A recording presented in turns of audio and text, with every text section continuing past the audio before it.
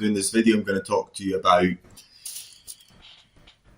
a very interesting story. I think if you're a landlord or a wannabe landlord and you're interested in renting properties, you want to know more about evictions. And evictions is the topic of one of the book I'm writing at the moment, and hopefully it's going to be out quite soon.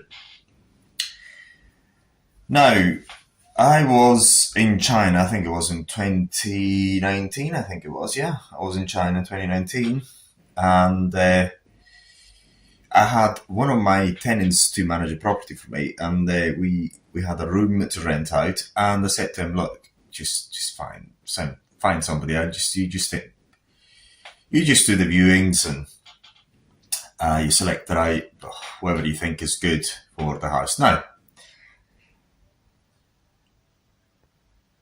what happened was he selected somebody who's an alcoholic, I think also a drug addict, a very nice guy, by the way, very, very, very, very, very nice guy, apparently. I believe it. He knew him through university. I put an ad and he responded to the ad. I said, oh, by the way, is it possible? You just responded to the ad, obviously.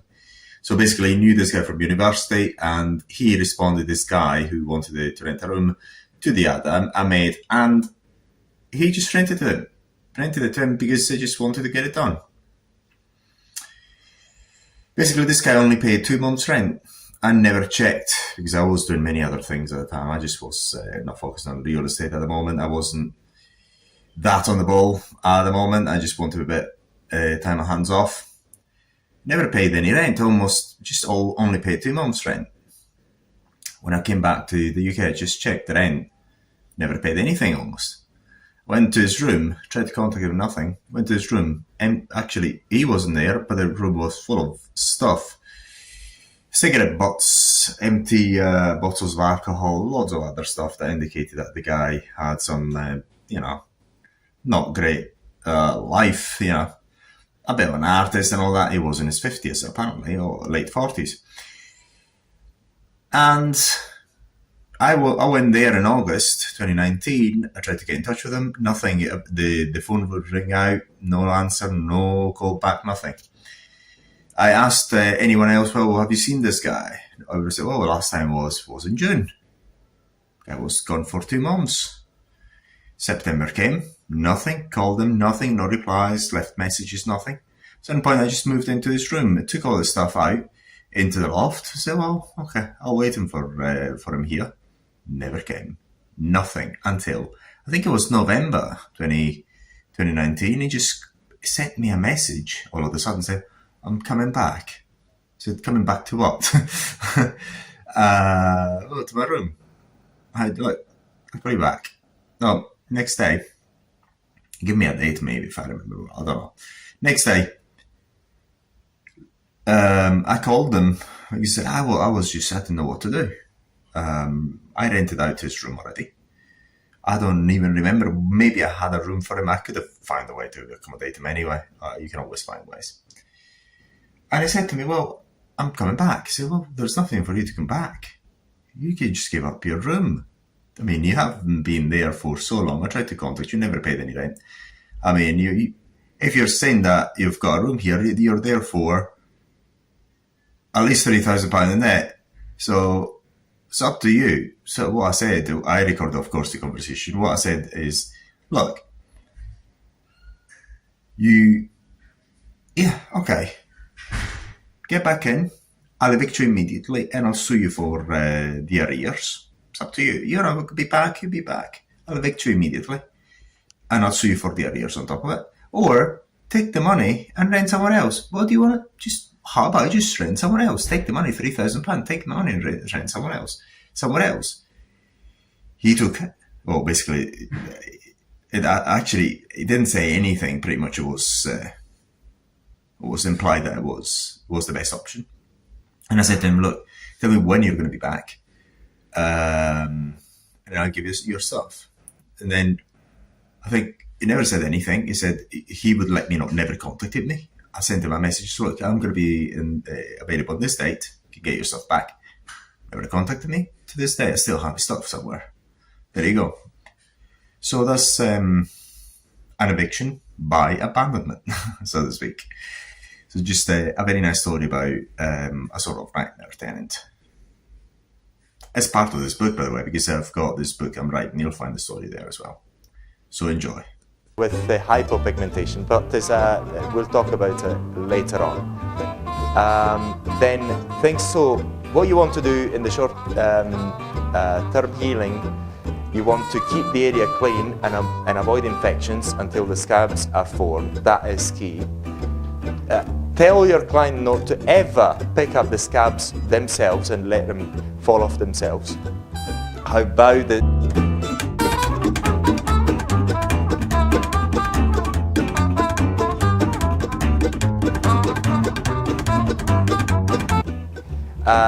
so if infections are contracted soon after the treatment, they could increase the likelihood of scarring, and this is true. It's happened, but only very rarely. Picking the scabs can cause scars and especially hypopigmentation and skin tightening. There are two problems that we found, because in skin tightening using the sport modes, what you'll find is when you have the scabs, the area is itchy, so you tend to try and scratch it. It's a bad thing, and also if you use certain makeup products. Any questions? No, it's fine. Any questions? Anything? Doubts? Nothing? We're clear? Okay, good.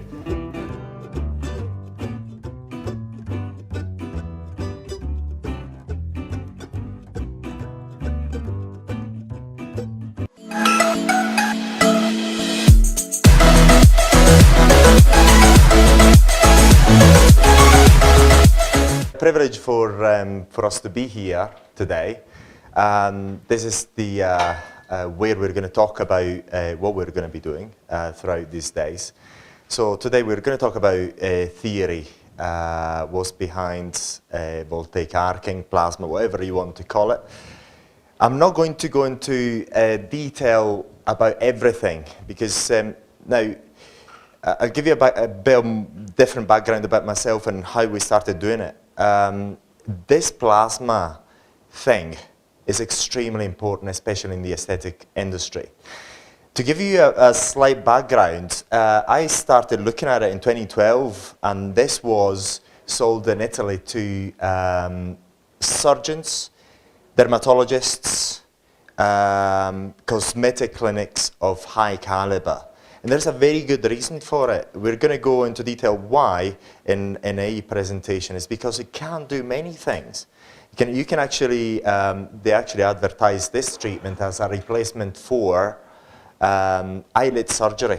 They actually advertise this for a number of years in Italy, and they've done it so successfully. Now, this has spread the world over because it's effective, is relatively inexpensive, is very easy to perform, it's got very few contraindications. So especially eyelid tightening, but also you've got a tool that performs better than certain lasers for tattoo removal, permanent makeup removal, for many other applications. If you look at moles removal, for example, before this was used, then we had only what? Lasers, CO2 lasers, then we had the scalpel and so on. Things that only, oh yes, the cryotherapy. So things that mainly only doctors could actually do. But this allows you to, gives you extremely good results without you being a doctor. This is why it spread so quickly, and people are actually crying out for it in the aesthetic industry.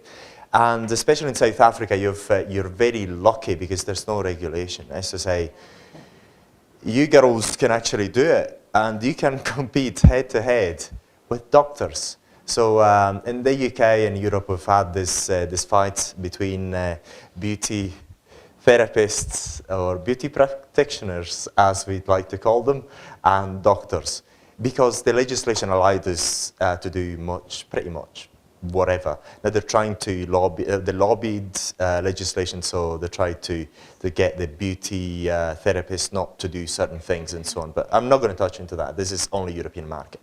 The US is even worse. Now, so I'll try to give you as much information as possible. We have built voltaicplasma.com, and we've now done it since 2015, and we keep adding more and more content onto it. Our YouTube channels keeps getting more and more videos, instructional videos. We seen that there is a lot of lack in education, and this is where we try to help everybody. I'm not talking about the business model, but this is actually working for us. As you'll see, I'm not going to sell you anything. All I want to do is give you as much knowledge as possible during these days. So today's going to be for sort of theory. You can ask any question you like, and I mean any. Only do it now, now while we do the talk.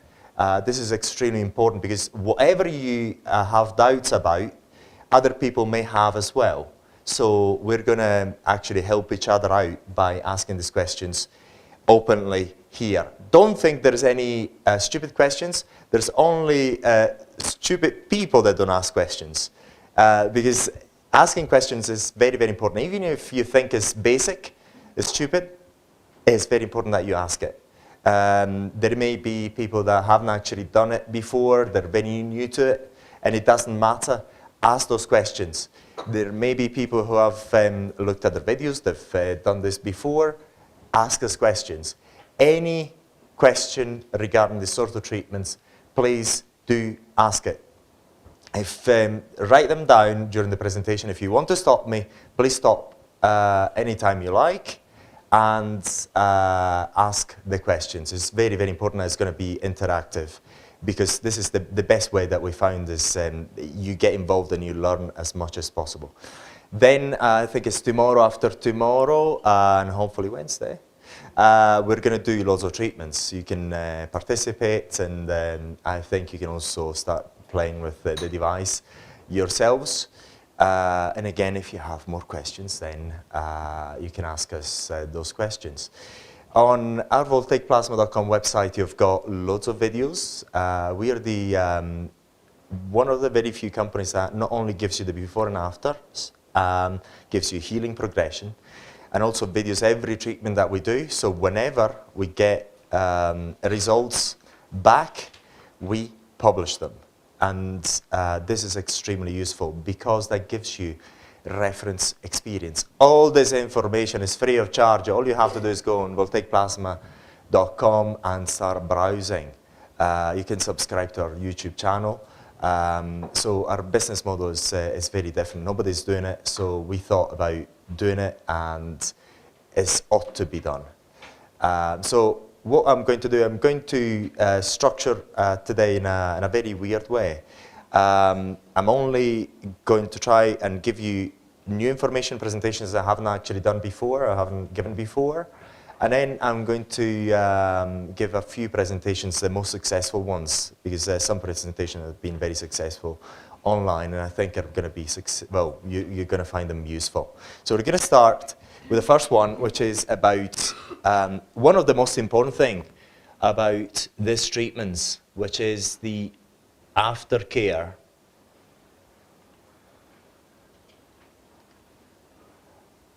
By the way, if you don't understand my accent, I'll speak Italian.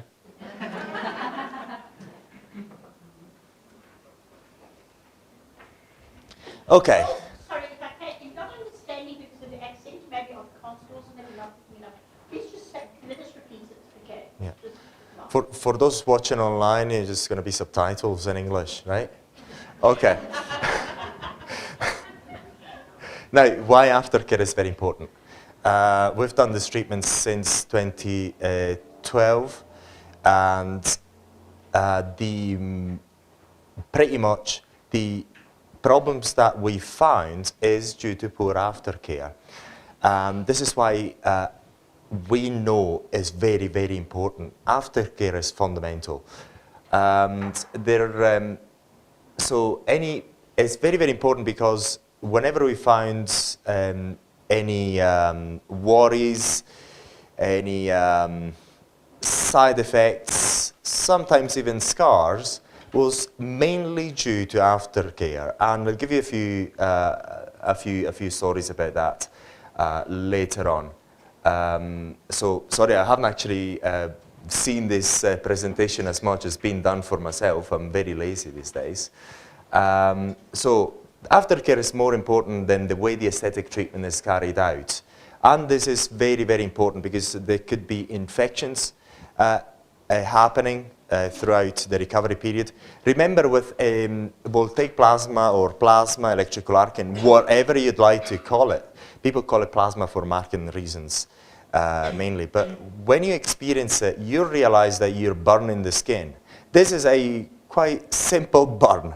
So whenever you have burns, you want to make sure that the area heals really well. And it doesn't matter whether it's, you do it with electrical arcing or you do it with CO2 lasers or other lasers. You're actually dealing with a skin burn. So this is why it's very, very important. You can get infections and so on. So there's two types of aftercare. The short-term aftercare, where, so there's a T missing there. I've just changed it yesterday. I forgot about the T. I'm a bit dyslexic.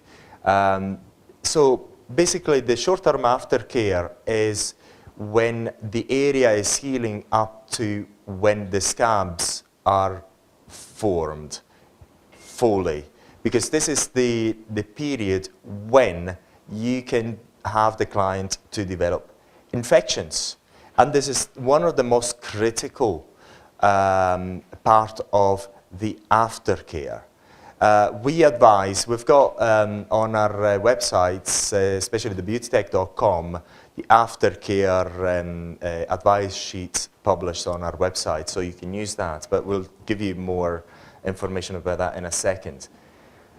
And that is mainly for the short-term aftercare. Very, very important is to avoid infections and get those very nice scabs. If they form, because they don't form all the time, it depends how you perform the treatment and what type of treatment you're performing, that these scabs, if they form quite quickly. They don't always form.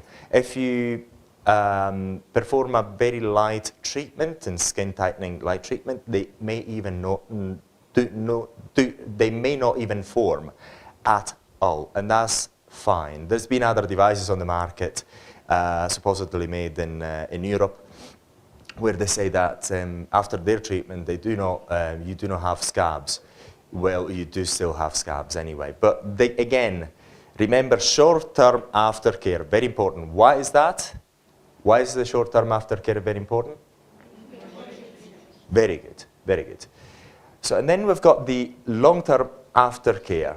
And the long-term aftercare is when the scabs are formed and then they fall off. If, again, once again, if the scabs form and they fall off, but after the end of the short-term aftercare, up until normally 2 to 3 months, the skin regenerates.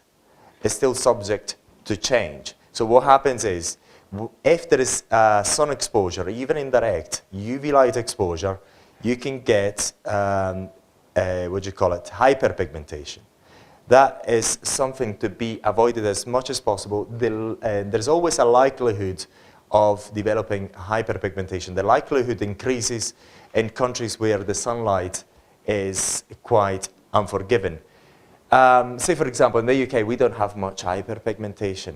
We have more relative cases of hypopigmentation, which are more due to the short-term aftercare. We see short-term aftercare, poor short-term aftercare when the scabs do not form quite quickly. And this is an indication of poor short-term aftercare. And we'll show you how to try and minimize those things. Can I just put a spoke in the wheels here? And I'm sure all the girls know it, because obviously the majority aren't really used to it. I'm sure we all are. But we know that it doesn't have to be direct sunlight. UV and UVB come through our glass windows of our motor cars. You can even get it on a clouded day, completely clouded day, sun exposure. So it doesn't mean I'm going to go down to the beach and tan. It means protect your skin against this light that's around us. You know what I mean? That protection is imperative. It's both direct and indirect Yeah. sun exposure. So it's very important to understand that. What we're saying here is that even on a cloudy day, it's, depending on where you are in the world, there's still UV light around. So you don't, although you don't feel it, there is UV light, and that does cause hyperpigmentation. We've seen it loads in Cyprus, seen in Singapore, and those part of, what do you call it, Colombia as well, where they've got our device. We've got devices all the world over. So in these countries where the sun is unforgiving, we find more cases of hyperpigmentation. So especially in South Africa, girls, it's very, very important that you put something in your consent forms, you give out the aftercare recommendations as a sheet of paper or something. If you're unsure, on our beautytech.com website, we have it. You can actually copy, paste, adapt it to whatever, but we're going to show you what we've done later on. And also, the long-term aftercare dictates when you can repeat the treatment. If since the beginning, people say, well, you can actually do an eyelid tightening treatment after a month, we say no, because we've got the experience. Normally, you would see a good recovery after 2 months, sometimes even 3 months. And if the treatment is done harshly, then even longer than that. We're talking about 6 months or even longer. So the long-term aftercare really dictates when you can really perform a new treatment. Say, for example, if you've, have you ever had any eyelid tightening treatment here? 1, 2, 3, 4, 5, 6, 7. Okay, good. And I had it a number of times as well. What we get all the time is the first eyelid tightening treatment was okay. I mean, it's not that painful. But when you go for the second one, especially if you haven't waited 3 months, it's quite painful, even with numbing products. And this is because the area is still changing. Your skin is still in the recovery phase, and you actually feel it. It's a bit red, it's a bit sensitive, that skin, because it's new skin. So you got to wait. So that's why it's quite important. So in the short-term aftercare, you've got to keep the area clean. Now, we put Dettol there because it's got an ingredient called benzalkonium chloride. You'll find this information on our website. This picture is all taken from our website anyway. And this is one of the best antiseptic. So we have actually, I've tried it on myself. I've been the guinea pig for a number of years now. I've tried even not using it. I've been a naughty boy, haven't used it. Still fine. The point is, this is used in order to avoid infections. In this type of treatment, the eyelid tightening or the skin tightening, unless you put dirt on the area, it's very unlikely that you've got infections. In the thousands and thousands of treatments that we have seen and performed, we haven't seen one single case, of infection of upper eyelid tightening, after upper eyelid tightening. Not one. Lower eyelid tightening, skin tightening, not one. We've seen other problems. The problem that we've seen is with hypopigmentation, but we'll talk about it later on. Then so what you want to do in the short term healing, you want to keep the area clean and avoid infections until the scabs are formed. That is key. Tell your client not to ever pick up the scabs themselves and let them fall off themselves. How about the scabbing process and so on?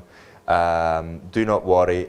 We've got loads of case studies on our website, so you can actually see that in advance if you want to have reference experience. We have documented all these things.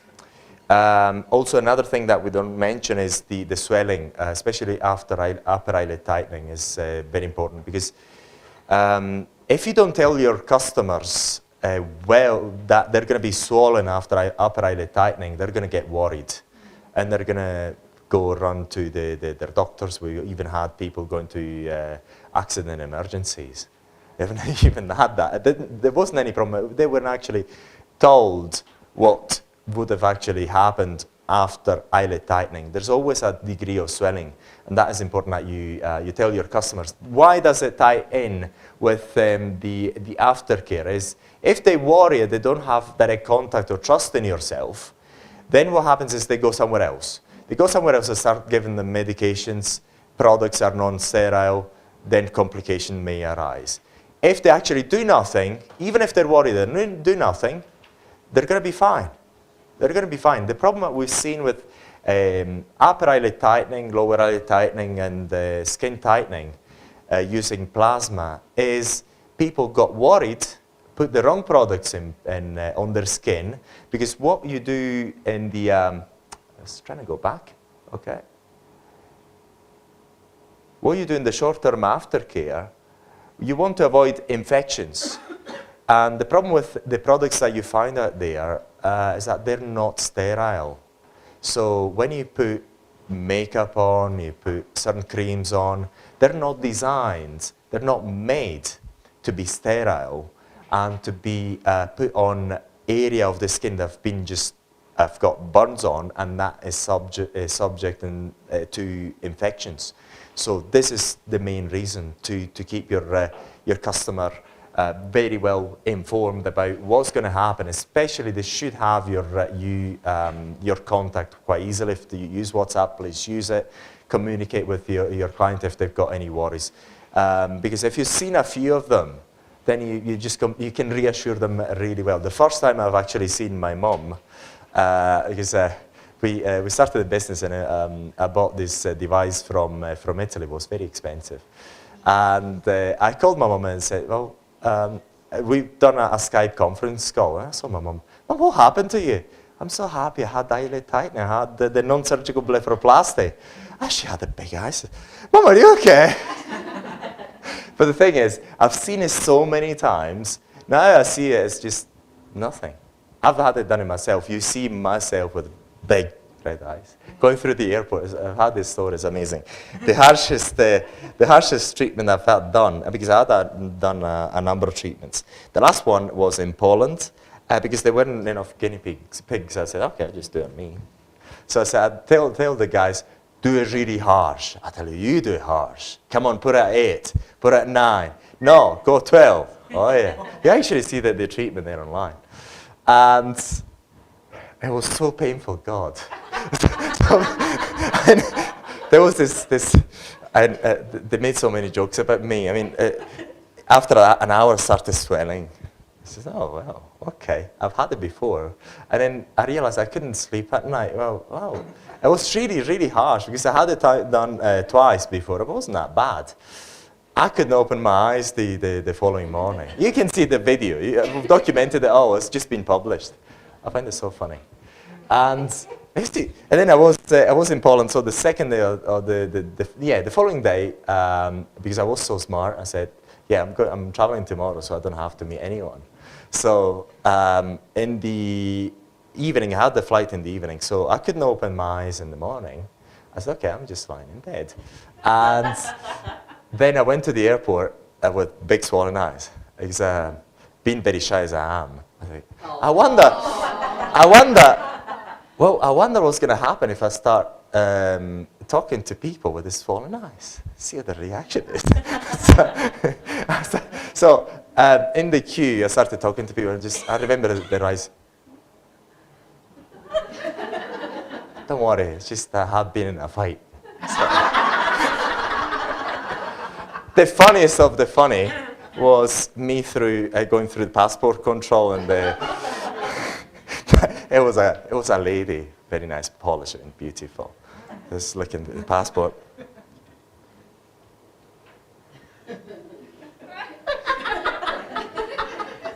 Do you have another document? Seriously, she asked for another document. I had the what do you call it, and my driving license. So she looked at the driving license, oh, well, okay, just let you go, let you off this time. So this is what happens, and people get, I mean, obviously, you get swollen eyes. It's not very pretty.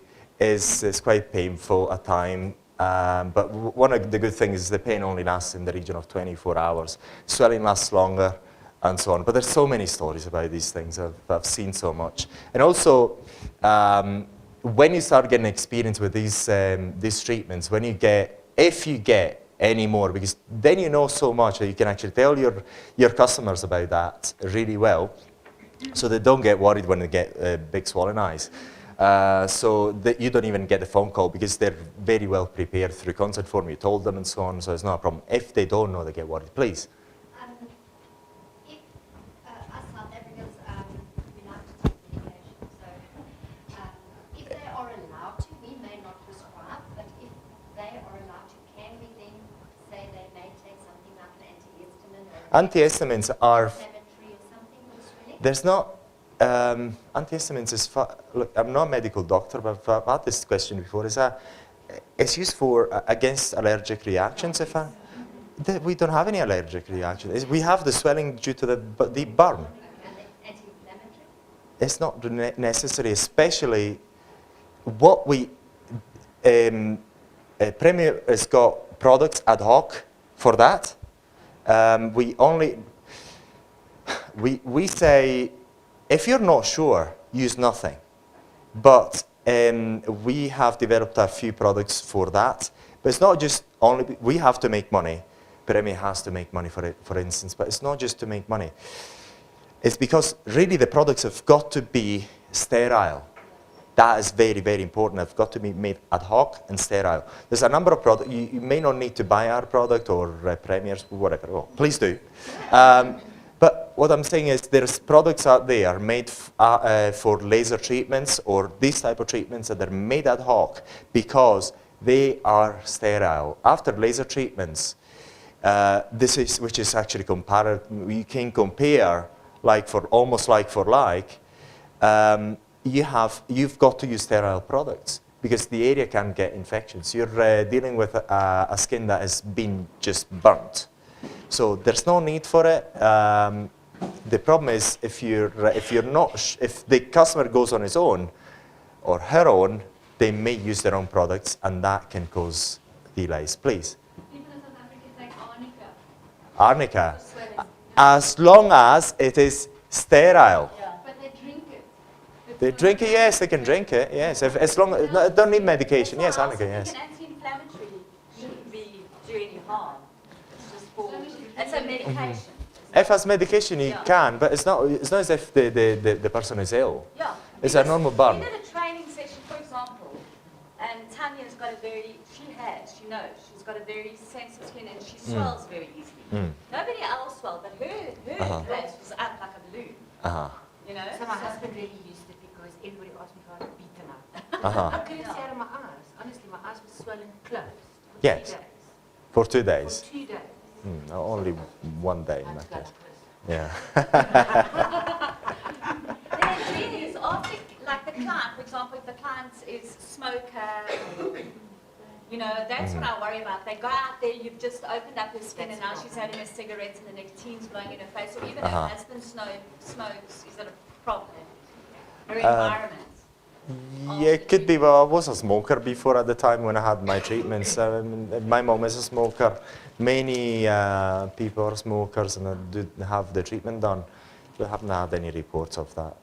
But obviously, if you don't smoke, it's better. Well, I did a medical needling session and the girl straight away went outside and smoked. And 2 days later, she sent me a photo and it actually looked like I took an iron and I burnt her around her mouth like this. Yes? And it was purely because of the cigarette she had. Don't smoke. Don't smoke. Okay? Bad. No joints. Okay. No joints. So let me just tell you, I'm chatting to Andreas. He said we had a look at what we have, and meaning sterile, sealed. Yes. He says this is not sterile. The minute you can open it up, he says this is sterile. So manufacturers know when a product has to be sterile, their packaging will be accordingly. So anything that you open up, a jar, That's Yes. not something And you put your sterile. finger in it. Yeah, obviously, but you don't, even if you've opened it up, it's now not sterile anymore. The bacteria's just gone into that jar. So you can't take a big jar of something and keep using that. It's not sterile. Sterile means sealed. Sealed. Okay. This is the vitamin A and D, the Figuera, and he says, perfect. Okay. This is bacitracin, which is antibiotic. We normally, after permanent cosmetics, for 2 days, because we know that is the period that a client can get infection until the skin seals over. We normally give this to our client, ask her to apply 3 times a day, and only for 2 days. On the 3rd day, she must go over to vitamin A and D or whatever, because you don't need too much of this. It could cause a retinoid reaction. It only needs it for the first 2 days to keep this infection from going in. So just to tell you, but all I'm saying, this Andreas said, yes, thank you, sterile. Yes, thank you, Sterile. He talks sterile, he talks the sealed, and give it to the client. Okay? And she's not going to take something she opens up and does that with, then she's going to pick up infections. So don't. So if your clients go to the pharmacy on their own, no good, because the chemist doesn't really know what's happened. They don't really know. In reality, if they go to the doctors, their doctors even they may not know how to treat the area. It's actually the sad reality of it. So make sure before you start doing treatments on people, you have the right aftercare products, and it's even better if you actually hand them to your clients. It's even better because they don't, because it's almost impossible to avoid people to try to treat a burn, especially on the eyelids or somewhere else. People want to try and recover as quickly as possible, try to put something on. After doing so many treatments, countless, get it all the time. Can I please put this? Can I please put that? But it's common. So if you have products beforehand that you can hand over to your clients, is even better, much better. So you don't know that you know that they're going to do the right thing.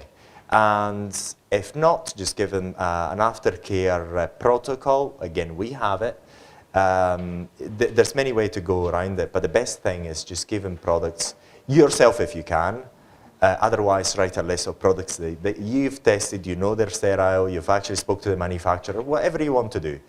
And they are suitable. Laser clinics are very good at it because laser clinics normally have a range of products that are sterile and ad hoc. Laser clinics and products for lasers have been out for so long, so there's a number of products for lasers. Normally, if you're in doubt, also look at this laser products because they're normally also good for plasma treatment. So make sure you give a good aftercare advice and something in writing that people can refer to. It's not just for a legal point of view, it's actually a practical point of view, practical problem that you're resolving. You're actually getting loads of problems ahead that you don't need to deal with anyway, just by putting that in place. The aftercare protocol in place, giving the right products if you want to do so. Okay. So when you do, then in terms of antiseptics, don't use alcohol, it's too harsh. Even when you do the treatment, never use alcohol. The best antiseptic has benzalkonium chloride. This is why we say Dettol. Dettol has got that ingredient. Not all Dettol, you buy any Dettol and that does the job because the benzalkonium chloride has got to have a certain concentration. In certain countries there are Dettol for skin applications, skin and wounds applications. So you buy that if available in South Africa, please. Can you use the green Dettol as well? The new green Dettol? I don't know that green Dettol, I don't. But normally says if it's suitable for wound care. It's just a bit more soothing on the skin. You can use that as well. The same brand. Same brand. As long as Okay. it's got that particular ingredient, that's Either the ingredient, we say Dettol is because it's available worldwide. So Canada, US, Asia, everywhere, we find it everywhere. This is why we use that name. But the point is benzalkonium chloride. If some doctors, please. Just with the use of flammable alcohol-based antiseptics, It says it can ignite during the treatment in electric arc. I mean, if you surely you can use that at home. I don't understand that. No. In fact, it's just I haven't actually done this presentation myself. Some people have actually. I haven't even looked at this presentation before. So sorry, is that a mistake? Is that a mistake? Because this is something that's been taken from our website. One of the things that we said, don't use alcohol because it can ignite and you have the customer on fire.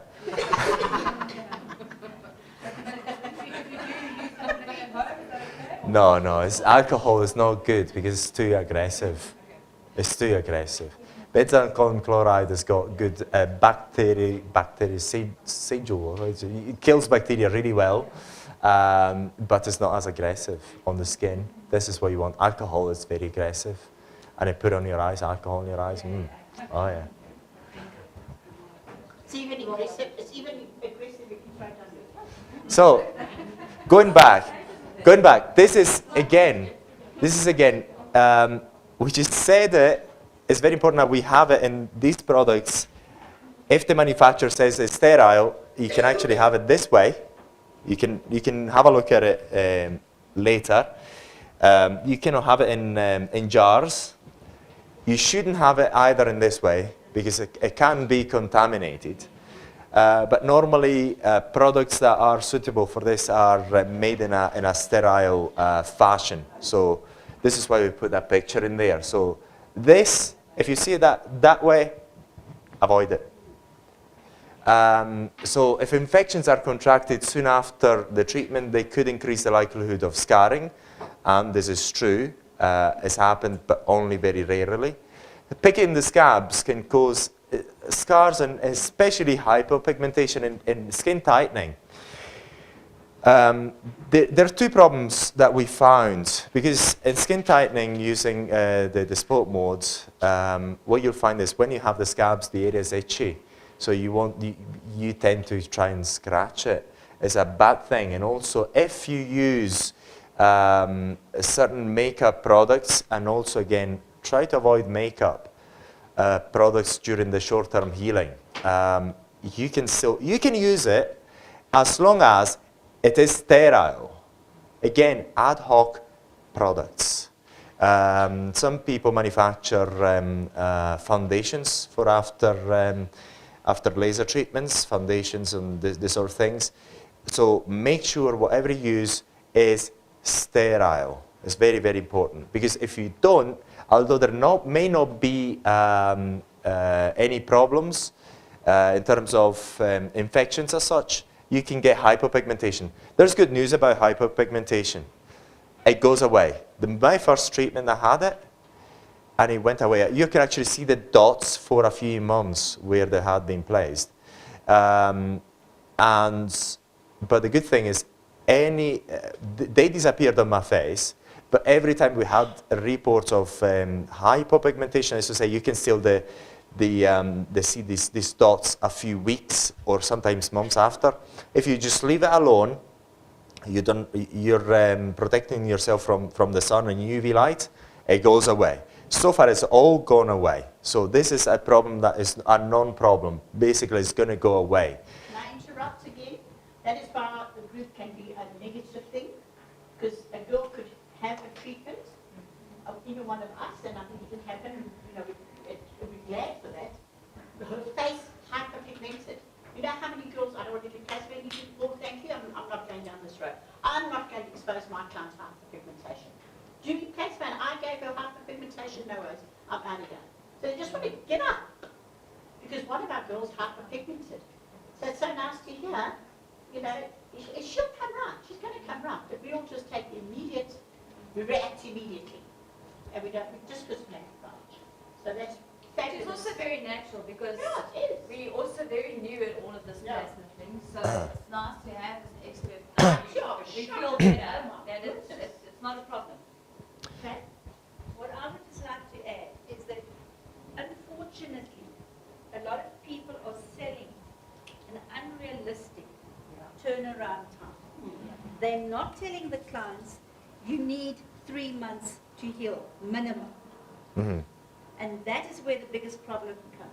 is they're selling unrealistic Now, if the client expectations. doesn't look like her eyes have lifted after 2 weeks, Then she's unhappy. but why hasn't it done anything? Exactly. No. If I'm walking around with little white spots, why hasn't it normalized? And it's, I hate to say it, it keeps on going back to the therapist or the practitioner.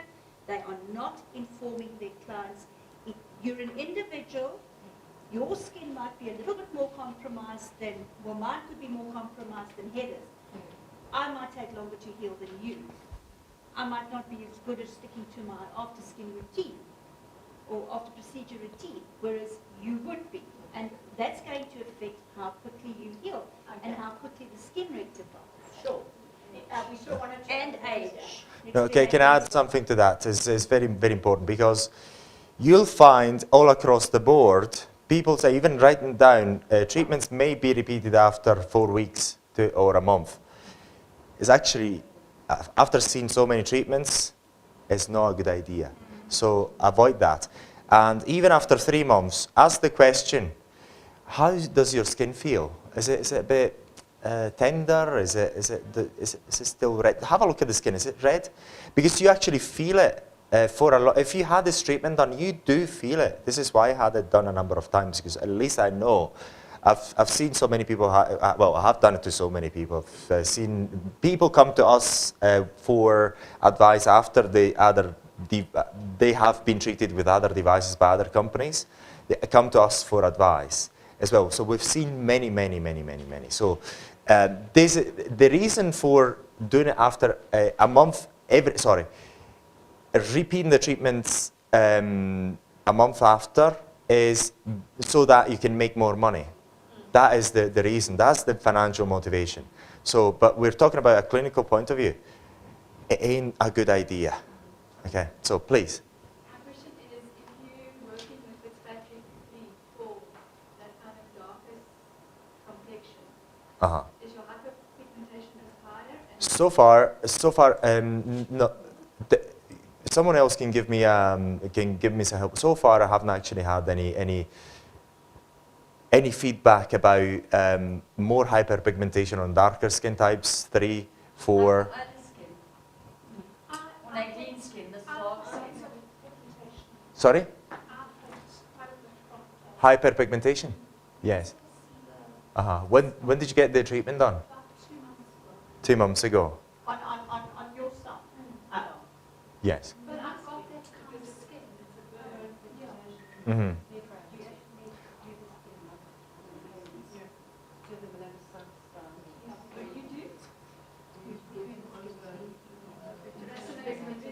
So,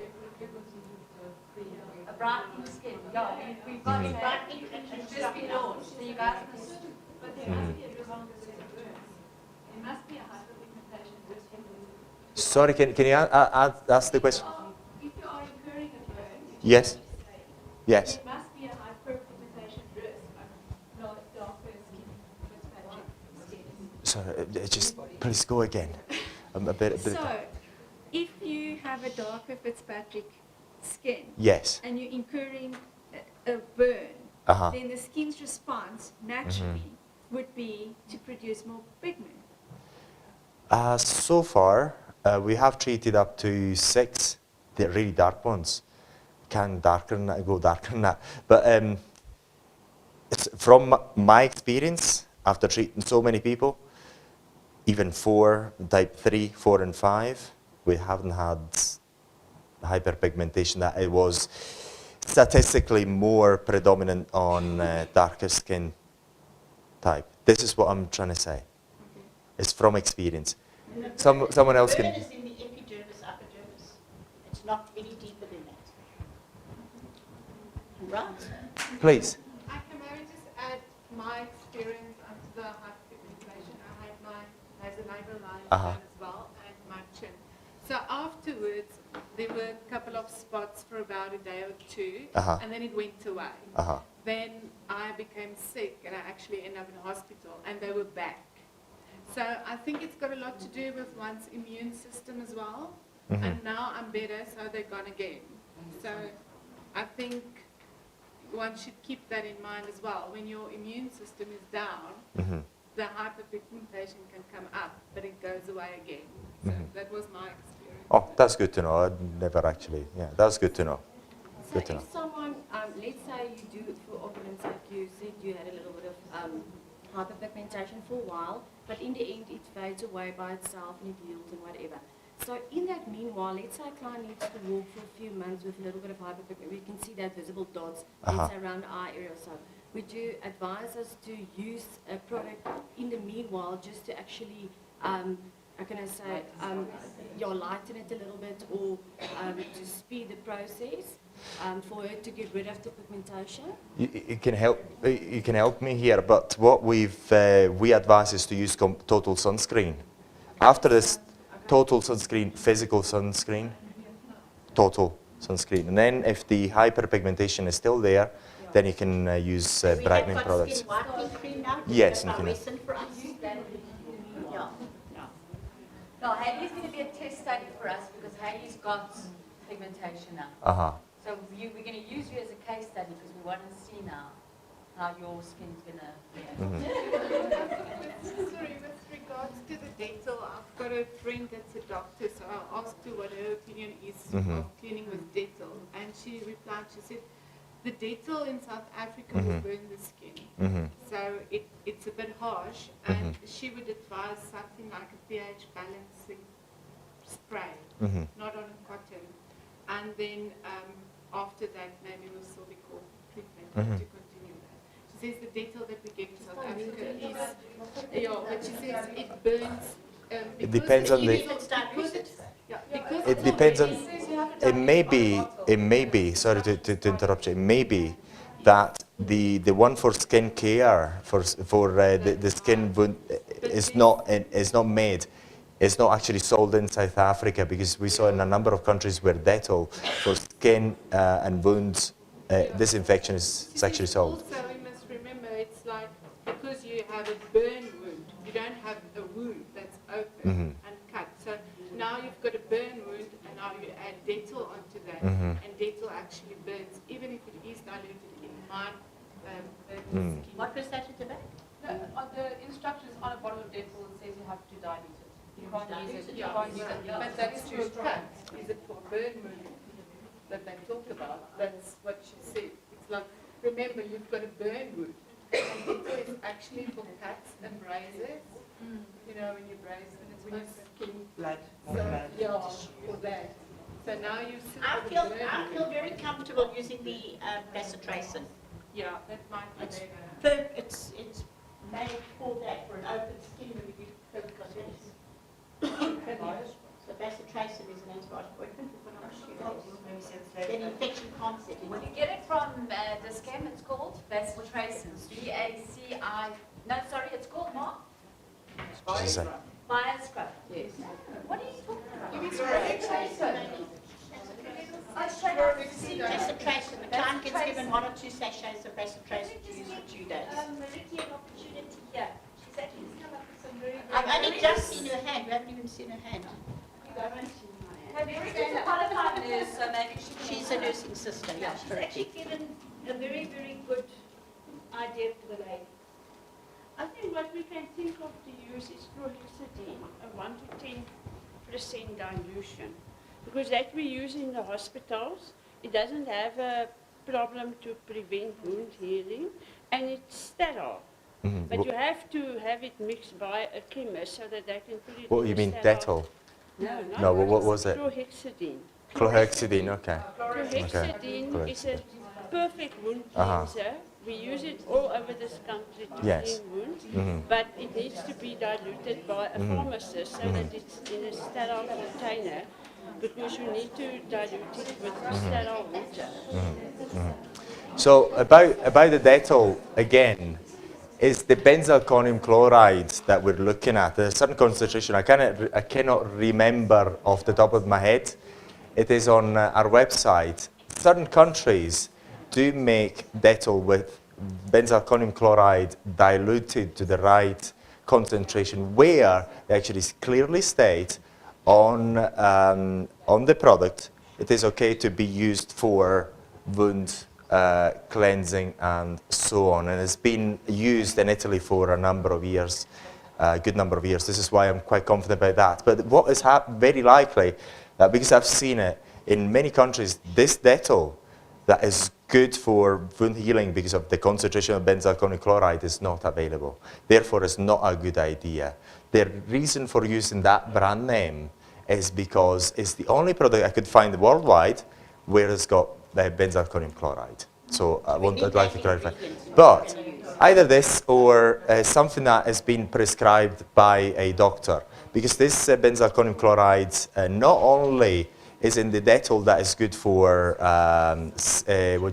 wound cleaning and wound treatment for disinfection on wounds, but also is being prescribed by doctors in Italy and other countries for this sort of treatments for several years. So that's why I'm saying. But it doesn't mean that other products are not good enough, as long as no harsh, very likely that is... Mariki, did everybody hear what Mariki said, the name? Can you just spell it Yes. for us, Mariki? Let me write it down. C-H-L-O-A-R-A. Sorry, let me start over. C-H-L-O-R-A-H-E-X-A-D-I-N-E. Chlorhexidine. Chlorhexidine. Chlorhexidine. Chlorhexidine. Chlorhexidine. And you have to ask the chemist to mix it for you. You can't get it on the shelf. They have the standard one that's actually mixed with alcohol on the shelf. But you need the plain chlorhexidine mixed with 1 to 10 standard water. Okay. Okay, beautiful. And maybe would it be a better idea to mix it in a spray bottle? Very good idea. If your bottle is sterile, yes. So what was another question, I think? No, I think that's Okay, Get on. good. Move it, babe. Move it. So no makeup. No makeup because makeup is non-sterile. So even if you've got, the clients would like to appear more beautiful immediately, it's not a good idea to use makeup because, again, it's not sterile. We've seen a number of times over and over again when people use cover-up makeup, the hypopigmentation problems arose when they should have already been scabbed. I mean, all the scabs formed, they weren't formed yet, so delayed healing and problems related to that. So wearing camouflage makeup is good. However, you've got to make sure that the makeup is sterile. That is key. Again, use ad hoc products that you can find on the market, especially if they're good for CO2 lasers or laser treatments after laser treatments. And for how long? They'll definitely off. Do they not really make it? As long as the scabs are still forming, as soon as the scabs are formed, are fully formed, they can use makeup. Because the problem is try to make sure that the short-term healing is sorted out. By the way, how long do we have? Do we have the afternoon as well? Oh, good. So good. Any questions at all? Oh, yes. By the way, I just wanted to move on at this particular point. We're trying to we're listening to what people the problems that people have doing these treatments. And one of the problems is the consent forms. One of the problems that people have is they don't have the right consent forms. We have put consent forms on beautytech.com website, which anyone can access. But also we've done something different. Anyone, even if you do nothing with us, you don't have to pay us anything. You can go onto this this place here, and if you want, you can use our own electronic consent form, where you can put your own company name, if you're using a company, your name, the beauty therapist, and also the client's email address. If I can actually show you quite shortly later on in the afternoon how that works. But then basically the advantage of doing it this way is that you have something that's been developed over the years, because as we got problems coming our way, then we included it in the consent form. So we kept changing our consent forms over and over and over and over again, looking at the problems that we got, and we included all the options in terms of what to look for in our consent form, so you don't have to double guess or anything. So you can do that if you wish to do so. And also, we're working in order to get an automated system so that so basically you have to ask your client not only for the signature but also for the email.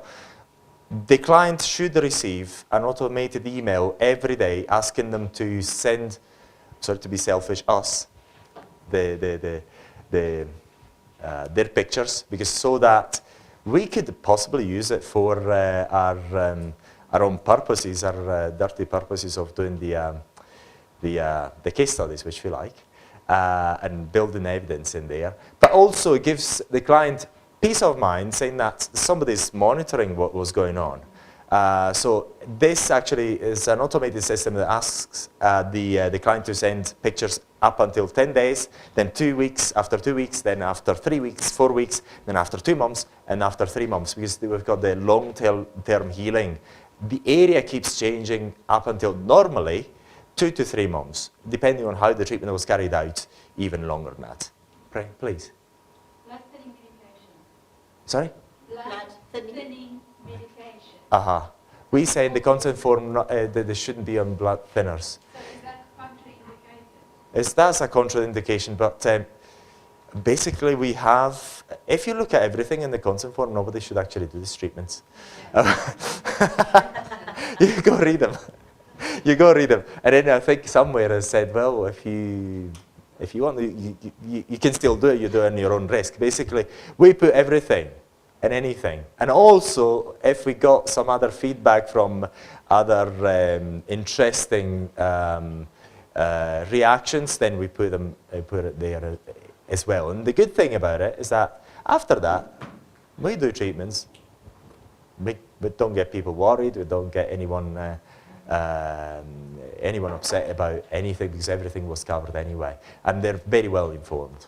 Any other questions? I also have, with the Permanent Cosmetic World, we have a consent form that the very first time I read it, I said, Sandy, I said, oh my goodness, Sandy, is anybody ever going to sign this thing? Are we ever going to do Permanent Cosmetics? And she said, the very fact that you give them that and you exaggerate all the risks and minimize the benefits, you wouldn't like anybody else to touch them but you. And we know we were going for a stupid little operation in tonsil or something silly operation. The consent form says you can down the operation for your son. Does that stop us going into the operation? No. They have to exaggerate the risk, because 1 in a million dies on that operating table. So it doesn't mean blood thinners we can't do them, but we're going to warn them, because you could be that one that reacted because you are on blood thinners. We told you, you said it's okay, we can go ahead. Do you know which one is very bad as the omega-3s?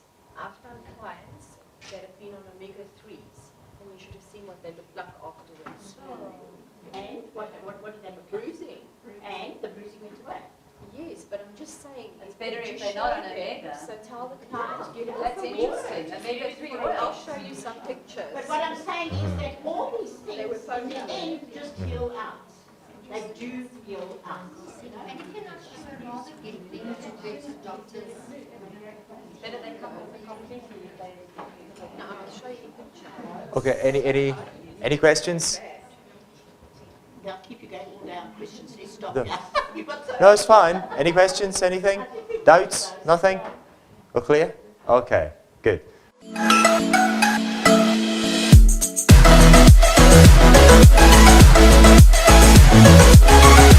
About mistakes, this is a very interesting slideshow. So, now we're going to cover the most common mistakes. So one of them is using the spray technique for skin tightening incorrectly, and another one is applying the arc for too long using the spots operation incorrectly for localized skin tightening. So say for example, if you apply the arc for too long, then you're going to cause a scar. That is so because if you've seen on the in the previous slide, the reason for you to show you the previous slide is that you understand why we apply the spots in order to cause that skin tightening. Is so that you get the heat inside the skin, which will cause the skin tightening. So if you place that spot for too long, you're going to cause some you could cause some damage to the dermis. Therefore, that is not something to do. Used to high intensity treatment for plasma upper eyelid tightening. This is something that we already talked about. Don't do that. Plasma tattoo removal mistakes will cover that very quickly. Advertise scar-free results for mole removal or benign skin lesions removal in general. Then, failing to provide an aftercare protocol to the clients undergoing the treatments. This is quite important because, say for example, when you do an upper eyelid tightening, you're going to get swelling. You know, lower eyelid tightening, you're going to get swelling. It's going to be uncomfortable. People will inevitably almost try to find ways to make that pain a bit less pain. So we'll try anything. Now the problem with that is that sometimes they can try something that is not good because it's not completely sterile, so they can have some bacteria. Therefore, you can have a delayed healing. So this is why it's very important you have an aftercare protocol that will take care of the soothing of the area, and will tell the clients exactly what to do and what not to do. So it's very important because otherwise they will try things on their own. And if they try things on their own and you don't have an aftercare protocol that is in writing or an email, then you could have problems. Then failing to have a consent form in place. I know that you 100% you do it. Some people still don't have a consent form in place because you get swelling, you get sometimes redness for a while, you could get problems. So just putting a consent form in place resolves many things. And we've got a consent form on btech.com website. It's all in English at the moment. You can translate into French if you wish. And we keep changing it. Say for example, last change we made it was on the moles. So if we see a bit of a problem, a bit of it, we change it immediately online so everybody can access it. So our things is not only our customer who use other people as well. And advertising the immediate carbonization effect of the area as skin shortening will hopefully, I don't know whether we don't have the image here for this particular thing, but what you do when you get when you apply the treatment, then the carbonization gets rid of the water inside the skin.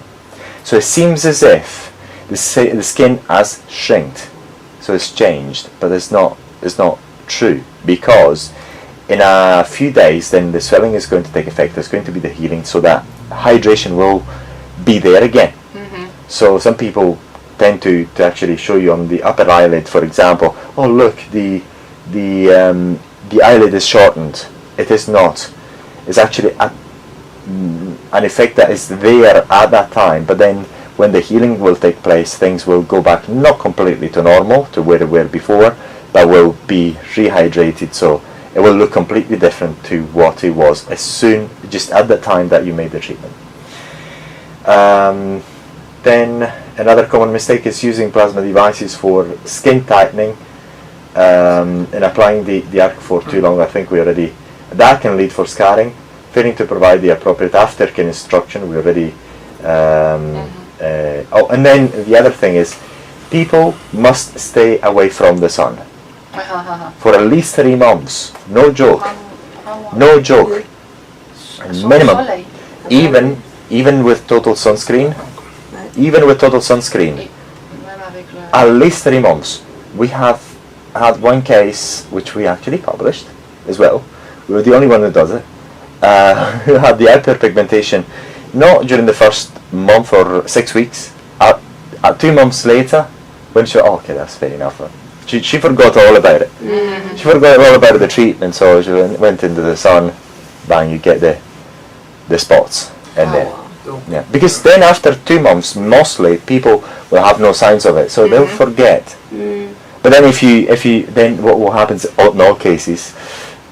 No, but I didn't. But I did apply sunscreen, but I didn't. But the point is, it's proven that these sort of treatments, as well as peels, laser treatments, if you go in the sun too quickly during that collagen regeneration process, you're going to get hyperpigmentation. That's an important thing. Bah oui, hyperpigmentation. Donc, pas de sport d'hiver. Bah, oui, pas de soleil, tout simplement. Même Parce avec qu'au la, sport, enfin, on va à la neige, ça y va. même avec la crème solaire.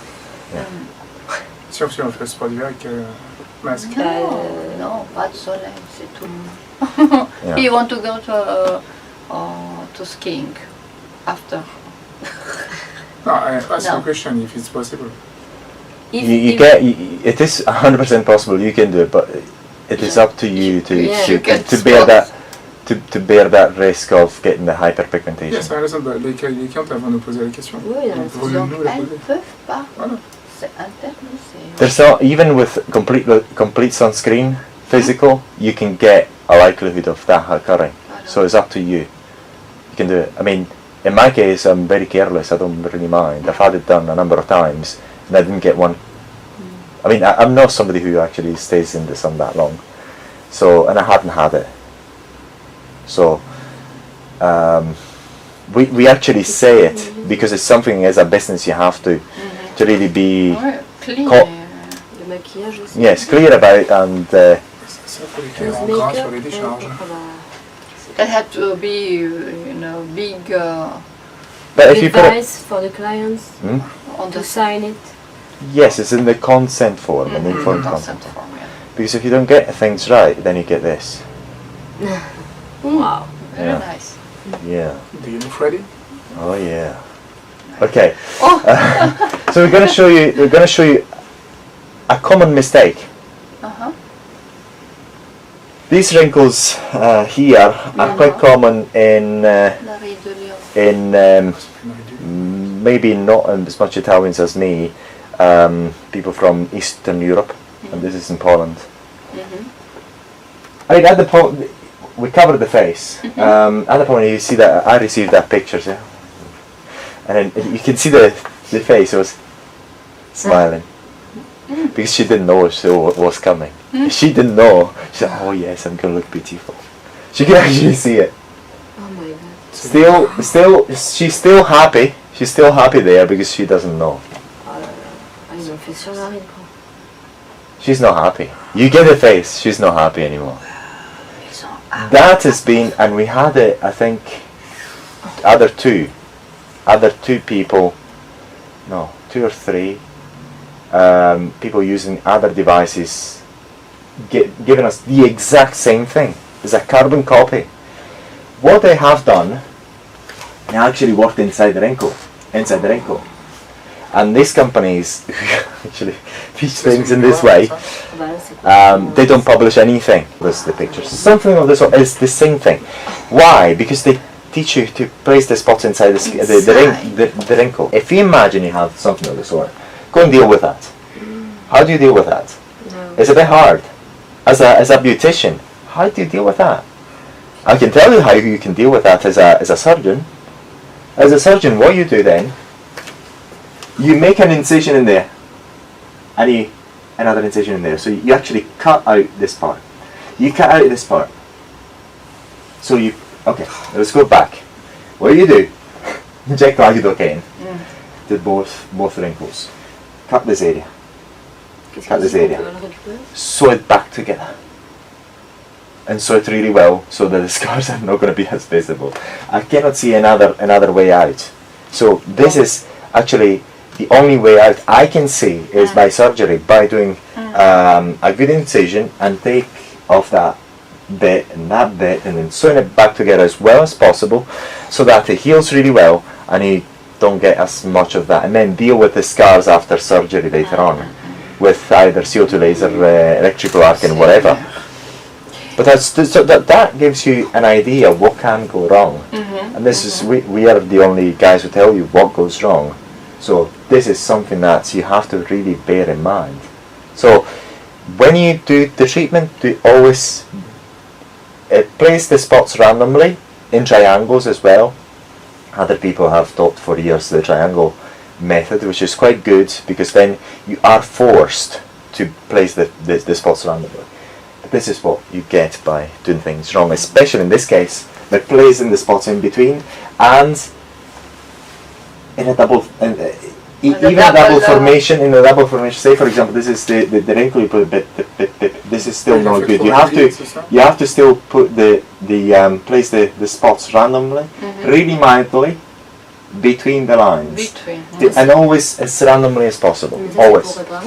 Non, pour réparer, il fait deux injections de lidocaïne sur les côtés, il coupe à l'intérieur pour parce que là c'est deux chaînes, ils ont creusé. Parce qu'ils ont fait dans la ride. Oui, dans la ride. Normalement, il aurait fallu faire comme ça autour. D'accord, donc ça c'est des choses. So it is possible to correct it, but then you have to get a surgeon in there. Surgery. A surgeon there. C'est bien. And Yeah. Hey, you see, this is why we put this picture in there. This is why. And the woman, this Yeah. result is about 1 month, 2 weeks. I think She saw that. I think it's 3 weeks after. Around about 3 weeks, because after 3 weeks you know what's going on. You know what's going on. And we have the same thing that on the company's phone we've got a number of these sort of pictures. So it's not from other companies. And actually, now that I remember, yes, there's we have a customer in the UK who actually got the training from that company, came up with that, then got in touch with us, we told her what not to do. She has our device now. So it can happen. So watch out. But so that this is And she's okay now, this woman? I think she's not dead. I think she's alive. No, but I don't know. You don't know? I don't know because then it's nothing to do with us. It's nothing to do with us. So I don't know. But when I saw it, I said, the heck. Yeah. So if you imagine you're a woman and you're going for a treatment and say, okay, we're going to get you better, and you end up with that. Wow. I think you think, how can you make it funny? Maybe it's a tribal thing. Yeah. So. Okay. So this is why we say. This is why we say. It's good to see that. Yes, and other people don't show you. They'll show you that. We've got another. It's in the video. We're not having the slides about hyperpigmentation. So hopefully that's going to stick to you. See whether I can find it later on. I'll show it to you. So that sticks in mind. What not to do and why you have to always keep clear of the wrinkles and work outside of the wrinkles and place the spots randomly, always randomly, in triangles if you wish, randomly, and for a very short duration of time. Because all you're trying to do is get that heat inside the skin. That's all you're trying to do. So because if you get things wrong, because when you make the spots and if you make for long enough, you do the spray operation long enough, you're just going to cause scars. Because you actually, with this device, you can also remove moles. So you are, as a human, able to make the same principle work as skin tightening, as mole removal, or anything else, start to remove it. So it's up to your skills. So it's quite important. Okay. So again, this guy, you will not sleep at night. I don't like him. You will not sleep at night. So remember. Okay. So long-term redness. High intensity treatment. No. People are not happy. I mean, everything. So you can tell them whatever you want. They're not happy after. If still after a month you still have it, they're not happy in any case. This is me. First two treatments. 2 years. Yes, 2 years apart, using a lower 2 medium intensity treatments. Medium. And if you actually, there's in a few videos we've got the picture soon after. I think 10 days after. Then what do you call it? The tightening took place over a number of months. So we're going to make more information available on this topic, which is a bit difficult. It takes a long time to get all the data in place because it's over a long period of time. What I'm trying to say here is, what you see after 10 days, 2 weeks, 3 weeks, 6 weeks, it's not going to be permanent. The skin will change anyway.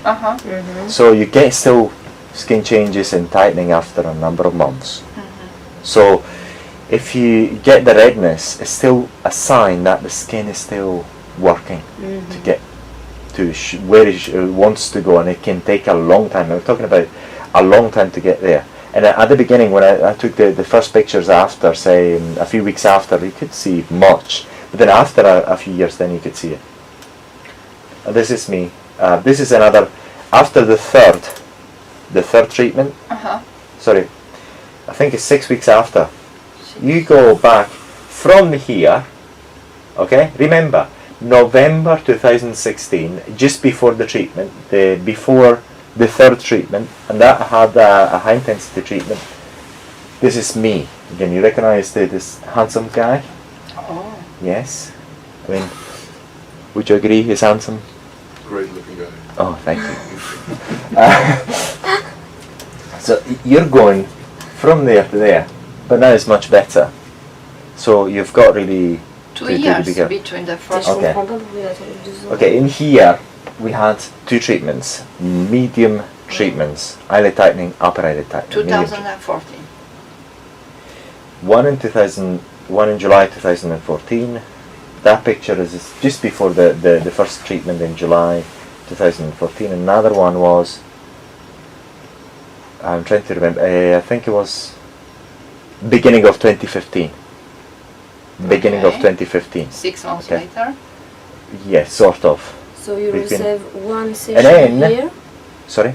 Here, this is your skin without... Without nothing. Before Zero. Nothing. Okay. Zero.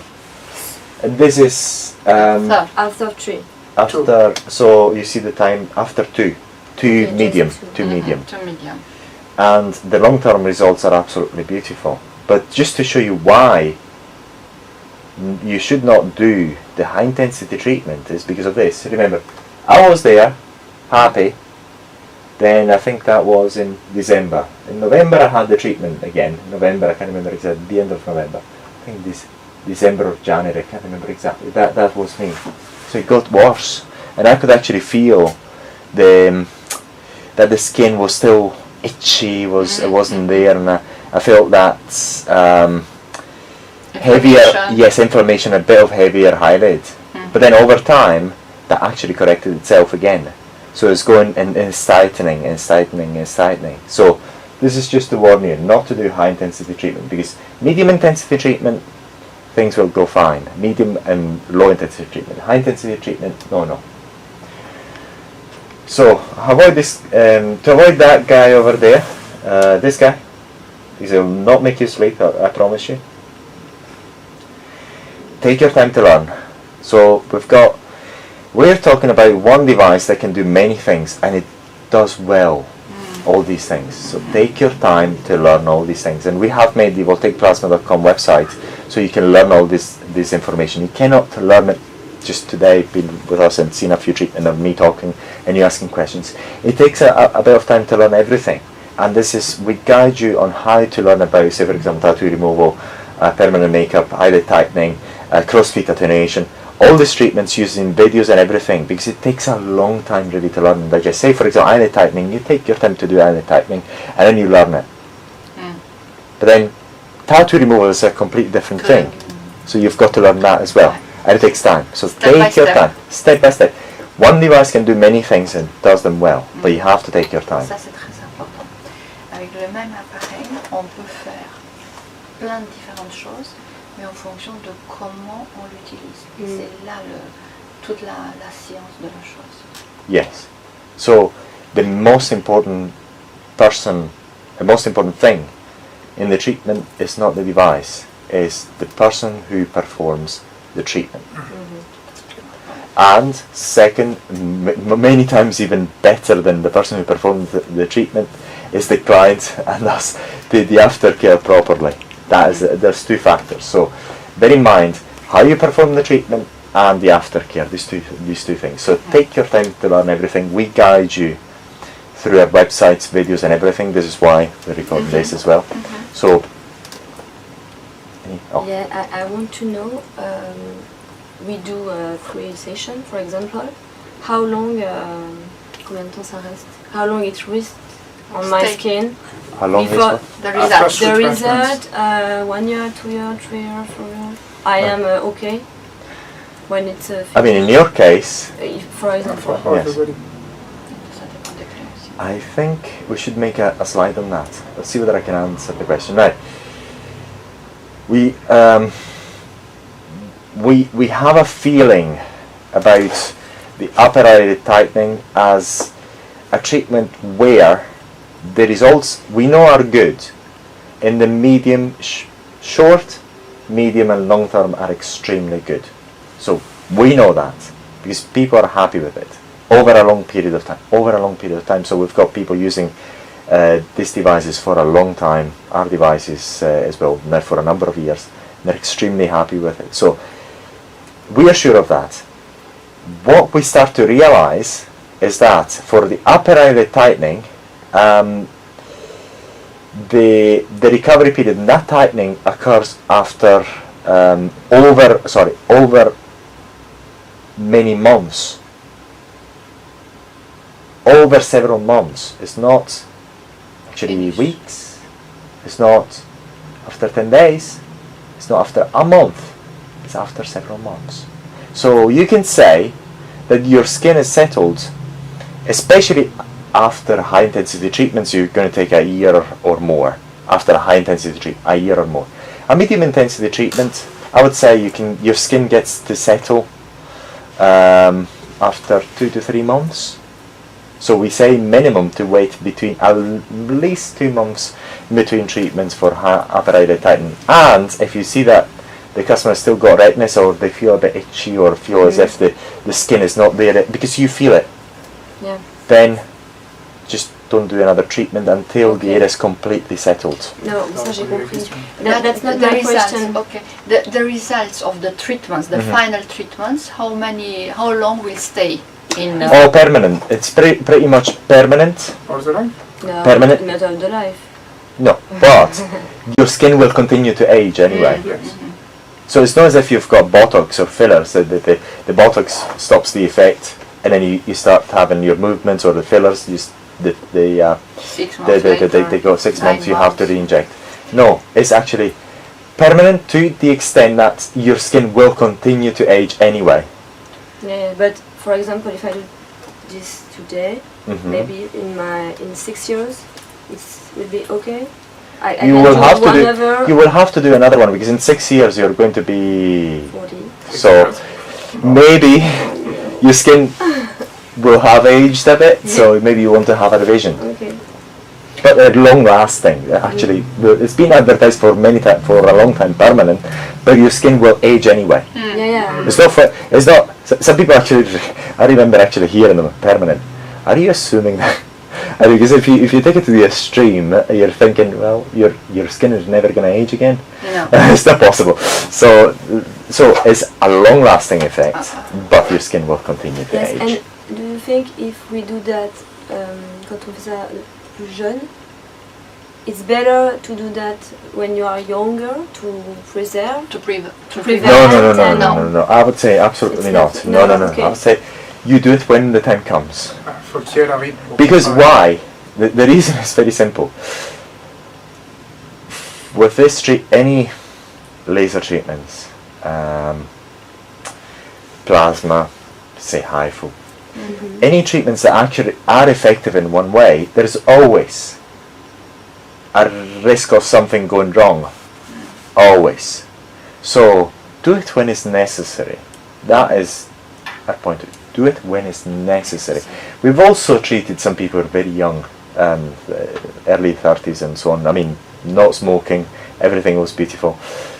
But we've done it very, very mildly, because really they really wanted it. But we've done really, really mild treatments. Really mild. Because every time you do a treatment, you have some potential risks in there. If you're treating somebody who's 50 or some, you're going to get much better. The risks are so low, and the advantages you can get out of the treatment are so good that you actually better do the treatment than not doing it. But when you're young and you don't have much to get in, I don't see as a preventative. Prevention is sports, diet, don't smoke, don't drink. Come for dinner with me. That's going to help you. That can help you. How can I help you? Keep you young. Voilà, tout le monde le sait maintenant. I can give you studies. I can give you studies. Beautiful women who go out with me stay young for a long time. That's prevention. So. No, not the cycle treatments. C'est Donc c'est en pas direct. préventif. Donc, Okay. So just yeah. But we can see after, with your experience, we can see some tendencies.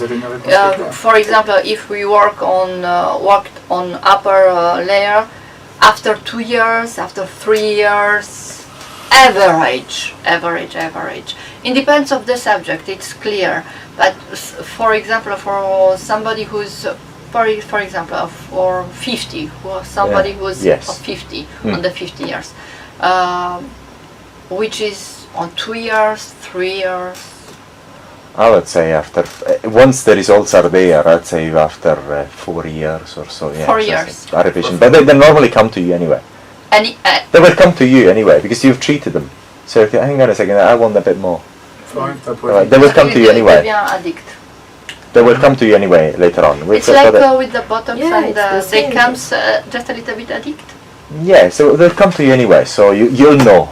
You will know. But as long as there's no an effect that is meant to stay there for a while and it goes away. Actually, we've got the data that shows that. We're trying to gather more data before we make it completely official and organize everything. But that change, the improvement lasts for a number of months. And then it stays there for a long time, and it's just up to your skin to, because we all age. Unfortunately, we haven't found a way to stop that.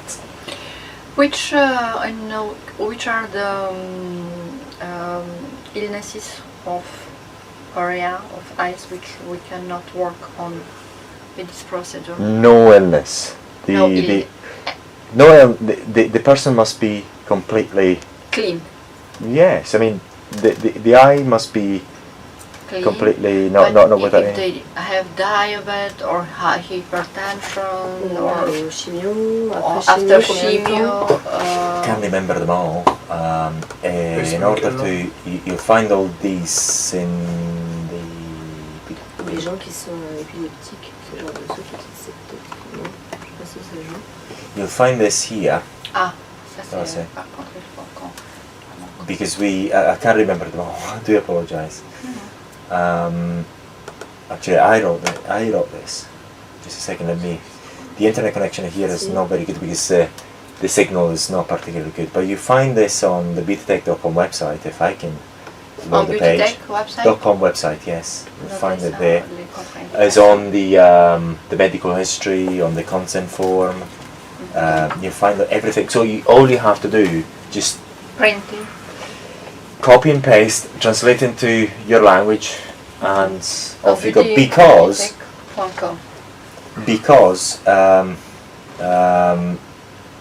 the same question that you're asking me, it's been asked by a number of people, so we made that information available. So I do apologize, the internet is not very good here. I've got the Wi-Fi connection, it's not very strong.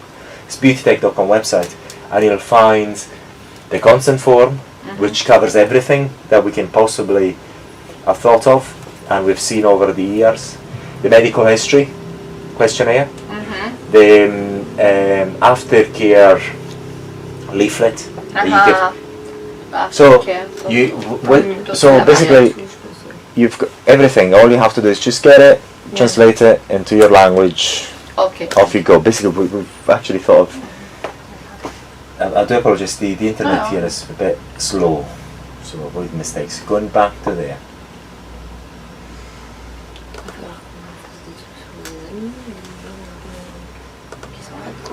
So, do not rush into the treatments without experience, and in order to get experience, always try the low, medium intensity treatments first.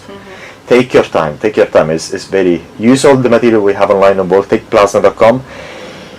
If you have a problem, you speak English, so it's not a problem. If I stay in France, I'll be able to speak French after a number of months. After the dinner. Oh yes. No, one dinner. I mean, we have to stay together for a long time. I mean, if we talking go to about dinner, you have to speak French with me. Pas problème, mon amour. Voilà. Okay. So you can use WhatsApp. Say for example, everything that I'm saying today is only a tiny fraction of what we have on voltaicplasma.com and all the videos. Okay. Because we publish everything. So by using that material, you're able to learn everything, but it takes time. If you have questions, use WhatsApp Okay. to get in touch with us. The contact is on our website. So use that, ask me questions, or whoever else is going to respond in their time. And we still have that every day. Almost every day, customers ask us questions about the treatment, send us pictures. So what have I done and all that. We're able to help a lot that way. So you're not left on your own devices at all. We want to have that. So whatever problem we encounter with our customers, we're going to correct it online, make other videos and tell everybody. So all you have to do is really subscribe to our channel and then watch the videos, ask us questions, and then with the device start a low intensity treatment. Yes, it's for free. So say just use it. Ask questions. It is very important. Even if you think there is not very intelligent questions, you've got to ask them, because then from our business point of view, then you find us approachable. We've got other things that we can tell you later on, so you have in mind of us being somebody who you can approach. So ask the questions, and then even if you think they're very stupid, they're not very stupid questions. In this field, there's no stupid questions. Okay. So ask the questions, even if you just use WhatsApp. This is why WhatsApp is so good, because you just speak and then boom, we've got the message and we're going to respond to you. Okay. So and it's very easy. You don't have to type an email. Always start a low intensity treatment. On how you do that, then there's several examples on our website, and we can try to show you there in the treatment room. Use caution. You have no magic wand in there. So some people out there advertise these things as magic, absolutely wonderful. They're good, but we're not actually. This is not surgery. If you really want to get a change in thing, you get surgery. That's it. You just cut things and pull them. You become someone else. You look like someone else. So this is not a medical device, and that's really it. In this video, we're going to talk about the major mistakes that people make when they perform aesthetic treatments using electrical plasma. So we'll start with the introduction. As I say, we're going to talk about, first of all, what you can do in general in order to avoid the major mistakes that are made using plasma devices for aesthetic uses. So one of the major obvious ways is to take appropriate training, and this is why we have developed the online training platform voltaicplasma.com, is because in this type of treatments, this type of aesthetic treatments, there is a vast array of intended uses, from skin lesions removal, which there are many types of skin lesions anyway, to tattoo removal, permanent makeup removal, eyelid tightening, lower eyelid tightening, skin tightening in general, which has a vast array of applications. So it is not possible to learn them all in one setting, to truly learn them all in one setting. And in order to resolve this problem of helping you learn all the skills with all the possibilities available to you using plasma devices for aesthetic uses, we have developed the online training platform, which is getting bigger and bigger over time. So the major thing to do is take appropriate training. And if you have any questions about each individual application of voltaic plasma devices for aesthetic uses, and you cannot find the answers easily, just feel free to get back in touch with us. Then another way to avoid in general mistakes is to perform patch testing, especially for eyelid tightening, skin tightening in general. this is quite a good thing to do. And also another way to avoid mistakes is by performing the tests that we tell you to do on our online training platform, on the test meet. This is quite an important thing to do as well, because then you learn the effects of plasma on soft tissues, and also, which is quite good, you learn how to use the device properly, and you're able to generate the arc.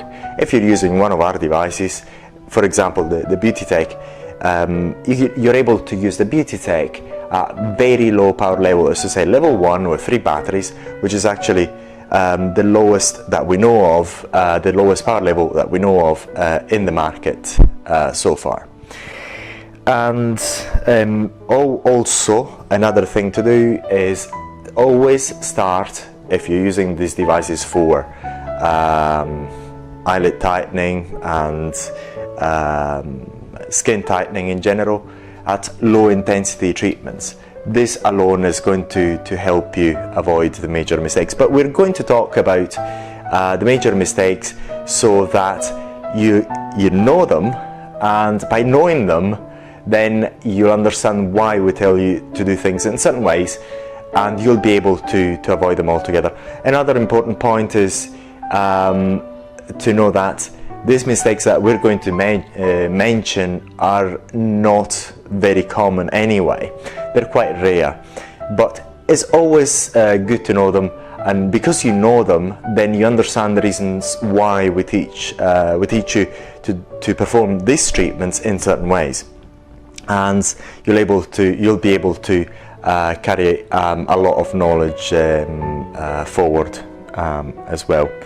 And also, last but not least, informing your clients really well by using consent forms. But we're going to talk about that in detail later on in this video. So another thing that we would like to emphasize about the online training platform and training in general, it takes a while to master all the skills required to use voltaic plasma devices for aesthetic applications, but it's always worthwhile, because the major added value is you, the aesthetic practitioner. Tools are only tools, but what is adding the most value is your knowledge and your capability of informing your clients in an accurate way about each treatment, and how you perform the treatments is quite important. And this is actually what's adding the most value in this business. It's not the tools in particular in our view, but it's that knowledge that you have. So take your time to learn everything that is required in order for you to perform these treatments well. If you have any questions, please feel free to get in touch with us, even if you're not using any of our devices. We're very happy to hear from you anyway.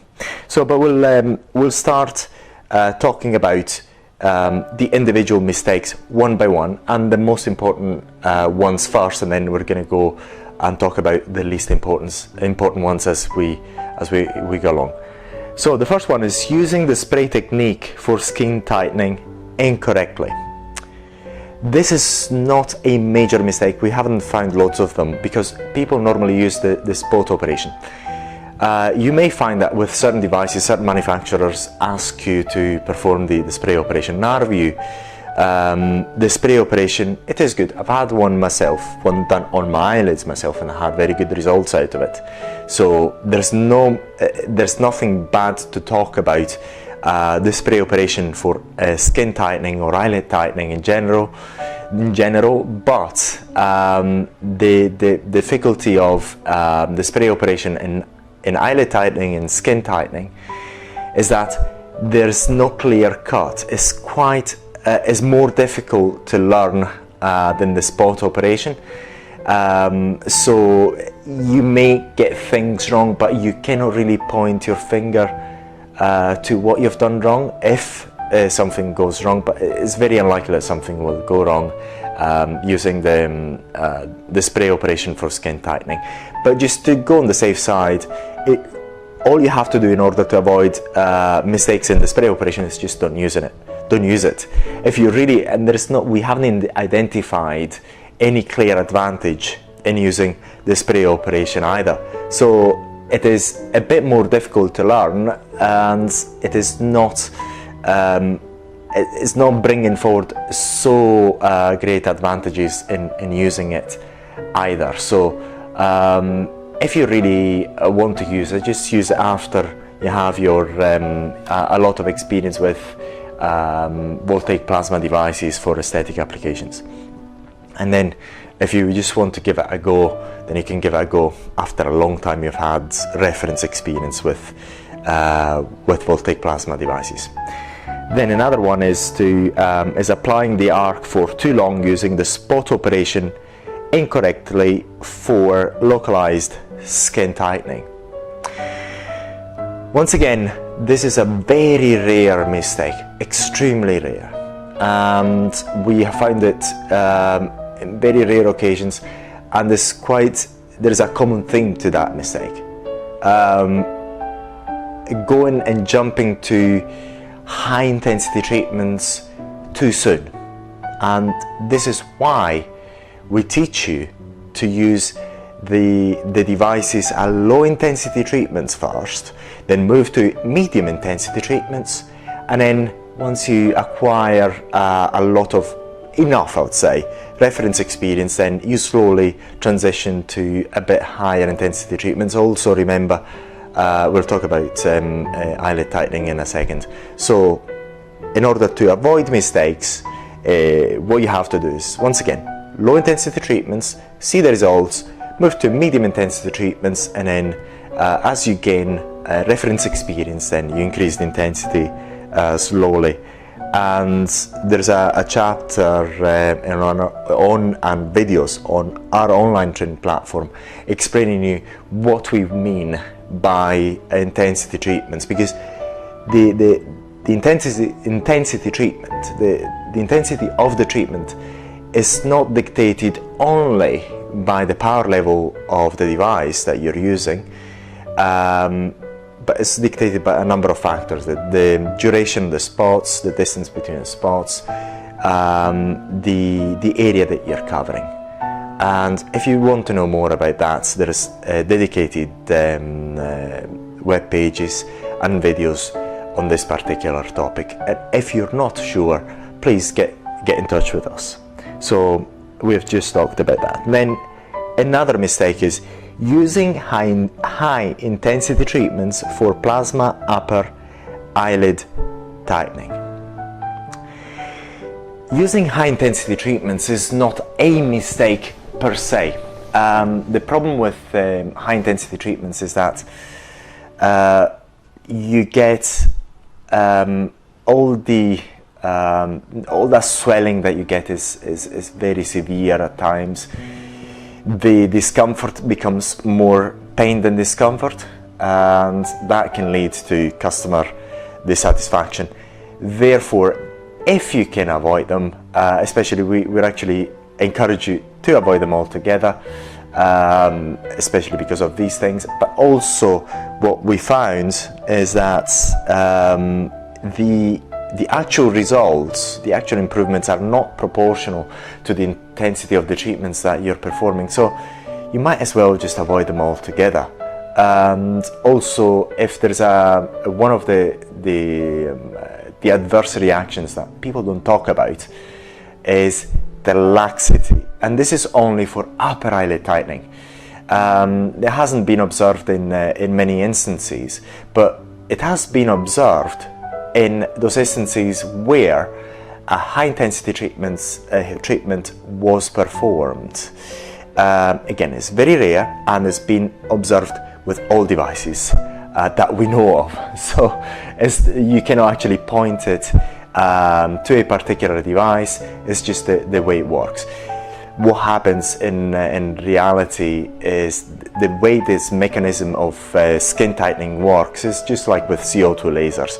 you inflict a controlled burn, and depending on how intense that burn is, then can cause some problems later on. So especially in the upper eyelid area, remember to avoid high intensity treatments, because we haven't even found major advantages in performing high intensity treatments for the upper eyelid area.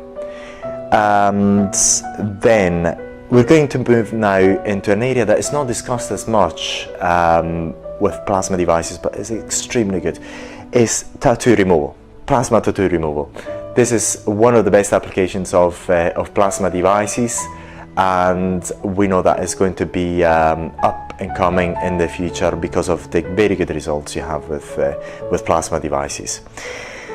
Now, one of the major mistakes with plasma devices for tattoo removal is not the way you use the device, is managing expectations. What you find is that clients come to you with the expectations of going through one session and having the tattoo completely removed in 1-2 sessions. It's very easy, because after all, if they're not informed well, all they know is how they had their tattoo done in the first place. And normally a tattoo is quite easy to be drawn. You go through the healing process once, you take care of it only once, and then you have your beautiful tattoo. But it's a complete different game to remove it. It's much easier to have it done than having it removed. In this instant, in the industry of tattoo removal, you find loads of very bold claims and bold advertising. The problem is that even with very expensive lasers, tattoos are not removed completely. Most tattoos are not removed completely, and it requires up to 10 or even more sessions with lasers. With plasma devices used with osmosis, you may have better results in less treatments. However, we haven't discovered a miracle machine, and the miracle machine for tattoos hasn't been invented yet. So managing expectations is very important, and this can be done in the consent forums and when you talk to clients about these procedures in the first place. Another common mistake is the expectations of seamless results. This is due to advertising.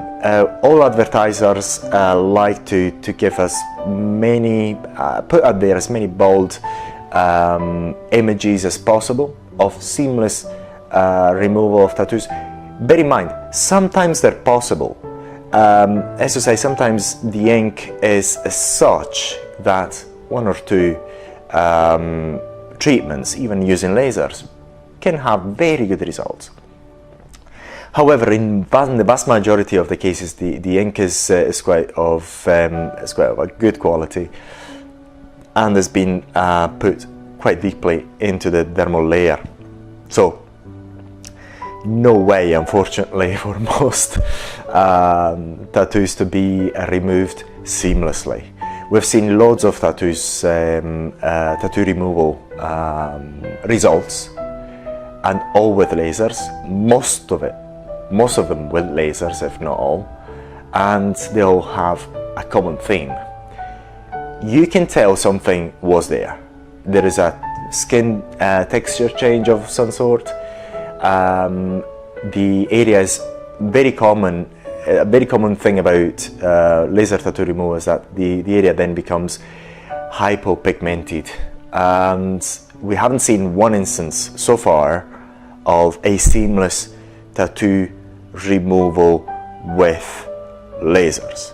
So we've also done research online onto social media to actually have a look at people, real people, not advertising, not testimonials made by the clinics, but real people putting out online their real experience of tattoo removal with lasers and other devices. We haven't found a miracle treatment yet.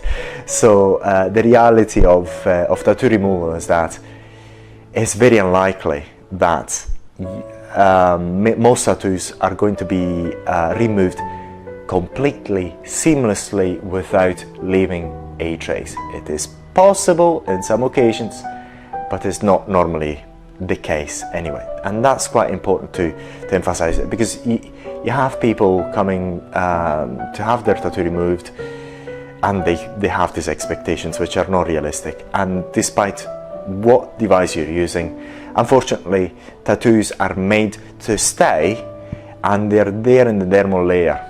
They're not easy. It's not easy business. So it's easy business to have them made, but it's not easy business to remove them completely. In the vast majority of the cases, what happens in practicality is that people don't like their tattoos any longer. They realize after a few sessions with lasers or other devices that they're not going to be removed completely. So there's going to be some trace of tattoos in there, or some marks, some scars, some hypopigmentation. So they go through a number of sessions, and also every time they go through a session with lasers, is that they go through the swelling and some adverse reactions which are discussed on our websites in quite detail. One of them is blistering, and that's another funny thing about tattoo removal. Nobody talks about blistering. It's very difficult to find information about the blistering, which happens all the time with laser tattoo removal. So they get discouraged by the fact that every time they have to go through the burning process of lasers, or even plasma devices, you have to go through the scabbing process, you have to take care of the area, but they realize that it's not easy business. So what they normally do is they get it faded to a certain level, and they have it covered up with another tattoo. And also the other thing to bear in mind with plasma and also with laser tattoo removal is that there is going to be a healing process. Like there is a healing process when you have your tattoo done. So during the healing process, if you use the incorrect products, or you're just a bit reckless, you're going to get an infection. That infection is going to develop into scarring, and that is going to be has got to be very clear in the consent forms, and it's better that you warn your clients in advance. Another common mistake that we found is not an actual mistake as such, because everybody does it, is advertising boldly skin lesion, benign skin lesion removal, almost guaranteeing or implying that the results are going to be seamless. We show you, and we showed you in a number of videos, how we have accomplished seamless results. However, there's many things that can go a bit out of the norm. People can be more prone to developing scarring, keloids. They may not take care of the area properly. There's a number of factors, and there's no way in our mind that it is a good idea to even imply that the mole or the skin lesion is going to be removed seamlessly. There's always a chance of a mark or a skin texture change that it could be even permanent. So in our view is tell the truth. In the vast majority of the cases you can have a seamless result. You have seen it in my skin lesion on my eyelid, but you have to tell your clients that there could be some marks, and they should not be upset about that. And if they go through the removal process by using lasers, plasma, whatever other device or method, there's always a chance of having a tiny mark. But what you'll find in reality is, this is a case, for example, for sun plasma, people are far happier with having a slight texture change than that mole or that skin lesion. So as long as they're happy with that, so they know that there could be a mark or some skin texture change, or even sometimes a keloid, especially if they're prone to that, then you can go ahead with the procedure. But we would not encourage anybody to advertise openly scar-free results by using plasma devices or even lasers.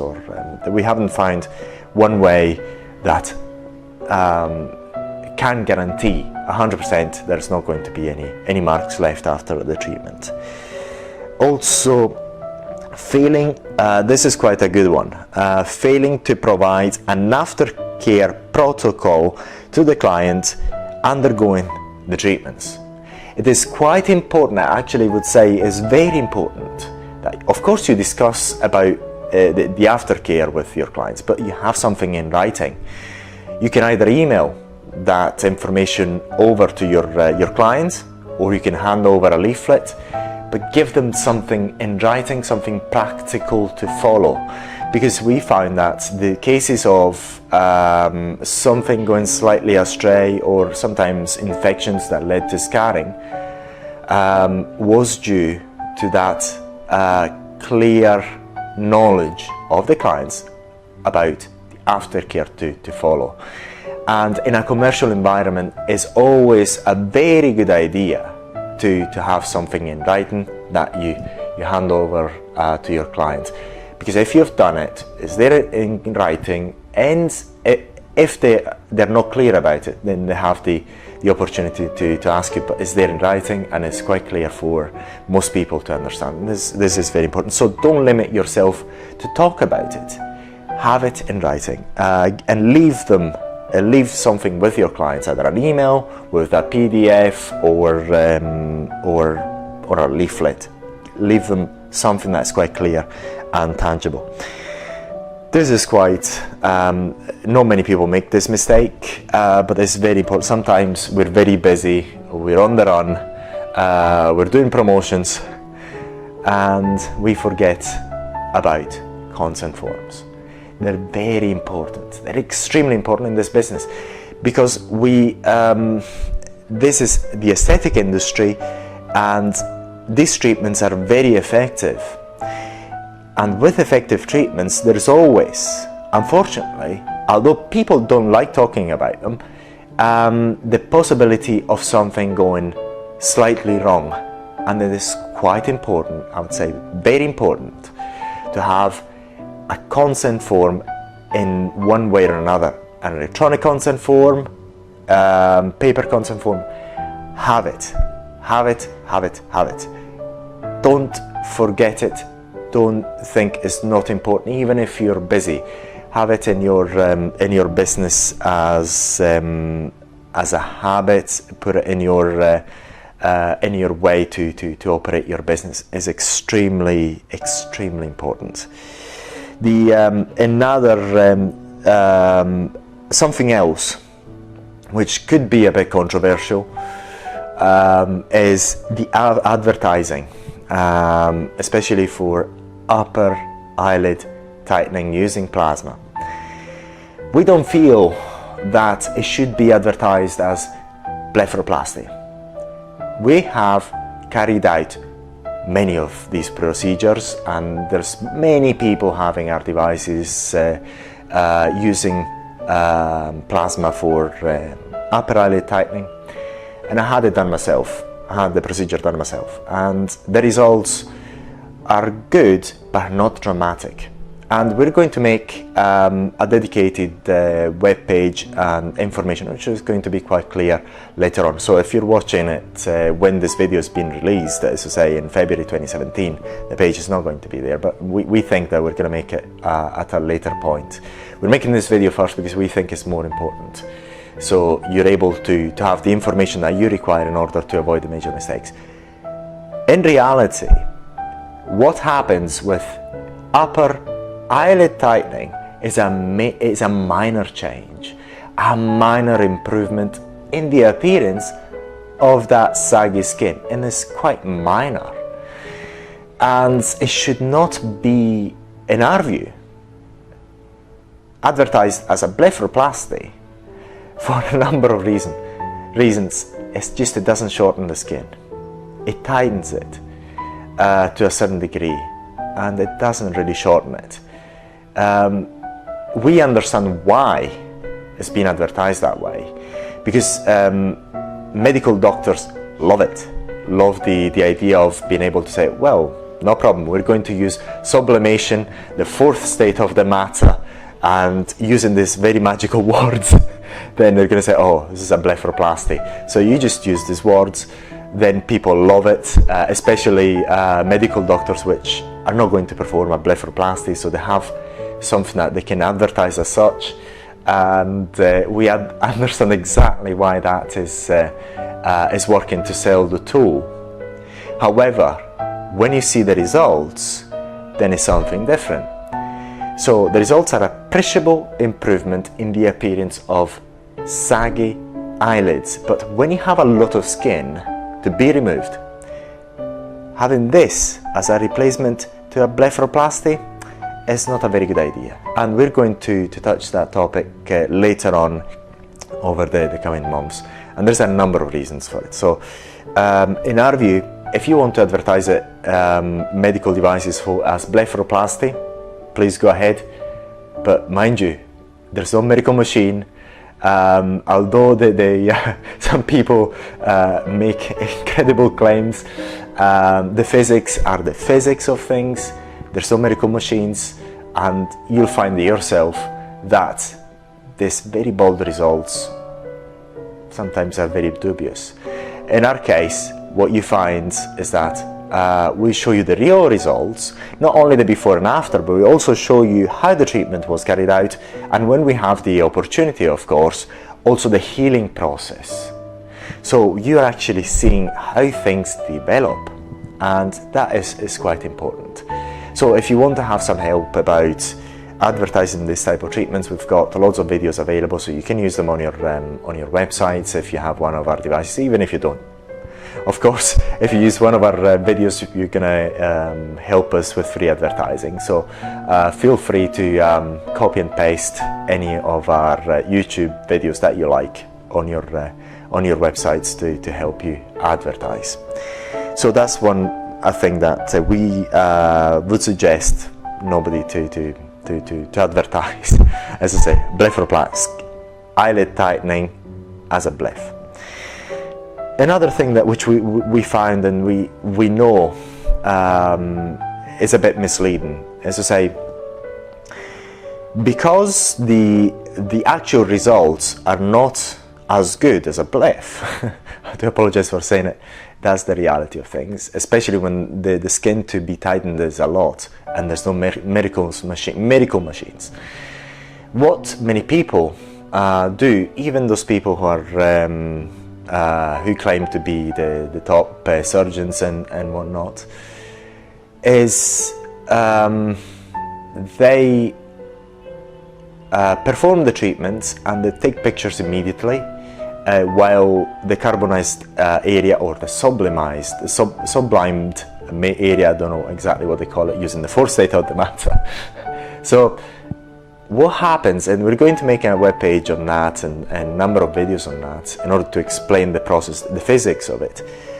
When you carbonize the area or use sublimation, what happens is the skin is as if it's contracting, but that contraction is not permanent. And the reason for it is because it's caused by deep dehydration due to the carbonization of the tissue. And that is going to change no matter what device you're using. And this is why what you find is lots of these pictures before and after. So you see the before eye and the after eye with these dark dots, and you see that the results are absolutely amazing. But what you don't see is the actual afters. And you're sure it's quite the reason. Say for example, we've got one of our videos. This is why we're going to make a dedicated web page on that. Every time you perform a skin tightening, an upper eyelid tightening using carbonization, you're going to get that dehydration, but then you're going to get the swelling if you do it for upper eyelid tightening. And when the swelling starts, the area starts changing again, and the area is going to be subject to change over a number of weeks anyway. And what you find in practice is that then when the area is healed, it's actually that result is not there anymore. there can be quite a good result in terms of tightening, but it's nowhere what it was when you had performed the treatment there and then, within a few minutes after you finished the treatment. So this is it for now. We wanted to make this video because we thought it was quite important. It could help you in your business, help you with the experience that we have. And if you want to know more about this topic, then you'll find detailed information in writing on voltaicplasma.com. Thank you very much for watching this video. If you found it useful, press like in the button below, and for more videos like this, to get notifications, just subscribe to our channel. If you have any doubts, any questions, please feel free to get in touch. Thank you again. I've carried out low intensity treatments and you've seen the results. You've carried out medium intensity treatments and you've seen the results. You may also be tempted to carry out high intensity treatments in an attempt to better the results. This is something to be completely avoided, and we have made this video to show you a few examples of high intensity treatments so that you can recognize them and avoid them altogether. Why avoiding high intensity upper eyelid tightening procedures using plasma? There are a number of reasons to avoid them. Reason number one: high intensity treatments lead to only minor, almost imperceptible improvements versus a medium intensity treatment. Reason number two: the severe swelling and sometimes pain following high intensity treatments do not make these minor improvements versus medium intensity treatments worthwhile in the vast majority of cases. Reason number three: high intensity treatments are far more likely to lead to prolonged periods of inflammation, which can last up to 2 to 3 months after the treatment. Reason number four: high intensity treatments are far more likely to produce a long-term laxity of the upper eyelid that can last a few months after the treatment. High intensity plasma upper eyelid tightening treatments can lead to only a minor advantage versus medium intensity treatments. However, the likelihood of customer discontent is much higher. For these reasons, you're better off always sticking to low and medium intensity treatments. For now, sit back, relax, and enjoy these examples of high intensity treatments using plasma of the upper eyelid area. Now, this is an example of high intensity treatment. The device was set at 10, 12 with 3 power, with 3 batteries, 3 battery configuration. And what you can see is that not only the power is quite high, but the duration sometimes is not instantaneous. This is not the way the device should be used, especially at the beginner or intermediate level. Also, as we will see later on, the area covered is quite wide. We're going to cover the whole of the upper eyelid area, so it's quite a high intensity treatment because the device setting is quite high, and also the distance between the spots is not always very far apart, and we are covering quite a substantial area as well. So this is a classic example of high intensity treatment, but it's quite a good example because we're showing you a high intensity treatment when the device is set at quite high power level. Right now the power level seems as if it's been reduced slightly, and we're covering most of the eyelids and also the crow's feet area as well. As you will see as well in this particular frame, we can see that we also treated the smoker lines too. And we're moving onto the lower eyelid area. At the moment, still crow's feet attenuation. The crow's feet attenuation area is not as delicate as the upper and lower eyelid area. So sometimes, I'd say even most of the times, you can get away with medium high intensity treatments in that area, but not on the upper eyelid area. So in this case, the customer was quite happy, was very happy actually. But you don't want to have a hit and miss sort of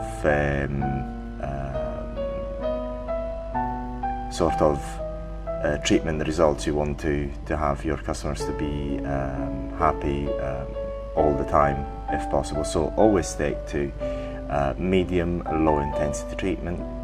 At the moment we're moving to the lower eyelid area, and this is where we should actually lower the power level. Now we're going again to the crow's feet area. Now the lower eyelid area, this is lower eyelid. Again, that's just an example where the power setting should be decreased. The power setting is still a bit too high, and we're carrying on with this treatment up until covering the whole area. And this is almost the end of the video.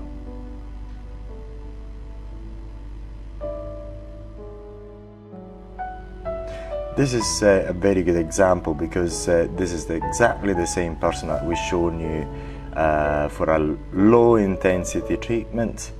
I apologize for the head in there. And this is a high intensity treatment now.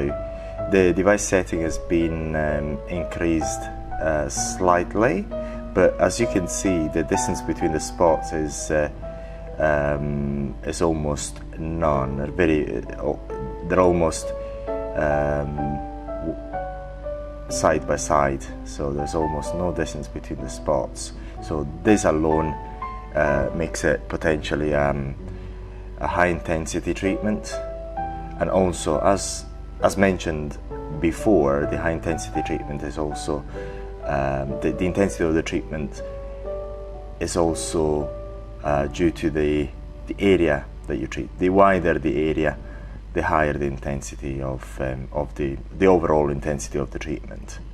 So we just wanted to show you this particular example to show you how we've performed a low intensity treatment on one eye and a higher intensity treatment on the other, and just by varying mainly two factors, which is not much the power setting of the device, which looks the same, quite similar to what we've used before in the lower eyelid, in the upper eyelid tightening with the low intensity treatment on the right eyelid.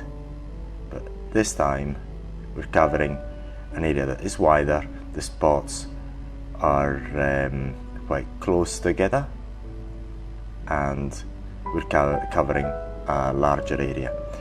Also, another thing to report about this particular treatment, of course, the swelling was much higher, much more pronounced on the left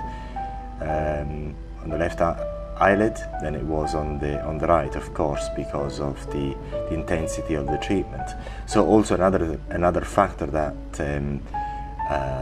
indicates the level of the intensity of the treatment that's been carried out is how much the swelling of the upper eyelid and lower eyelid you have a day after, 2 days after this treatment. The more the swelling, the more intense the overall treatment. But that is not the only factor that determines they can tell you the intensity of the treatment carried out previously, because different people have different way to react to this treatment. So you can have a severe swelling with medium intensity treatment in one case, and then in another case, medium intensity treatment, you may have a very mild swelling with the same intensity of the treatment. So the swelling alone is not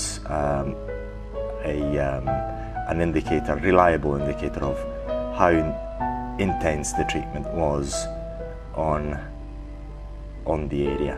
Now we're reaching the end of this video example. Instead, as we can see on the lower eyelid area, in this case this is a medium intensity treatment, although the spots are quite close together. It's more medium than high intensity because of the spot duration, but they're quite close together. And we're reaching the end of the video. As you can see, the person is quite comfortable, smiling and talking throughout the treatment. So if you use the right numbing products, then the treatment is quite smooth. Now, it's becoming high intensity treatment because we're covering quite tightly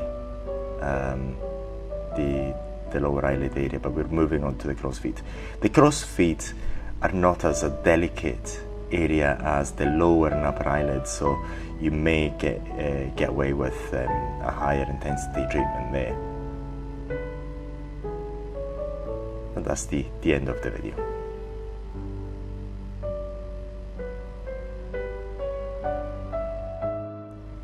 So this is a very good video because this is a classic high intensity treatment for a number of reasons.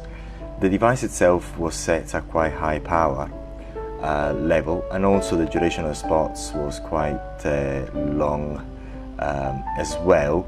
The distance between the spots is almost nil, so it is as if the spots are just applied together. In this case, we're seeing the spray operation going on. This particular case was treated as an exercise by two different practitioners. So, but most of the treatment was carried out using the spot operation, as you can see here. Not only is the device set quite high power level, 3 battery configuration, but also once again the spots are very close. Most of the upper eyelid area was covered by the treatment. So for a number of reasons, this actually falls into the high intensity treatment. But the results are very good because the person was quite happy with the results, and also the difference between the right eyelid and the left eyelid was quite clear. Also, what we'll see right now, what we're seeing just now, is very interesting. So you see the tightening on the right eyelid. The left one has still got the crease, and we'd like to carry on a bit on this in this particular crease.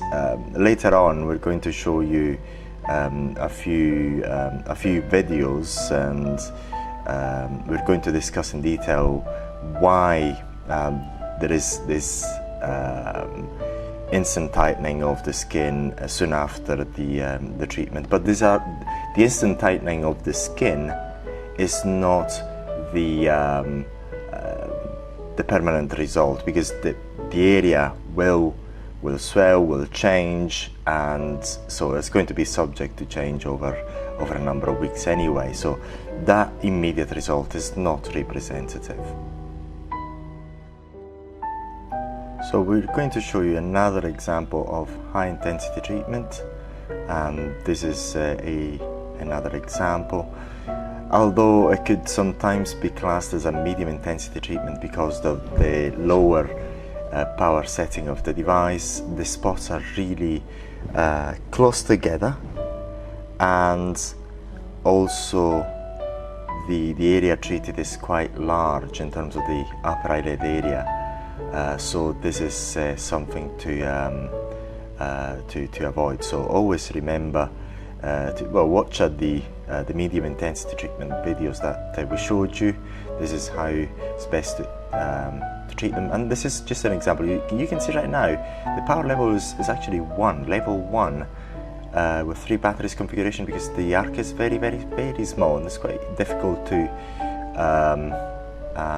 generate, but the user has got a good ability, has taken a number of exercises, so but that can show you how you can increase the power level, the intensity, sorry, by just increasing the spot duration of the device. This is the picture soon after, so that shows you how a high intensity treatment looks like soon after.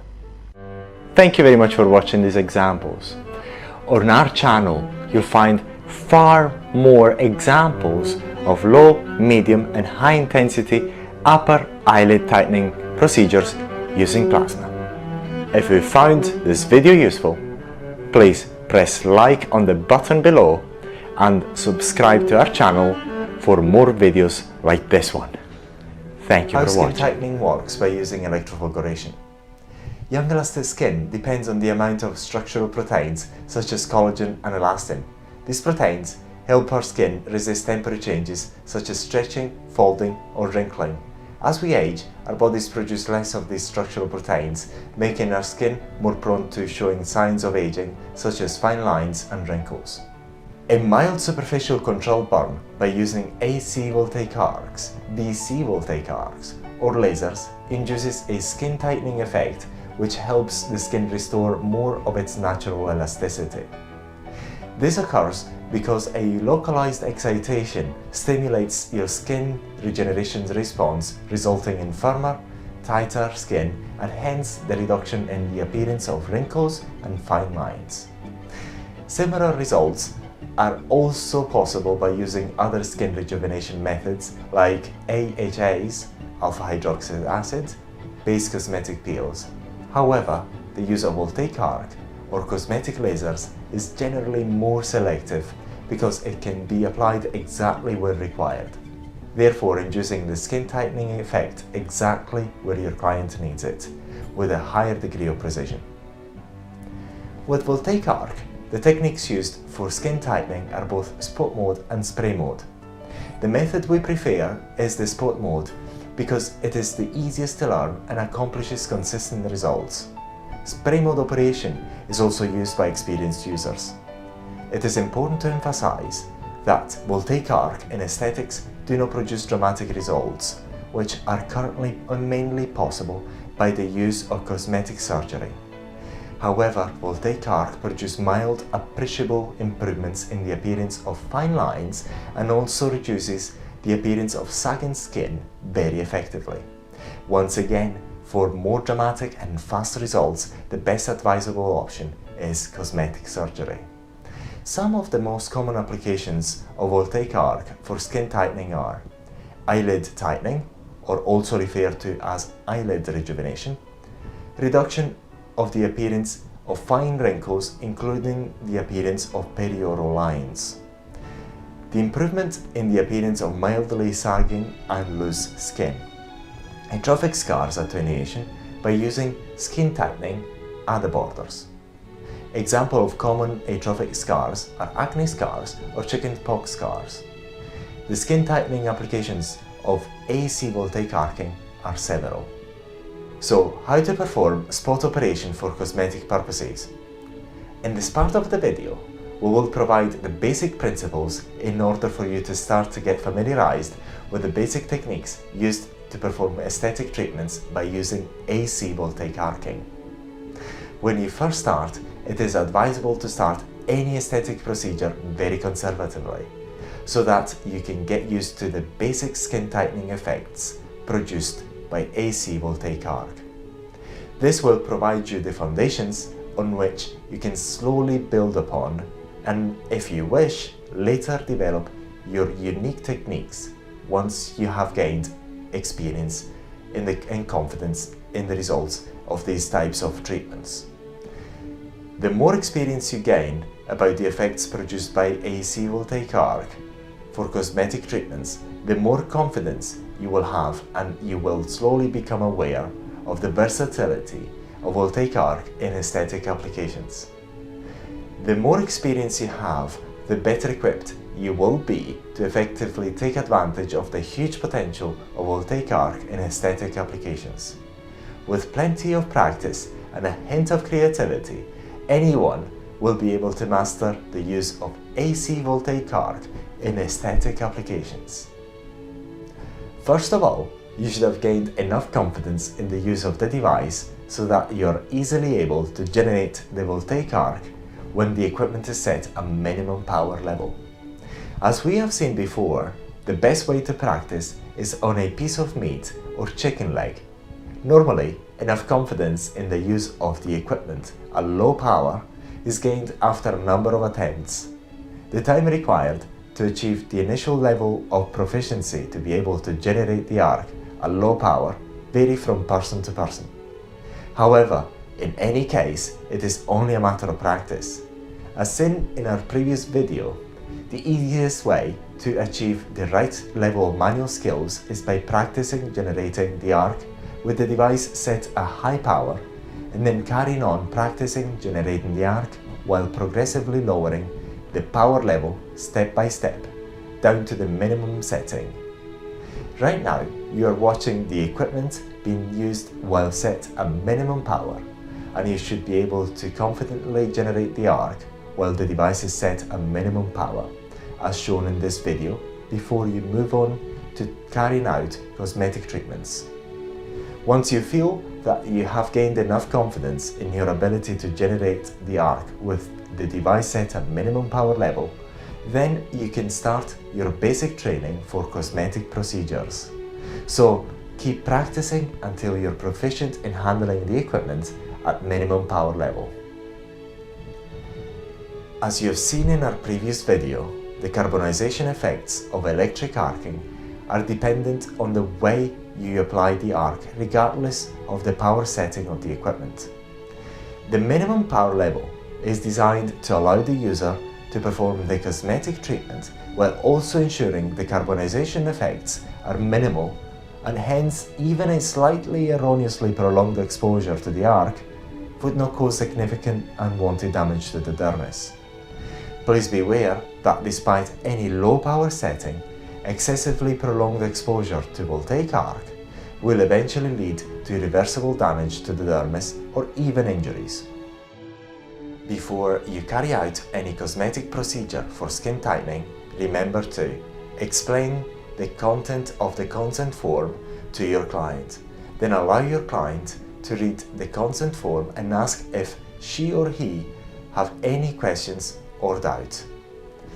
Take plenty of before pictures for your own record. Remember that the changes, although appreciable, are small improvements. Therefore, it is very important you have the previous pictures of your client for future reference, so that in any case, you can prove the improvements achieved. It is highly advisable to take pictures before each session and not just at the beginning of the first session. You may also find them very useful for marketing purposes in the future. Before carrying out any procedure, remove any makeup or makeup residues and cleanse the area to be treated.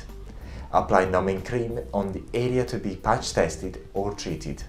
Do not use an injectable local anesthetic, even if you are a medical practitioner and allowed to do so.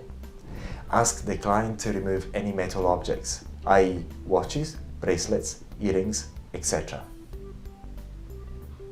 By all means, it is highly advisable to perform a small patch test on the client before starting any full session treatment on each new client, the first time they have a voltaic arcing treatment. This will prove that if the procedure is carried out correctly and the aftercare is followed properly, there will not be any adverse effects, i.e. keloid formations, hyper or hypopigmentation, which a minority of people may be prone to develop regardless the way they have been treated. This patch test should be performed on an area of the face where it will not be easily visible at first glance, like behind the ear. You can see an example of patch testing being carried out without the use of any numbing cream on the wrist, and you can appreciate how the skin recovered, and after 3 weeks there was no sign of any treatment being carried out on the area. Once the client returns 2 to 3 weeks later, and both of you and the client are satisfied with the patch test results because there is no significant change in the skin texture, only then you can go ahead and perform a full aesthetic procedure. It is important to understand that the skin tightening effects are dependent on the overall intensity of the treatment, and hence the following main factors. The duration of the arc. The longer the duration of the arc at each point during the spot operation, the better the skin tightening effects. On the other hand, in spray operation, the slower the spraying movement, the better the final results. Remember that excessive exposure to the voltaic arcs at any intensity can result in injury. Power level. The higher the power level, the better the results, but higher the potential risks to the dermis. Area covered. The wider the area covered, the better the results. If you use the spot technique, the distance between the spots. The shorter the distance between the spots, the better the skin tightening results. However, said all the above, it is important to mention that an aggressive treatment does not necessarily lead to a proportional improvement compared to a less aggressive treatment. In other words, the degree of improvement is not directly proportional to the aggressiveness or intensity of the treatment. To explain this important concept, if for example over the course of one treatment the duration of the arc at each point is half a second, this leads to a slightly enhanced improvement compared to a treatment where the duration of the arc is only a quarter of a second. All the other factors like power level, area covered, and distance between carbonization spots remaining the same. Doubling the duration of the arc application does not necessarily lead to an improvement which may be twice as good. It only be slightly better. Therefore, even after you have gained enough confidence, it is important and advisable to conduct milder treatments than you would otherwise consider possible. When you first start to use the device for skin tightening, it is best to gain confidence in stages and over a number of sessions. Therefore, the very first time you use the device for skin tightening, apply the arc in the mildest possible way at very low intensity. Then, as you see the results after each treatment, you will progressively gain confidence with the use of the equipment for each particular skin tightening application. Because the spot technique leads to consistent results and it is very easy to learn, the best way to start training for skin tightening by using AC voltaic arc is by applying the spot mode with the device set at minimum power, distancing the spots at least 3 to 4 millimeters apart as shown in this video. Also, the duration of the application of the arc at each spot needs to be brief, resembling a short burst as shown in this video. Average maximum duration 1/4 of a second. As you gain confidence by seeing the results of the mild aesthetic treatment, then you can start slowly increasing the intensity of the treatment by increasing the spot duration and/or decrease the distance between the spots or the power setting of the device, etc. In this video, we can appreciate how an experienced user applies the voltaic arc on the skin in a half-a-moon shape. The device is set at minimum power. You can also notice the very close distancing of the randomly applied voltaic spots. The result looks as if the area has been covered in spray mode. The final result, after the area has recovered, are very good because although the distancing is very close, the spots have been applied in a mild way. Generally, when using the spot operation, remember to apply the spots in a random fashion in order to accomplish a uniform skin pulling effect. In this other video, we can see another experienced user performing a mild treatment for under-eye skin tightening. This video will also serve to explain another important concept in the utilization of voltaic arc for skin tightening. The spots should be applied only in between the lines and not on the wrinkle folds themselves, because applying the spots on the wrinkle fold themselves could worsen the appearance of the fine lines.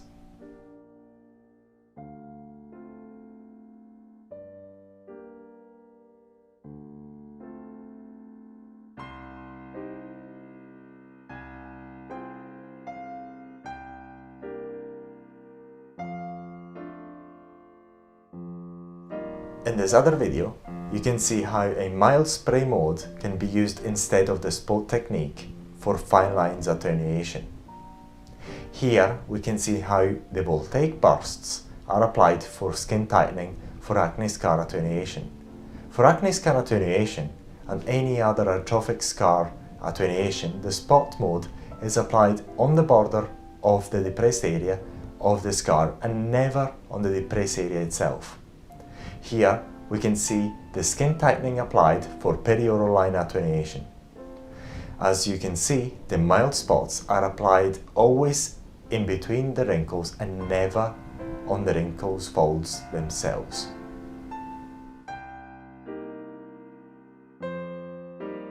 So to recap, train on a piece of meat or chicken and make sure you're able to generate the arc while the device is set at minimum power. This is a very important skill you have to learn before you move to carrying out cosmetic treatments for skin tightening. Gain enough confidence before starting any cosmetic procedure for skin tightening. Before starting any aesthetic treatment onto your clients, explain the content of the consent form verbally and have it signed before you move to carrying out any treatment onto your client. Always ask your clients if they have any questions before proceeding. Take before pictures and before short videos, the more the better, and store them electronically for future reference. You will find that they will be very useful later on. Cleanse the area to be treated. Apply skin numbing cream before starting any cosmetic procedure for maximum comfort of your client. Ask the client to remove any metal object before undertaking any treatment. Always perform a patch test and let the area recover before performing a full treatment. This is normally done at consultation stage. You can change the intensity of the treatment by varying the spot duration, the distance between the spots, the amount of area covered, as well as the power setting of the equipment. When using a voltaic arc for skin tightening for the first time, always start in a very conservative fashion by performing very low intensity treatments. Use the device at low power setting. Apply the voltaic spots far apart in very short bursts. As you see the results after the area has recovered fully and you gain more confidence, you can then slowly and gradually increase the duration of the spots and decrease the distance between each spot applied, hence increasing the intensity of the treatment. When applying the voltaic arc for fine lines attenuation, cover the area between the wrinkles without applying the arc in the wrinkle folds themselves. If using the spot mode, apply the spots randomly in order to accomplish a uniform skin pulling effect. Never apply the spots to draw a line, as this could result in asymmetrical undesired result. Do not remove the carbon residues soon after the skin tightening treatment. Apply the appropriate soothing product, soothing mask, gel or cream, on the area as soon as finish the treatment to maximize comfort and minimize the downtime. Remind the client on the importance of the aftercare, including the application of antiseptic products to reduce the risks of infection. No makeup of any type should be worn until the area has recovered completely. Total sunscreen must be used every day for up to 3 months after the last treatment. Allow a minimum of 6 weeks interval between treatments on the same area of the skin. We hope you find this video useful. Thank you for watching. 他这个值调了没有？调15，调到最冷。你调一下。这里是这边。真的有点。一开始是把慢慢调起的，这个是测试能量。有微微的刺感是吧？可以可以。它有刺感就可以了。这个能量可以承受吧？可以。是多少那个能量？这个才是达到8 IPL 的话。8。对。最高的是多少？50。哦，不行。现在 IPL 还8。OPT 是什么东西 ？OPT 的话就是脱毛，它有分为 OPT 快速脱毛。应该会跳快一点吧？可以。他眼都花了。不戴眼镜。这3个点就是。戴眼镜我感觉比较快。多少现在？现在是11。11。现在美国帅哥体验 OPT， 出口版 OPT。什么是 IPL？ 再说说 OPT 呢？是 OPT 或者 IPL？OPT 的话，它是这个仪器的名字。哦。为什么叫 OPT？OPT 的话，它就是脱毛。哦。应该会跳得高一点。练了，你怎么知道要打几次？这个的话，脱毛的话是3到6次。它有些人毛发生长周期都不一样。6次。Kiki， 你在录吗？Kiki 啊？走了吗？你在录了吗？在录。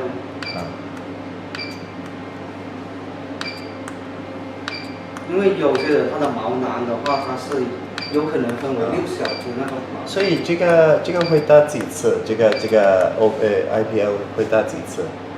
一般是要做3到6次，达到永久脱毛。因为人体的话，就是说毛囊它是有3个捆绑在一起的，而且的话就是说毛发它有生长期、成熟期，还有休止期。我们用肉眼是看不到的。在生长期的时候，成功率是75%，成熟期的话是25%，休止期的话基本上是没有效果的。所以呢，就是说概率是3到6次可以达到永久脱毛。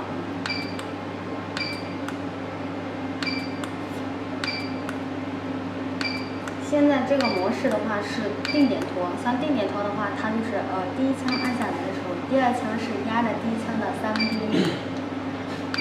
也就是要重合1/3。1/3。对。然后每一次的话，就是说每个部位做5到6次。定点脱，像我现在给你脱的这种模式的话，是吧？它主要脱毛这一块的话，主要就是脱发际线，脱那个唇毛，腋毛。还有比基尼这一块。如果说是大面积脱的话，可以快速滑动脱的模式。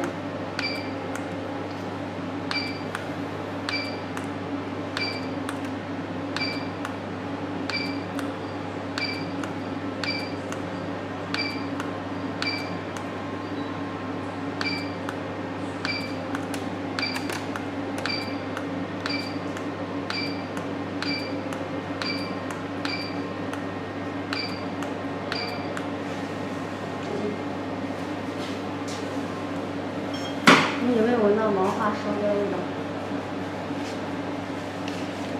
有没有闻到毛发烧焦的味道？对，闻到了。就是有轻微毛发烧焦的味道的话，效果是非常明显的。就是说接触我们皮肤的时候，它有微微的刺痛感，就是这种它是有效果的。如果说那个你没有任何反应，就是说没有一点点感觉的话，效果就不好。我相信效果很好。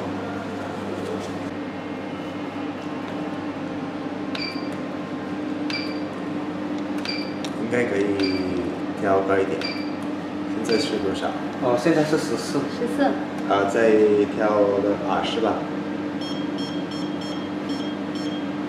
试一下。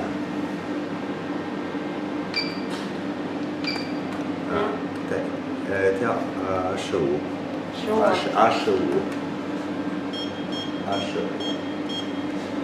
试一下。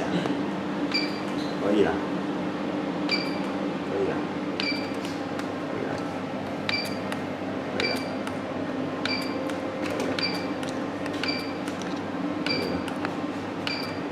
会不会很痛？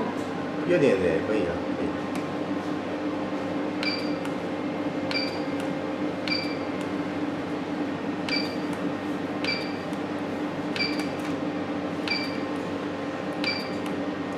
所以每个位置要打6次了，是吧？对，每个位置要打5到6遍。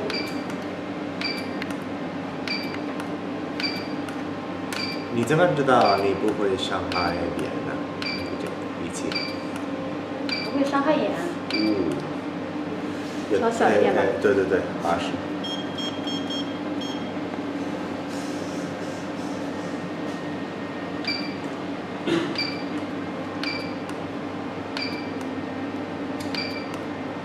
它这个的话，不管是你做脱毛还是做祛斑、嫩肤这一块的话，它只要接触皮肤有微微的刺感就可以了。没有说一定就是说你能，就是说我承受力强一点啊。就有点点。并不是说承受力强一点就把能量开到最大，效果就最好，这个没有的。就说有微微的刺感，它都是有效果的。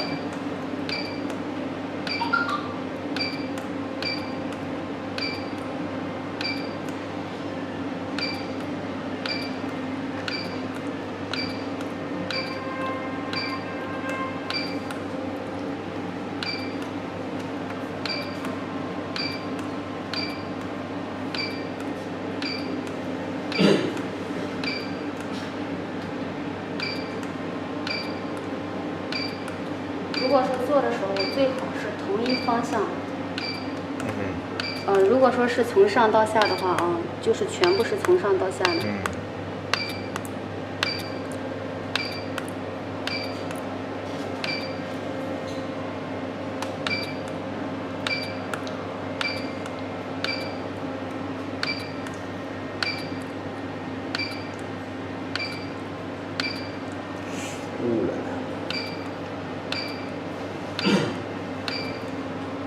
We're going to talk about laser sunplasma removal.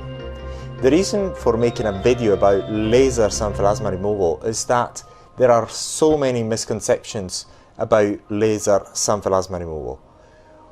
First of all, you've got to bear in mind that laser sunplasma removal is extremely effective, and it does, if performed well, remove your sunplasma with an extremely high percentage rate in the region of 90%. But why is it not the most preferred options? There are a few reasons, but number one reason is that it's quite expensive. And why is it expensive? It is expensive because lasers are normally expensive, and therefore the treatment is expensive. Also, the training that is required for lasers is quite in-depth, so this is another reason for it to be expensive. Number three is laser treatments in many countries is quite a heavily regulated market, and heavy regulations means high expense. Reason number four is that normally only very expensive clinics can afford to have these sort of lasers, and therefore is also expensive for this reason. So not in all countries you may find the laser sunplasma removal is extremely expensive, but you'll actually find that it's very expensive in Europe and the US, the most regulated countries in cosmetics treatment, in cosmetic treatments. So this is the reason for it to be expensive, and this is the reason for us not to advise you to actually go and get it done using lasers.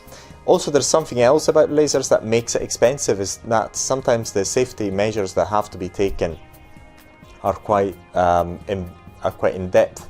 Say, for example, you've got to wear eye protectors, titanium eye protectors, something that is quite uncomfortable. So it makes it quite close to a surgical procedure. So there's many reasons for it not to be the most sought after solution for sanphalasma removal. But said that, laser sanphalasma removal, if performed well, is extremely effective, because what you're doing with the laser is really burning off the sanphalasma from the top to bottom. And then if you're able, if the beauty therapist or the doctor is able to actually burn off the sanphalasma in its entirety, when the area recovers, then you've got the sanphalasma free area, so you don't have the sanphalasma. Maybe not anymore, maybe you'll still get it later on, but soon after healing that should be removed completely, if they manage to remove it completely. Otherwise, after the healing, you'll still find traces of sanphalasma and you have to repeat the treatment. So the laser treatment is not recommended, mainly because of its costs. It's like trying to blow up a building by using an atomic bomb. Is far too expensive. You can actually blow up a building by using other type of explosives other than atomic bomb. So it's an overkill. It's not only our opinion, but if you do your investigation and you look at different ways of removing sanphalasma, you'll find that basically lasers and surgery nowadays shall not be used, simply because they're far too costly. There is too much equipment that is expensive that is involved. The expertise that is involved in order to remove it is quite in depth. So people who are able to use these two techniques need to go through extensive training, and makes these two type of procedures, laser and surgery, not the preferred ones. And then, since sanphalasma will almost, I wouldn't say almost certainly, in many cases recur, then what you have done, you spent a few thousands of dollars or pounds to have it removed, and then after a year or so, or even a few months, you have to repeat the treatment and re-spend the money again. So it's not these are not the preferred options. Again, lasers are extremely effective. They do remove your sanphalasma if the treatment is carried out properly. The scars may not appear depending on how the laser treatment was performed, but it's not the preferred option for the reasons that I've mentioned earlier.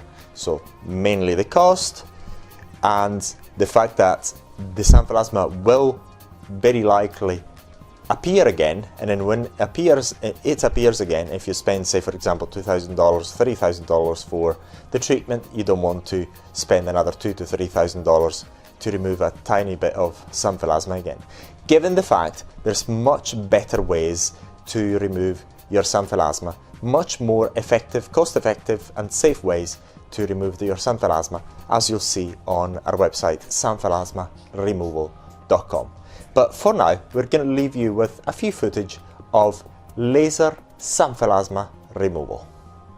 Smoke is created while the procedure is being done, which is quite common while we ablate. And we ablate till the entire floor of sanphalasma is vaporized.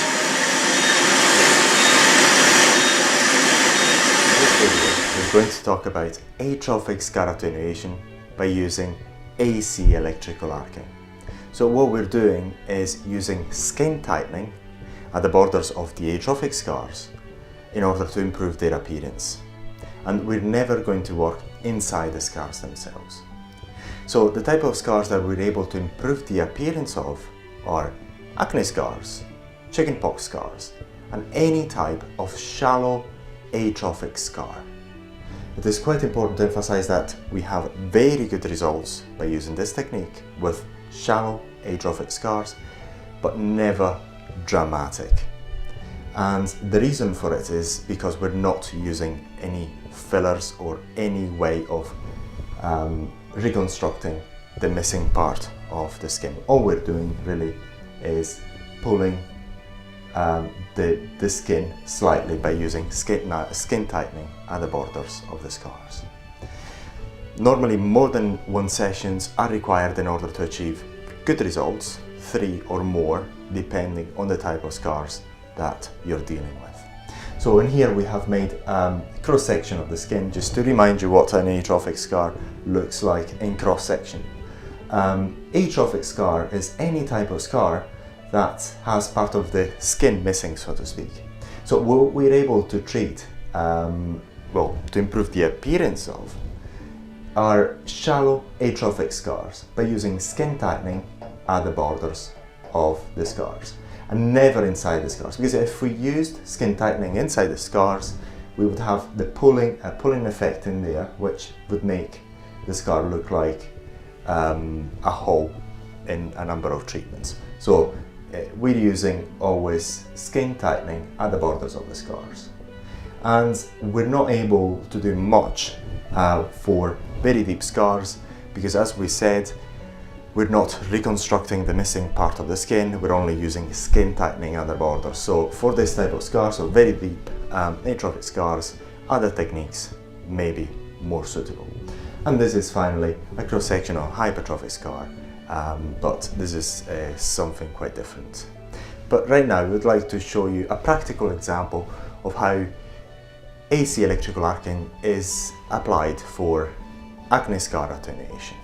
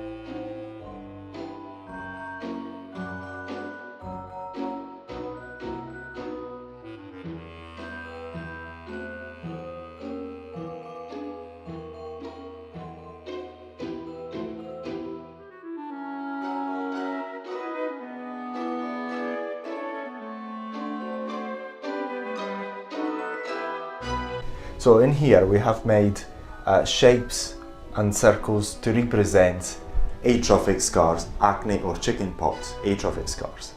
So what we do with the electrical arcing is apply the skin tightening at the borders and in between the scars, and also at the borders of the scar. So if this is the scar, we apply skin tightening at the very borders of it, and also in between them and all around them, and never inside the scars.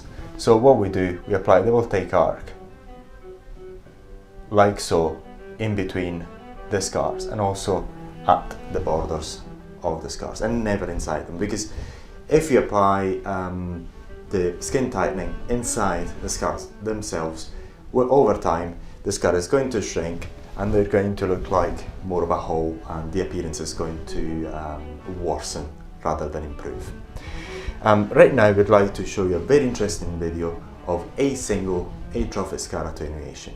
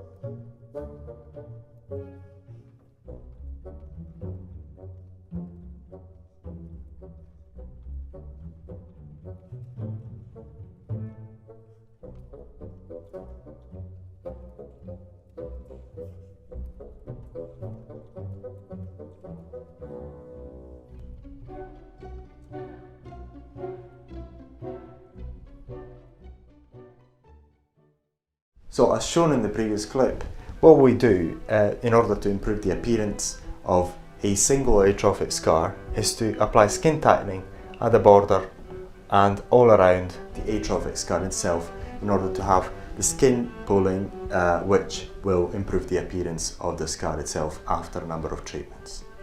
Remember once again that we're not filling the scar itself, therefore the results will be an improvement in its appearance due to the pulling effect at the border of the scars, but the results are never going to be dramatic.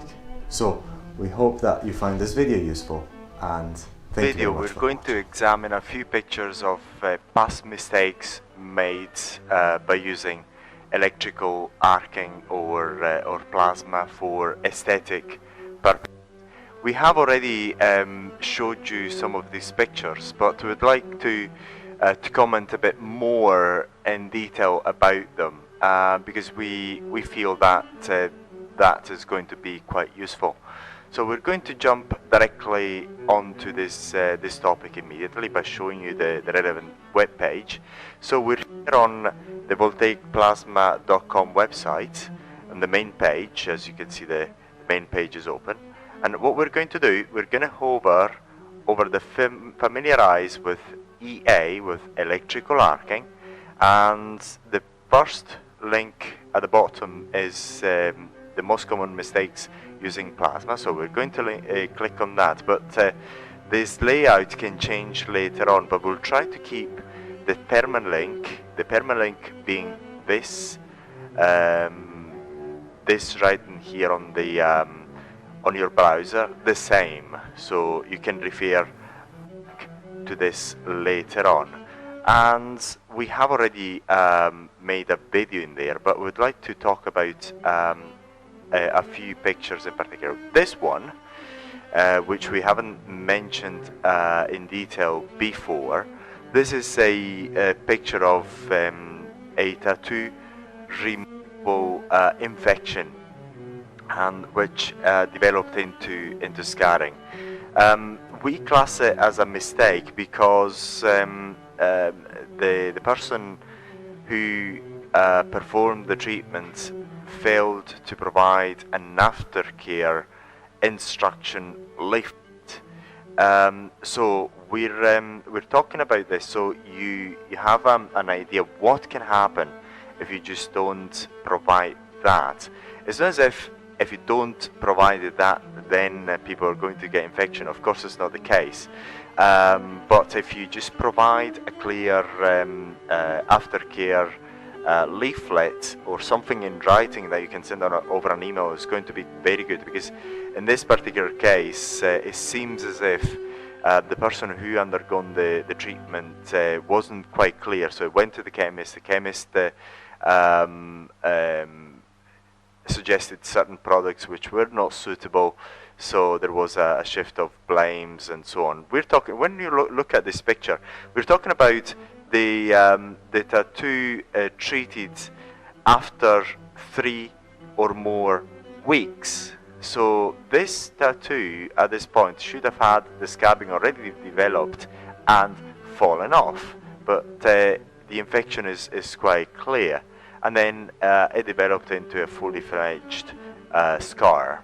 So this is something to bear in mind. So when you perform the treatments, always have a leaflet or send an automated email later on outlining the aftercare. And if you want to have an idea what an aftercare leaflet is, then you can refer back to the beautytech.com website, when there's the aftercare instruction already there for you. So, but you can change it according to your business needs. So you don't even need to think too hard about that, because we already solved this problem. And then we're going to show you another one. Another very interesting picture here, which we already mentioned in the past. We were going to magnify it, and it's here. So we already talked about this particular picture, and this is quite good because it shows what not to do when you try to improve the appearance of certain lines. As I say, as we said in the past, we're not sure about what happened there, but we just make a guess by looking at the picture. What happened there very likely is that the person who performed the treatment placed the voltaic spots or used the spray operation inside the lines. So, and that, after the area healed, caused this. So you can see the lines, the vertical lines in here, which are quite typical of Caucasians of Eastern Europe and Russia.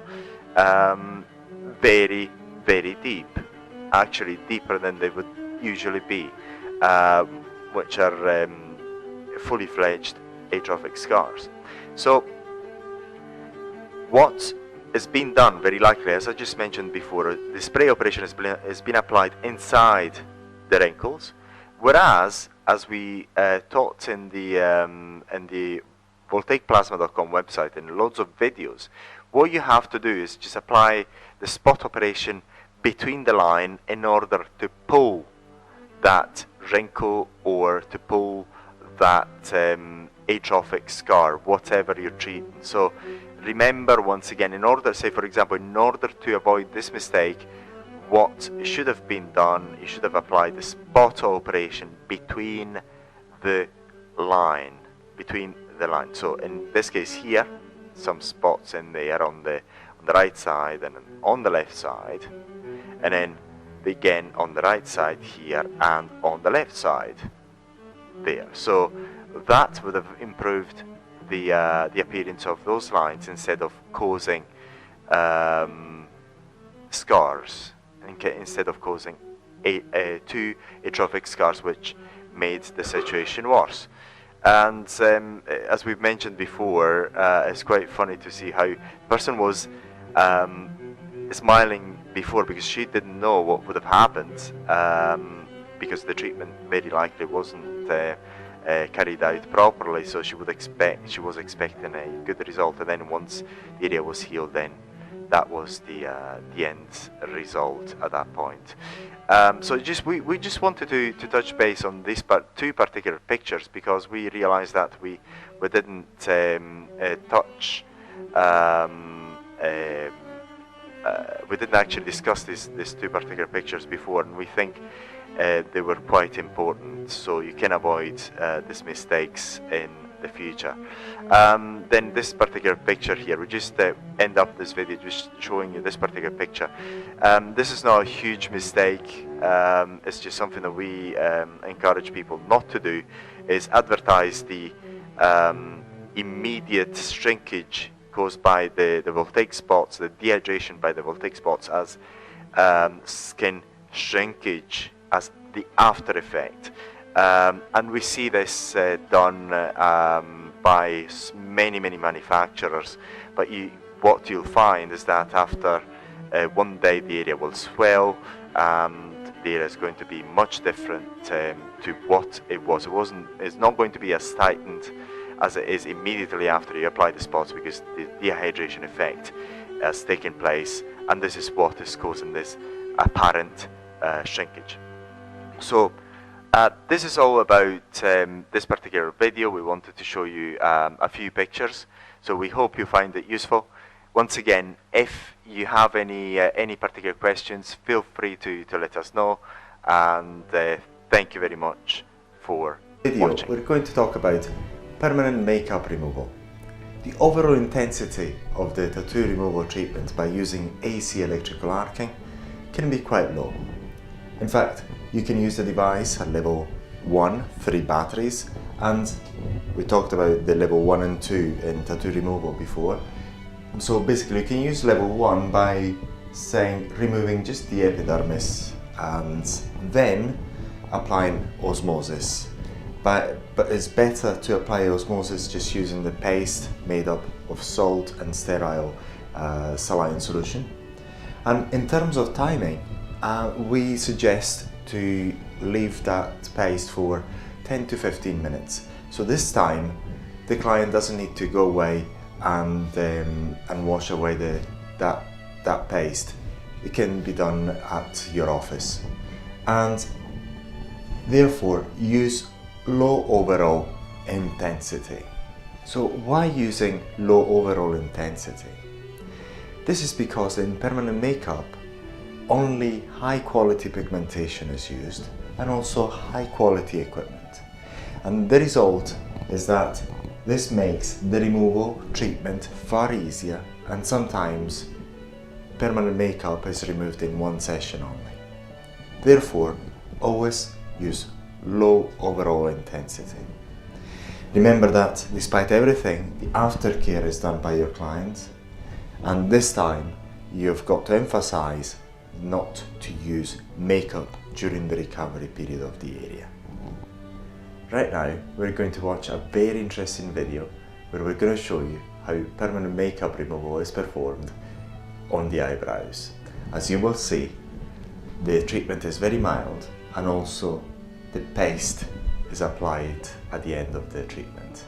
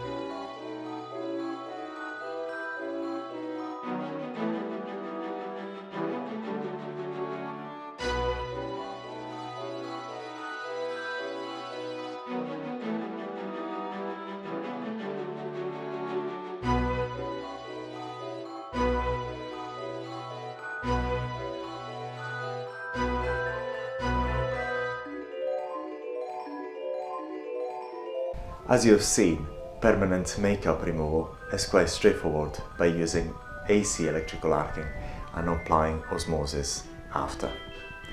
We'd like to point out that it's better to start practicing on a normal tattoo first, and as we've said in the past, try level 1 when you only remove the epidermis on an area of the tattoo, let it recover, see the results yourself, and then move to another area of the same tattoo and apply level 2 when you also spray on the pigments as well to break them down. Let the area recover, see the results yourself, and then move to another area of the tattoo and use osmosis after having used AC electrical arcing. Now let the area recover again, you see the results, move to another area of the same tattoo and use osmosis but increase the intensity of osmosis. By doing this sort of exercise, you will gain confidence in tattoo removal which is the basics required for permanent makeup removal. Permanent makeup removal is more of a delicate procedure than standard tattoo removal. So it's best that you do this after you've learned how to fade and remove tattoos by using AC electrical arcing. Now, we hope that this video has been useful, and thank you very much for watching. In this video, we're going to talk about the basic physics around plasma skin tightening, and in this way we're going to learn how and why these techniques work and why they're applied in a certain way. For example, the spot model spot technique, and why if you change certain parameters, say for example like the distance between the spots, you get a different intensity treatment. If you increase the duration of the arc, you get a different intensity treatment, and so on. So the basic point of this video and this presentation is for you to understand the basic principles of electrical arcing for skin tightening, because if you understand that, then the picture, the why will lead you to understanding the overall picture as why the treatments are carried out in a certain way, and so on. But we're going to jump directly onto the presentation right now. So now we make this picture because electrodesiccation is the close relative to electrofulguration, which is electrical arcing, also for eyelid tightening.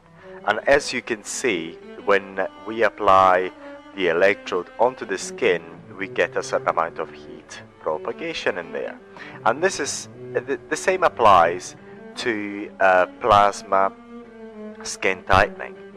And this is electrofulguration, once again, which is electrical arcing, applied onto the skin, and you can see the carbonized area in black there. So this is the fulguration technique has been used in dermatology for several years before, and is also referred to as electrocoagulation, because the same physics applied in different ways can lead to different applications in dermatology, in aesthetics, in surgery, for example. Electrical arcing has been used for electrocoagulation and so on. So it's the same physical phenomenon that we're talking about, but the applications are different. And this is just to show you another picture from the literature, and is referred to as electrofulguration when the tip of the device is not touching the skin. And this is another picture of electrofulguration, and you can see that the area carbonized is represented there and is very superficial, and this is what happens normally with electrofulguration anyway, despite of the device you're using. And what happens is that a certain amount of heat is released into the skin, inside the skin, into the skin. A common misconception is that the area is carbonized, the upper area of the skin is carbonized without giving up any heat in the surrounding tissues.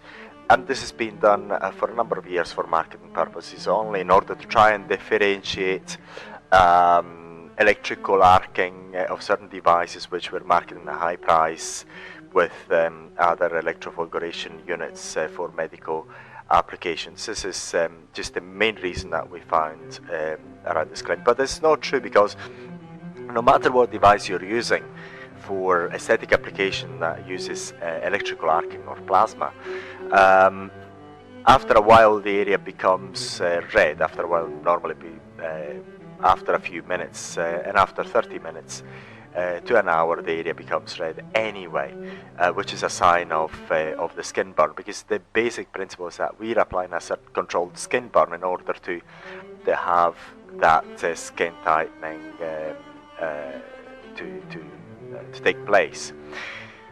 And this is also very clear that a certain amount of heat burn is caused onto the skin when you apply plasma onto the upper eyelids, because then day after, you're going to get a certain degree of swelling, which occurs anyway, despite the device you're using. And this applies with plasma, lasers, or any other similar devices. So when lasers, you have fractionated lasers and CO2 lasers, different types of lasers that work at different wavelengths. But the main principle, plasma lasers and so on, the main basic principle in skin tightening or eyelid tightening is the same. That's to say, we are giving up a certain amount of heat into the skin, so you have the collagen regrowth and the skin regeneration, which leads to skin tightening. And we're going to show you, just this picture is me, a day after upper eyelid tightening, some crow's feet attenuation treatment there, and a certain amount of lower eyelid tightening too. But that's lower eyelid swelling is not caused by this treatment here, the lower eyelid tightening treatment, but it's caused by that, because in several cases when we perform a high intensity treatment on the upper eyelid, even if we haven't touched that area, we do get the same swelling 1 or 2 days after the treatment was carried out. So it's just to show you that the treatment consists into applying a skin burn. And this is a schematic, a drawing, a simplistic drawing of how the heat is propagated inside the skin. When you apply a voltaic spot onto the skin, a certain amount of heat is released into the skin, and that is proportional to the length of duration of that voltaic burst that you have produced.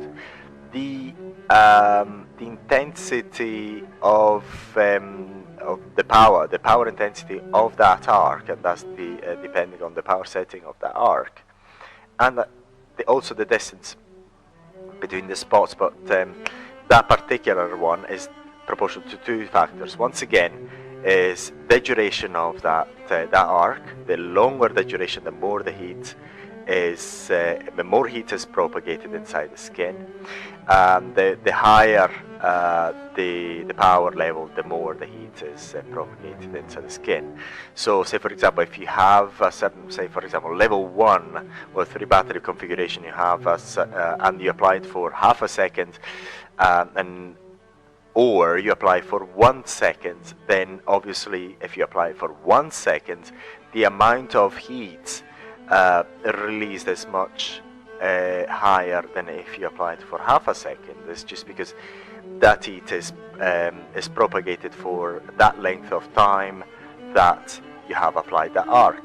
So this is one important concept. This is just to show you that it's not as if only the empiric results show that there's a certain amount of heat released into the skin, and you cause a certain amount of burn. But this is also in the literature.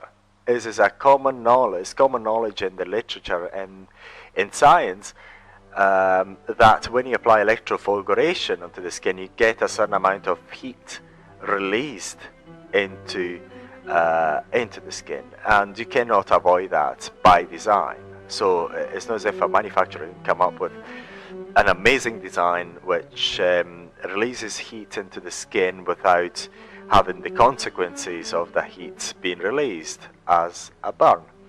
So, but the point, the trick is just to release the right amount of heat into the skin to trigger that skin tightening.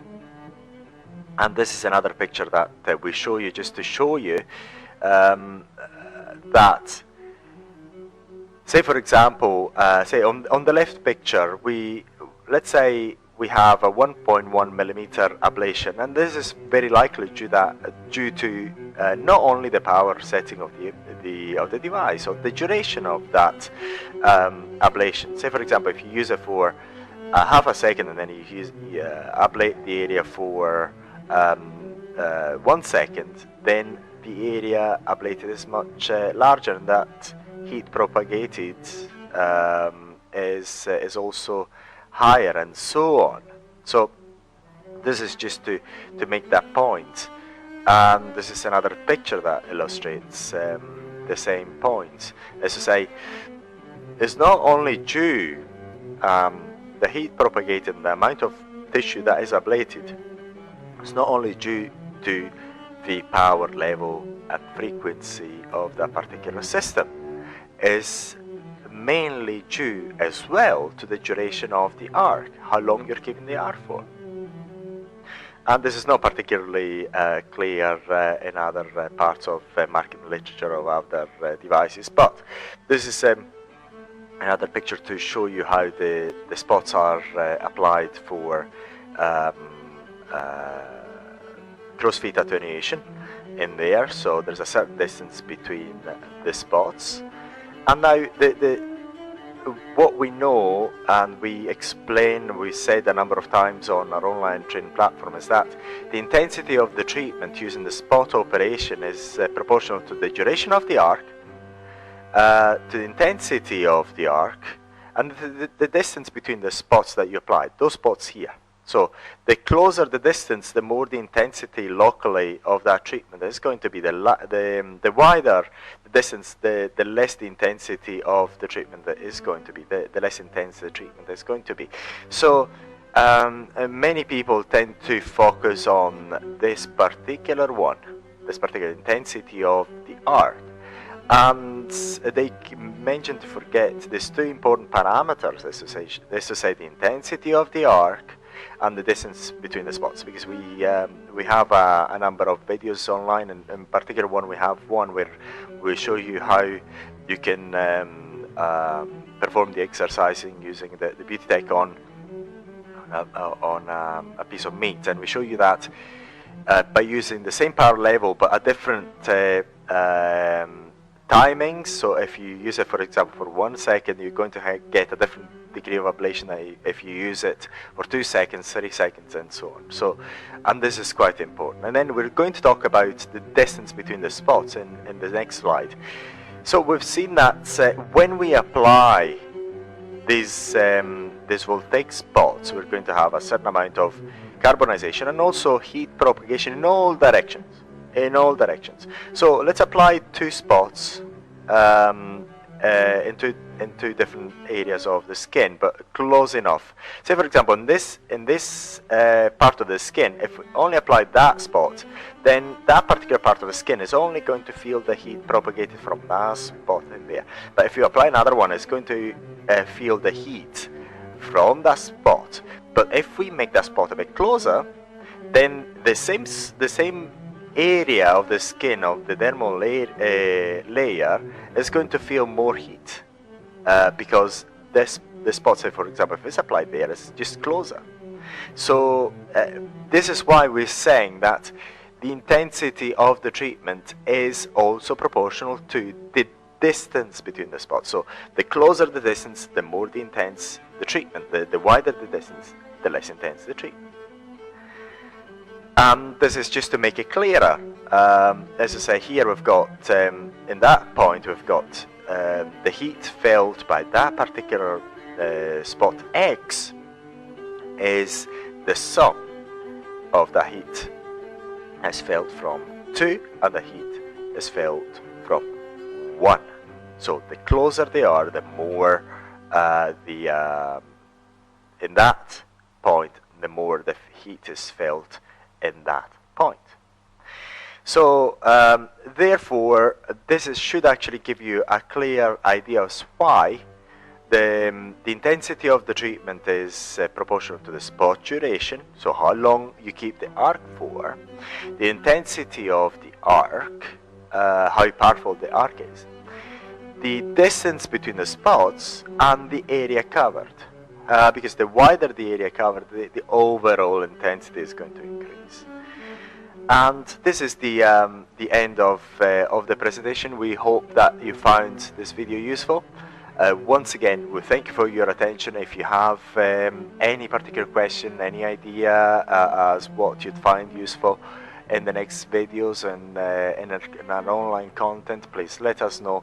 This is all built around you, around your businesses to help you understand these treatments and give you all the tools that you require in order to perform these treatments, because as we say many times, it's not only about the device, it's especially about what you know about the specific treatments using the device. That is what adds the most value into your business. And this is the main purpose for us to release this video, so that you don't need to spend loads of money in order to gain this knowledge. You can do it in your own time, from the comfort of your home, your business, using a tablet, mobile phone, whatever you require. So many thanks again for watching this video, and we'll see you at the next one. In this video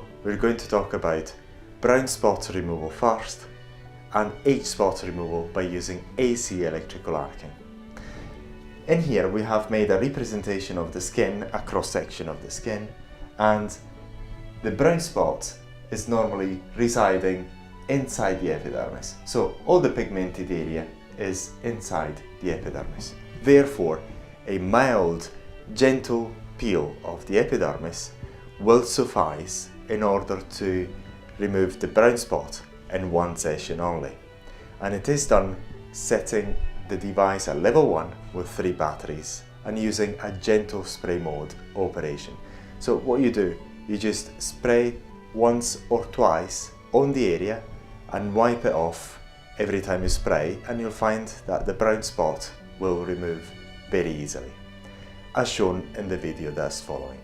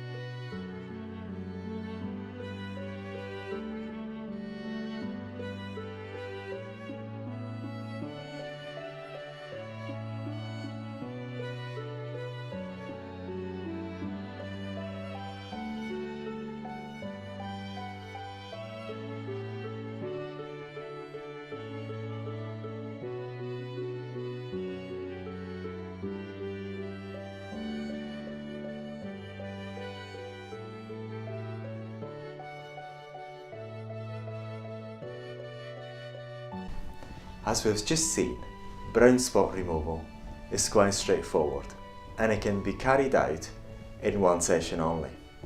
However, the same does not apply to age spots removal, because the hyperpigmented area not only resides inside the epidermis but also resides inside the upper part of the dermis. Therefore, multiple sessions may be required in order to remove them effectively. In this picture, for example, if we use one spray movement in order to peel off the epidermis, then when the area has recovered later on, say a month later, that part of the hyperpigmentation that was still there inside the dermis will have moved inside the new epidermis, and maybe part of the hyperpigmented area is still inside the dermis. Therefore, another peeling of the upper part of the skin, the epidermis, will all lead eventually to all the hyperpigmented area to move inside the epidermis.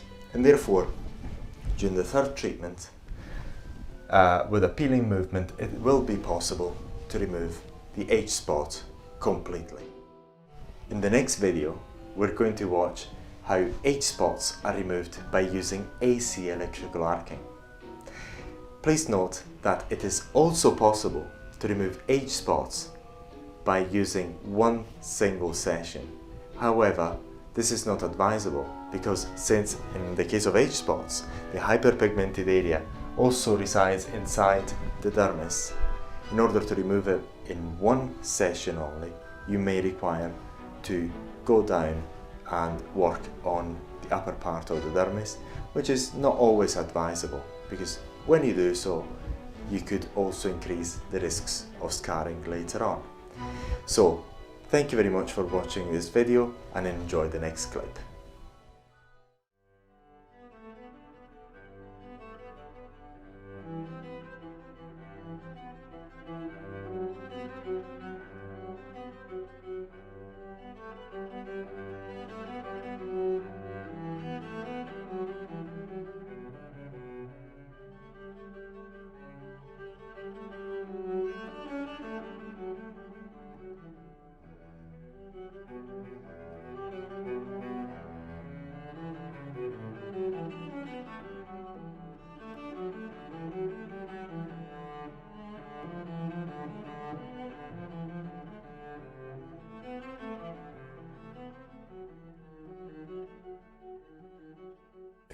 And also in terms of how to remove tattoos, there's many things to take into account.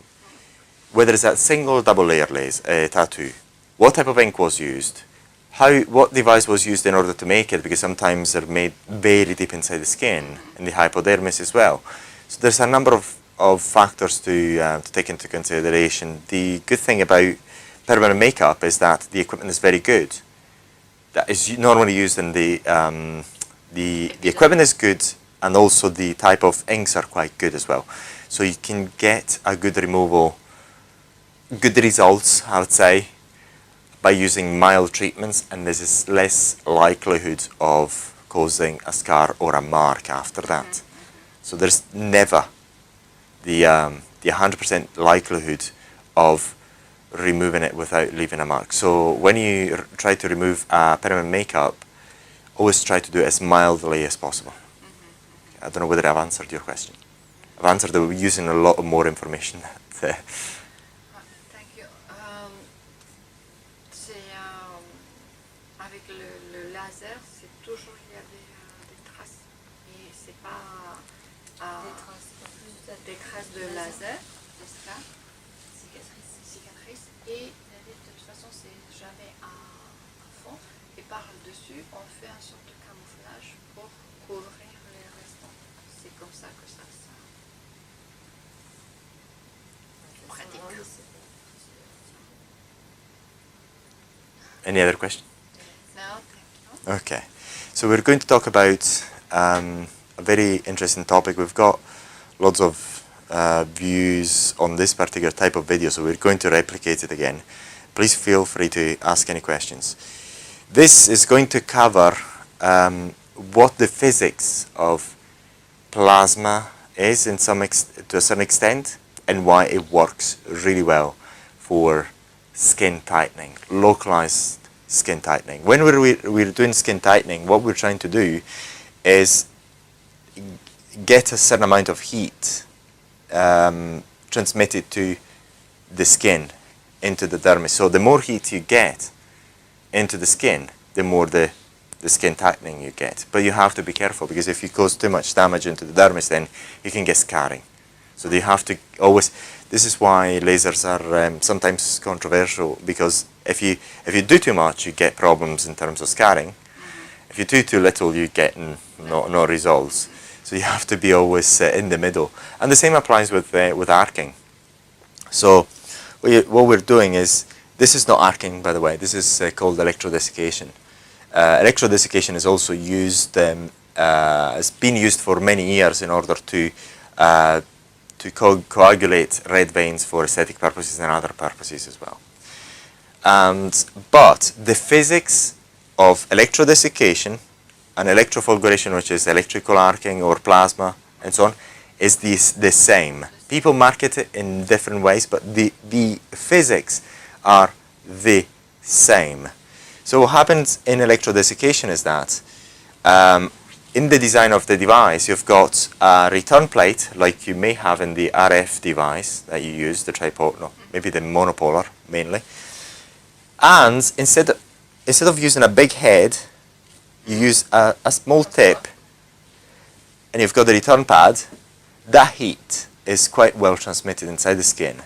So it's so well transmitted that it can denaturate, or in other words, it can destroy tissue up to this level.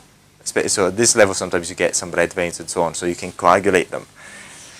When we're talking about fulguration, is the same physics, the exact same, but you don't use a return pad.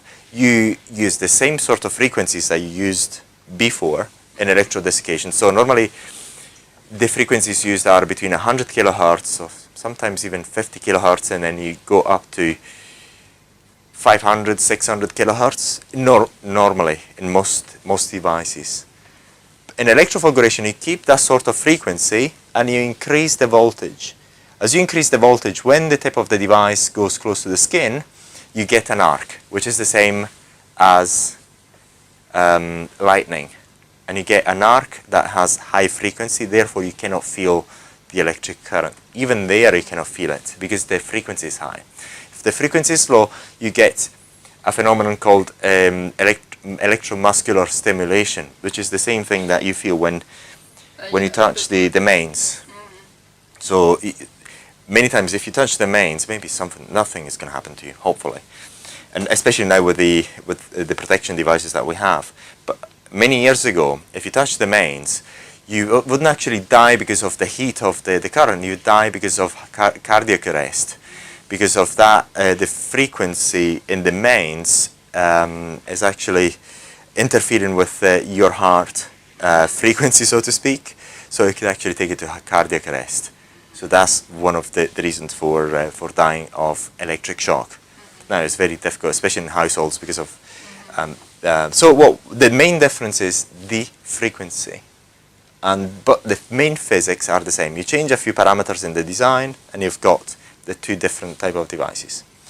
This again, fulguration. This is taken by normal textbooks, so it's nothing that is new. It's been remarketed and rebranded in order to sell it. But what happens is, when you use electrofulguration, this is a phenomenon that's been very well known for several years, not even before I was born. I was born in 1980. No, you're even younger. So you get the carbonization of the skin. So if you watch the videos which you have, you see that there are black spots, and this is the carbonization of the skin. But then also you get the transmission of the heat. So when you carbonize a spot, also you see after a while that the area beside it is quite red, and this is because you've got heat that's been propagated into the skin. Now, for marketing, it's been said a number of times that, especially by bigger brands, that they have proved how some devices are able to carbonize the skin without giving up heat in the surrounding tissue. This is only a marketing exercise, because even with those devices, if you try, you'll find the same redness as you'll find with any other electrofulguration device. So and this is a constant. And also it must happen, because if there's no heat released into the skin, then you don't get the skin tightening. So that must happen in order to have some effects. This is me, to scare you, after a high, the day after, a high intensity treatment, lower and upper eyelid. It was very high. So and I got redness, and you can go here too? we now do not recommend it anyway. We've done some treatments, we didn't get any problem, but we don't recommend it anymore. We do it on the upper part, but we don't go actually too close to the eyelashes anymore. We've done it, but we don't do it anymore. And this was a high intensity treatment, so you see how interesting it can be. We have a page on voltaicplasma.com, it's all in English, where we show you exactly how the area heals over time, so the swelling and everything. There's some people who state that they don't have any swelling. Then we use their devices and you still get swelling. And they're trying to market devices in order to say that that doesn't happen. It does happen anyway. And is unfortunately something that cannot be changed. You can change it somehow by changing. If you don't want that to happen, it's very unlikely that is not going to happen. But if you want to minimize that, what you do is you decrease the intensity of the treatment and use good numbing products immediately after the treatment. So you use very good numbing product after. So you perform low, medium intensity treatments, and then you apply good, numbing products, good soothing products. After. Soothing. I do apologize. Soothing products after. Yes, after. Immediately after. And then in the evening as well. Like we sell something called the Bay Cream. Elsie's got it here, so you can try that. But there's a number of soothing products in the market, but we've got a line for that. But you can find it at the chemist. If you're looking for aloe vera or something of the sort, then you can. Aloe vera? Maybe, yes. But the products that we actually sell and are actually really, really good for it. And some of the ingredients are a bit controversial because they're extremely good, but it's still on the cosmetic portal. So we have made products that are extremely good for it. So you can never avoid it altogether, but you can minimize it. You can minimize it. So once again, medium, low intensity treatment, and you apply the soothing product immediately after. That's what you do. How many times after? Immediately after. Then, if you really want to do it well, you can apply immediately after. Then you talk to the client. Then before he goes, you apply it a bit again because it gets absorbed really quickly. And then you give something out for them to apply at night. Mind you, it has to be a sterile product or because if you use the wrong products, then it can have you could increase the likelihood of infections. So you have to get good products for it. So lower intensity and medium, low intensity treatment, and then you apply the soothing products. Donc pour ne pas avoir des rougeurs ou des comme ça, il faut utiliser l'intensité moyenne et petite, et tout de suite après les produits calmants. Mais tout de suite. Oui, mais il faut une crème aussi. And it was done with the medical or with our device. With your yes, device. It was done on me with our device. Yes. Okay. And we have it filmed as well. We haven't published it. I haven't published it yet. How many seances you had? How many? Seances. Session. Oh, this one was the third one. The third one, yes, the third one. But then, because it was a high intensity treatment, I had inflammation for 4 months. Wow. 4 months, yes. It was a high intensity treatment. Yes. Like that? Yes. No. It was a bit red. It was. You could actually feel that it was changing. The area was changing. So, this is why we say, stay clear of high intensity treatments. Stay clear. So do medium, low intensity treatments, and as everything is going to be fine, people are going to heal really quickly, and then you get good results. Because the problem is, especially at the beginning, even we made the choice of doing high intensity treatments to think that you get much better results, but you actually don't. It was my next question. You actually don't. So you're better to stick to medium, mild intensity treatments, and then you're going to get much better customer satisfaction that way. Much better. And why, when we have to use this high intensity, for which? No, I wouldn't say for high intensity for upper eyelid tightening. You can actually use it for crow's feet. The stretch marks are done using another technique, which is the spray methods. We actually done it yesterday, and it's going to be published anyway, so you can watch it later on. We've got the footage there, and we're going to get the results as well. For, say, for example, crow's feet attenuation, barcodes, and all that, because the upper eyelid area is too delicate. It's too delicate. The other areas of, pardon me, of the skin is not as delicate, so you can actually get away with more higher intensity.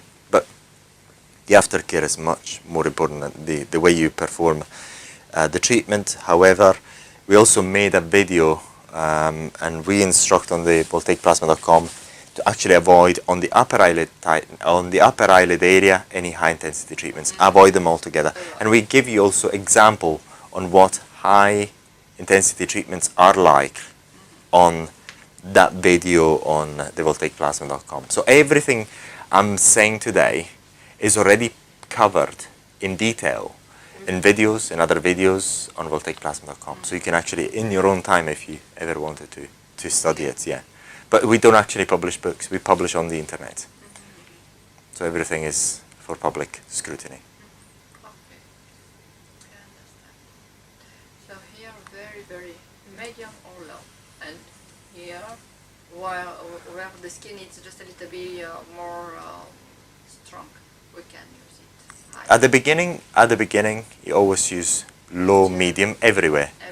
You get your own experience, and then as you gain experience, you'll understand that you can get away with more. That's the...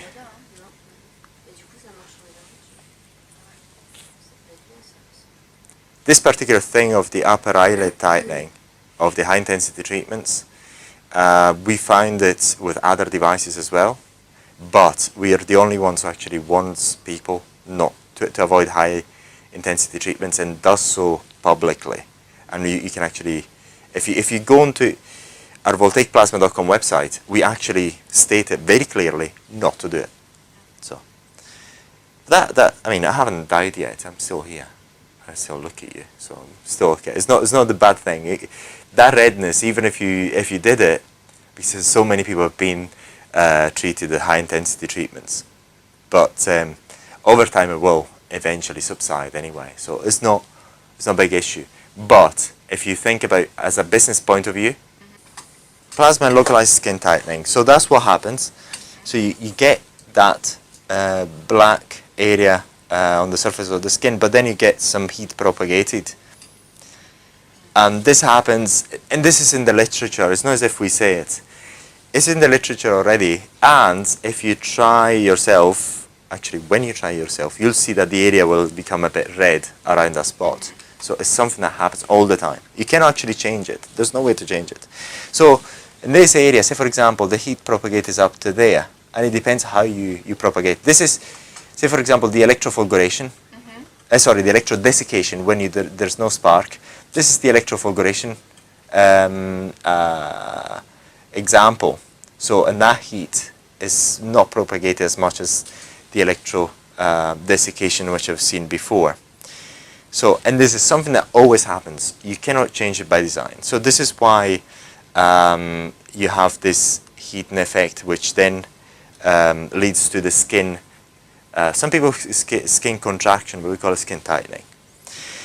And this is a picture just to show you just a simple thing, which you'll understand if you use the device on a piece of meat.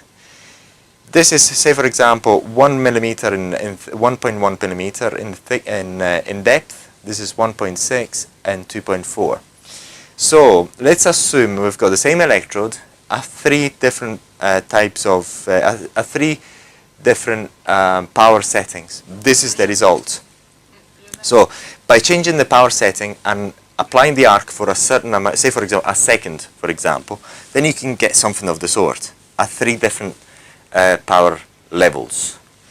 But then you can get similar results by varying another variable. Let's just say the length of the so you keep the power the same, and then you just change the timing of the arc. So the longer the arc takes, the more inside you get into the skin.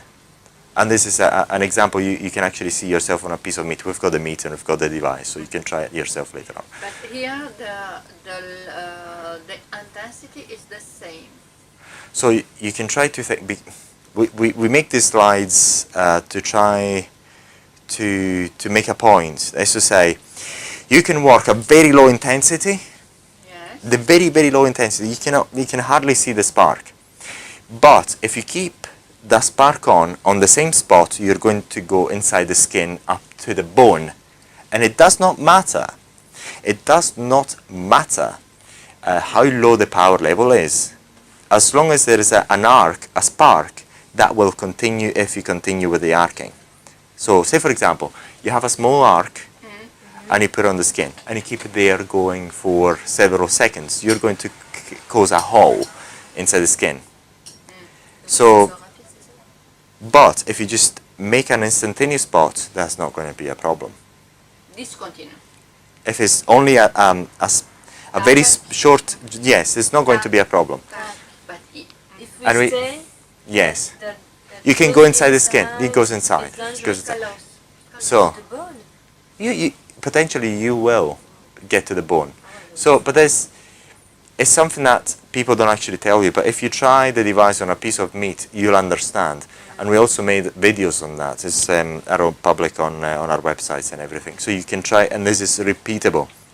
So it's just to show you how powerful these things can be. And this is the skin tightening using electrical arcing. So you apply the spots as randomly as possible between the lines and never inside the lines. Between the lines and never, and randomly, not inside the lines. We have a number of, I think we're going to show you some mistakes. And we have people coming from other companies who don't publish the information online. We publish everything. Actually teach you to place the spots inside the lines and you get scars. You get actually very, we're going to show you some examples. One actually going. Branco Babic? It's the machine from Branco Babic?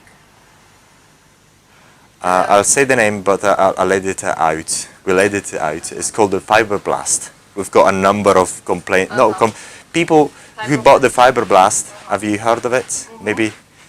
And they come with us. They ask us how to do the treatments and why that happens. And we keep saying the same thing. Just go onto voltaicplasma.com, onto the online training that we do online, free of charge. And you learn all the right techniques, take the tests, and you will not make that mistake. So basically what they do, once again, they put the spots inside the wrinkle. And we'll show you, we could publish one, so we're going to show you that one later on. So what happens if you do that?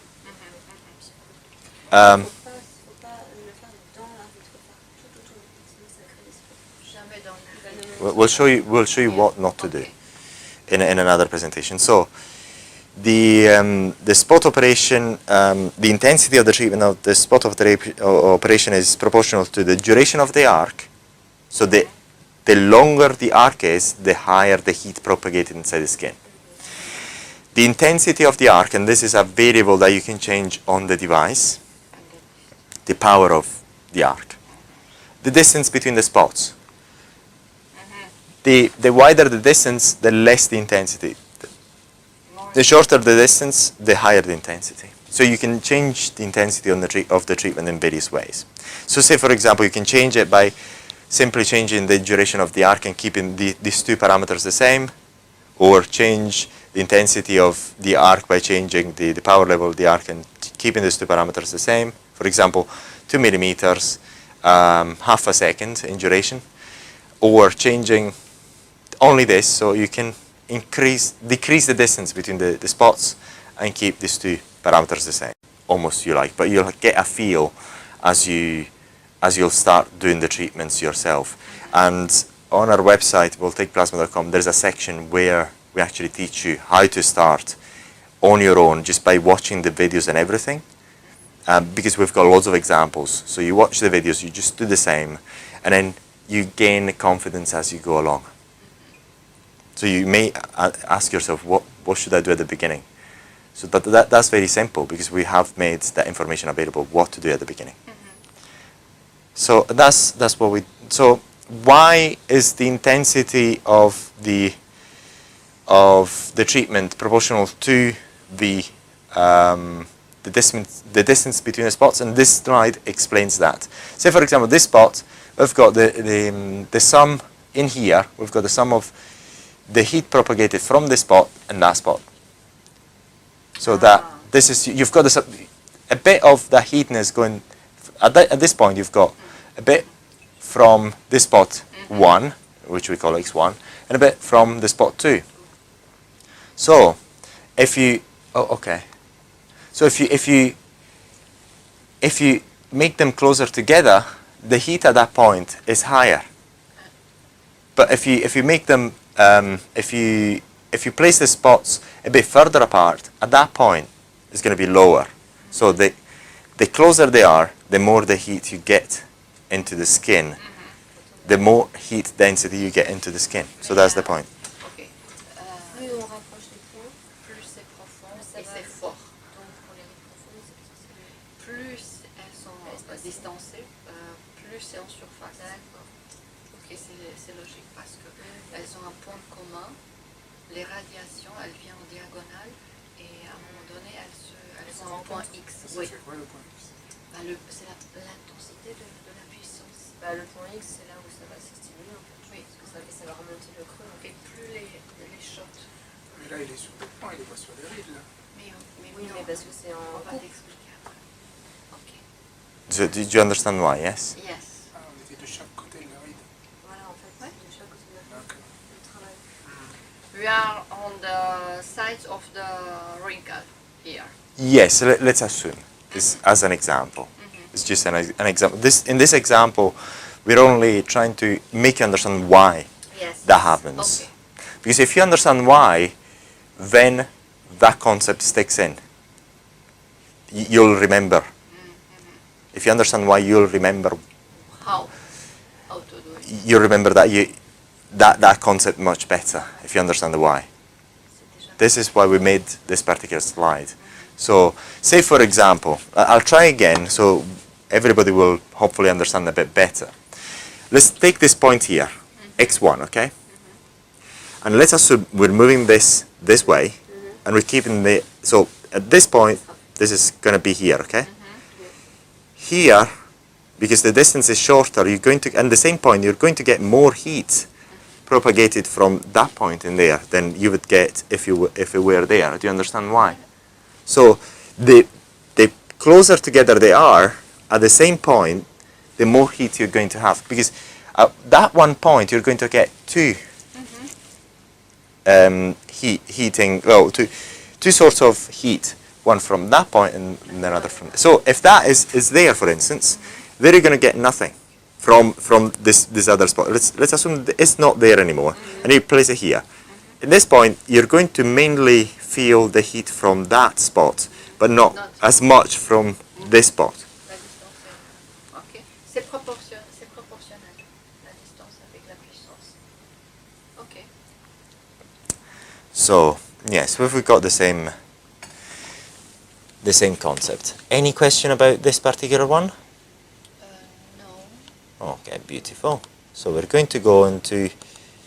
Alors du coup, le fait que ce soit rapproché, ça a plus d'impact en profondeur ou ça a juste un impact sur l'intensité, sur le fait que ça va aller plus vite parce que c'est plus l'intensité plus chaude. Mais là, l'intensité, c'est la même. L'intensité là est la même, c'est juste rapprocher les points. Oui, donc vous allez traiter la partie la plus rapprochée de rituel. Vous allez traiter chaque. Si, ça c'est là. On vient là. On va traiter la partie. Mais si vous êtes là, qu'est-ce que vous traitez? Un tout petit peu. Et là, c'est pas traité. Donc vous devez revenir à l'intérieur. D'accord, mais alors là, ce que je veux dire, c'est que là, il arrive. Et que si je fais là et là, ça va venir juste en surface. Et que si je fais là et là, ça va aller plus profond. Parce que la ride, elle creuse en fait. Le ride, ça vient comme ça. Donc c'est ça en fait qui est l'explication. Vous avez dit tout à l'heure qu'elle ne devait pas dans la ride, mais sur chaque Oui, extrémité de la ride. oui, enfin non, autour en fait. Donc, reposez votre question. I want to know, this is my wrinkles, Uh-huh. okay? If we do the spot here and here, the Uh-huh. intensity will be more inside. That's why you explain? You understand? No. I'm just trying to say something different. Say something different. I think that's a good point. That plasma localized. That's there. Okay. So look at this slide again. Yeah. What is it? View. Do apologize. This I'm not very familiar with. Okay. Let's forget the wrinkle for now. The point I'm trying to make is why the distance between the spots determines the intensity of the treatment. Again, why, if I get the distance between the two spots a bit closer, you get a higher intensity treatment, keeping the other two variables the same. The variables are the intensity of the arc and the duration of the arc. Why? Follow me here. Try again. Let's try again. It's no problem. So let's assume this doesn't exist. At this point, you're going to get the heat from this particular spot in there. You get nothing elsewhere. But then if I add the spot in there, at this point, already say for example, let's make it this way. Let's see whether I can.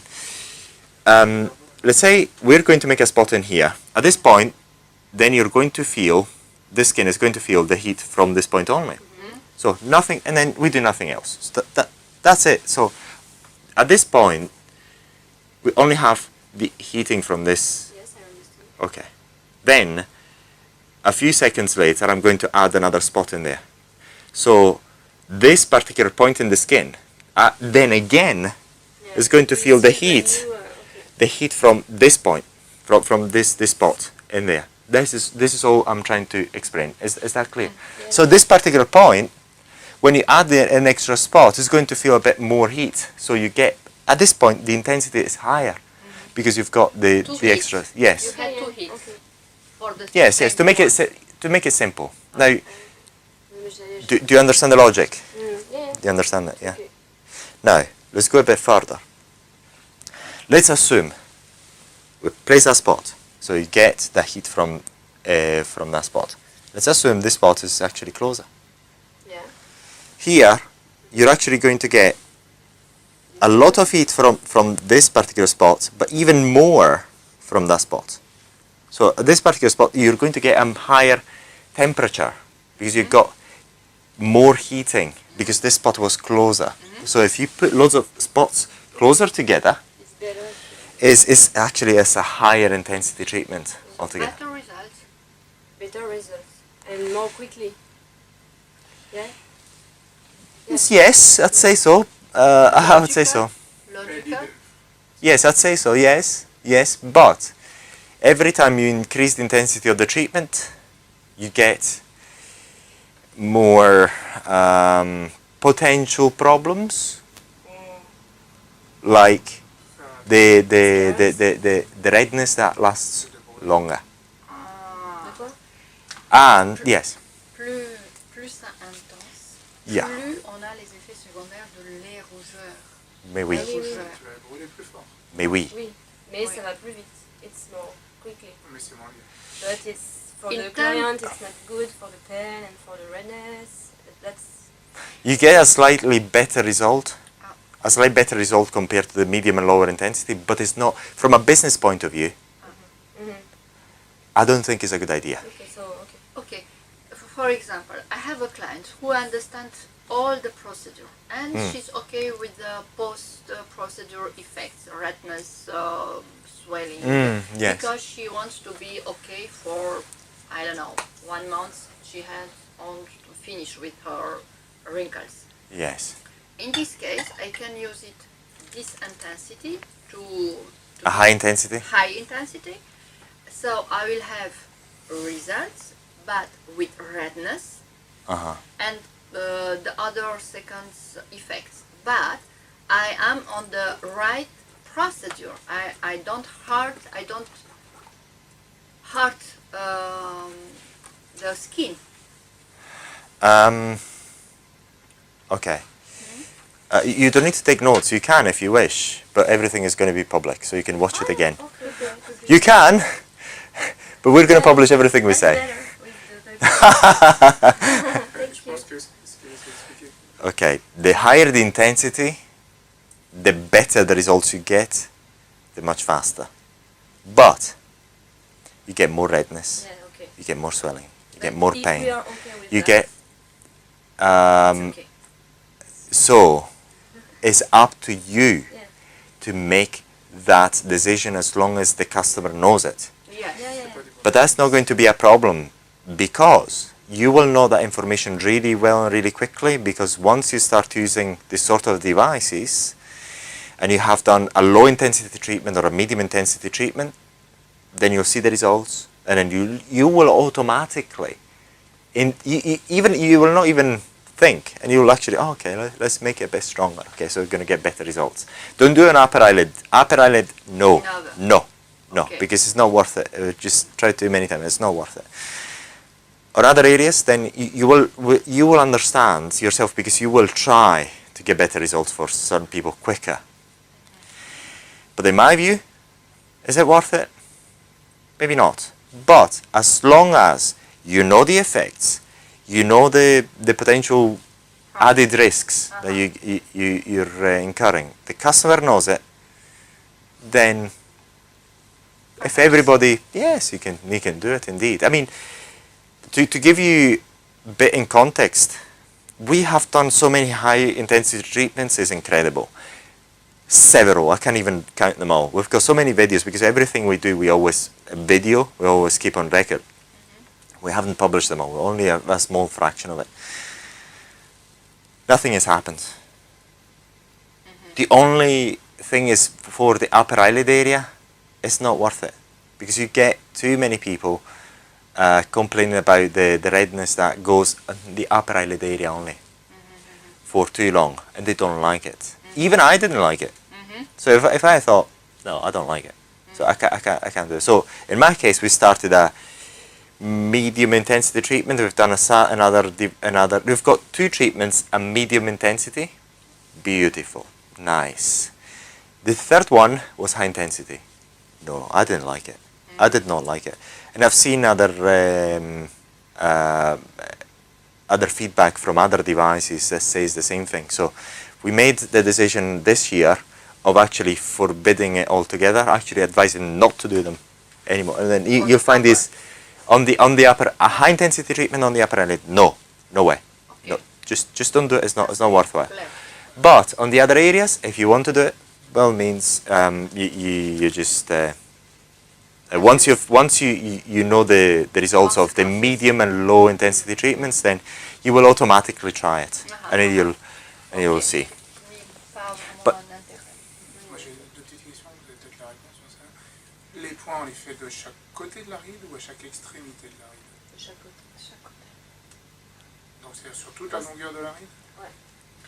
Est-ce qu'en fait ça va... The spots will do all the longer of the wrinkle and on the every sides of the... yes, Onigo, ask me the question, please. Yes, please, so I understand. So here is the wrinkle. We are going from here to here, or tack, tack, tack, tack, or tack, tack, tack, tack. Okay. Tack, tack, which is the model application. Let's say we've got the wrinkles here, yes? You can see this, you can see this, you've got 1, 2, and 3, yes? You just apply them this way, the way that we showed you, is it? But try not to make them in line. Don't go boom, boom, boom, boom. No lines, no. You always try to apply them randomly. Can you see that here there's no a pattern that you can recognize. Here there's no pattern that you can recognize. Here there's no pattern that you can recognize. Here there's no pattern you can recognize. Don't the only thing you have to do is just make sure you don't actually make straight lines or lines with the thing, because because if you make lines, then you get more likelihood of something showing later on. But if it's completely random, so far we haven't seen a single problem. Just once again, for you to understand the why.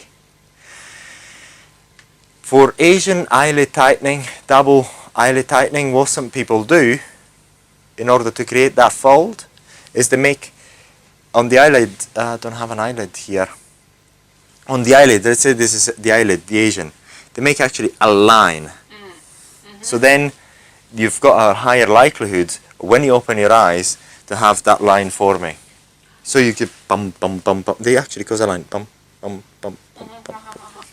Tous les petits points noirs qui sont dessinés, c'est là où il aurait appliqué l'appareil, c'est ça? Oui, on va couvrir tout. Oui, mais il ne faut pas faire quelque chose d'uniforme. Jamais. Parce qu'il va nous expliquer pourquoi. Mais c'est surtout aussi, quand on fait au-dessus, certaines font en ligne, quand la paupière s'ouvre, on a le modèle des points bien alignés. Donc il faut les disperser pour ne pas avoir. Ok, Okay. But if it's not clear, we can go back again. Avoiding mistakes. This is a very interesting slideshow. So,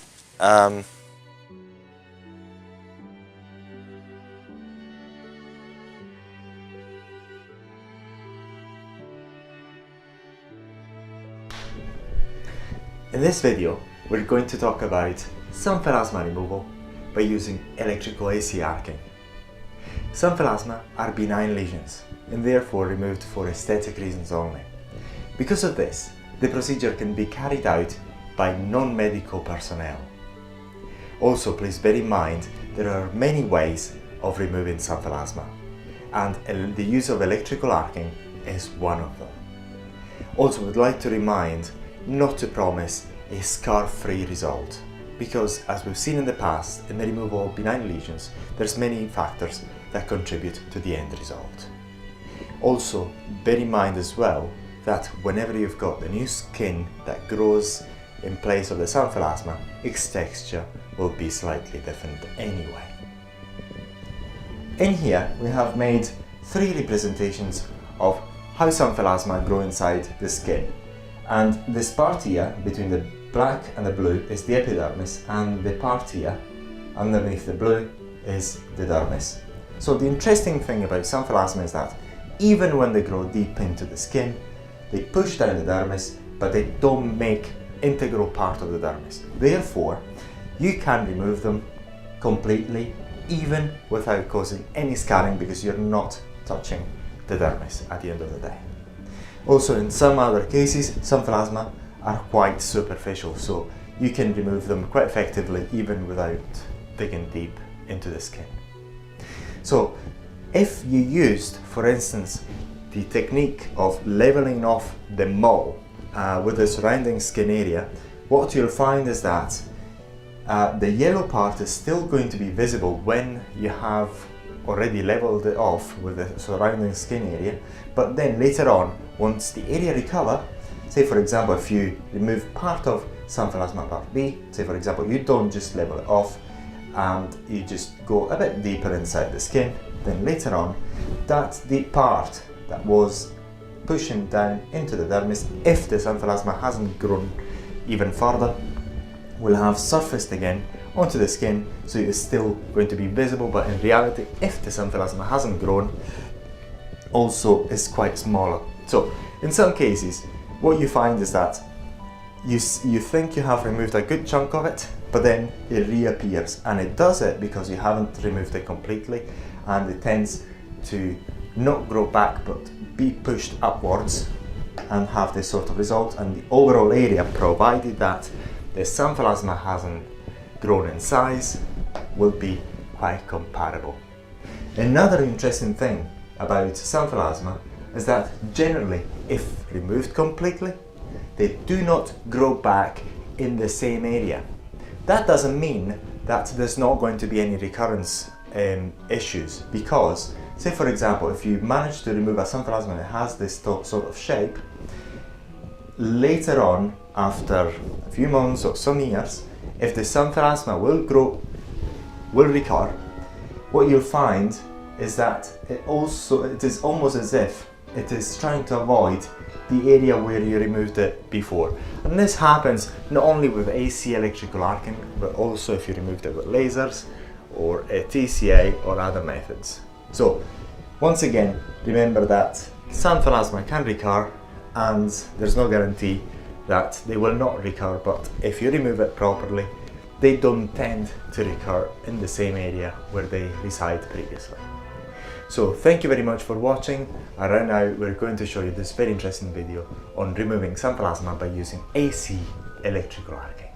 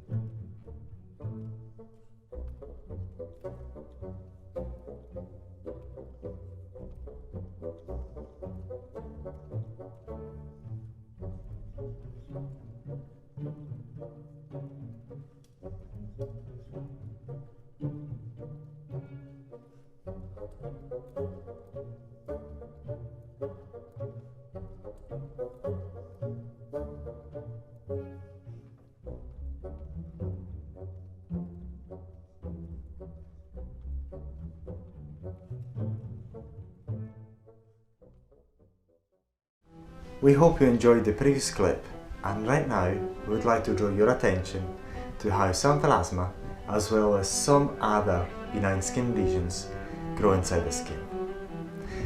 As we've seen, for example in case of xanthelasma C, this particular skin lesions is growing quite superficial inside the skin.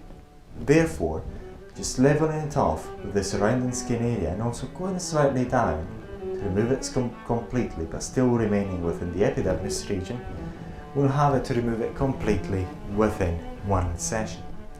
However, some other xanthelasma, as well as some other benign skin lesions, do grow inside the skin quite deeply and push down onto the purpur part of the dermis, but they don't make integral part of the skin.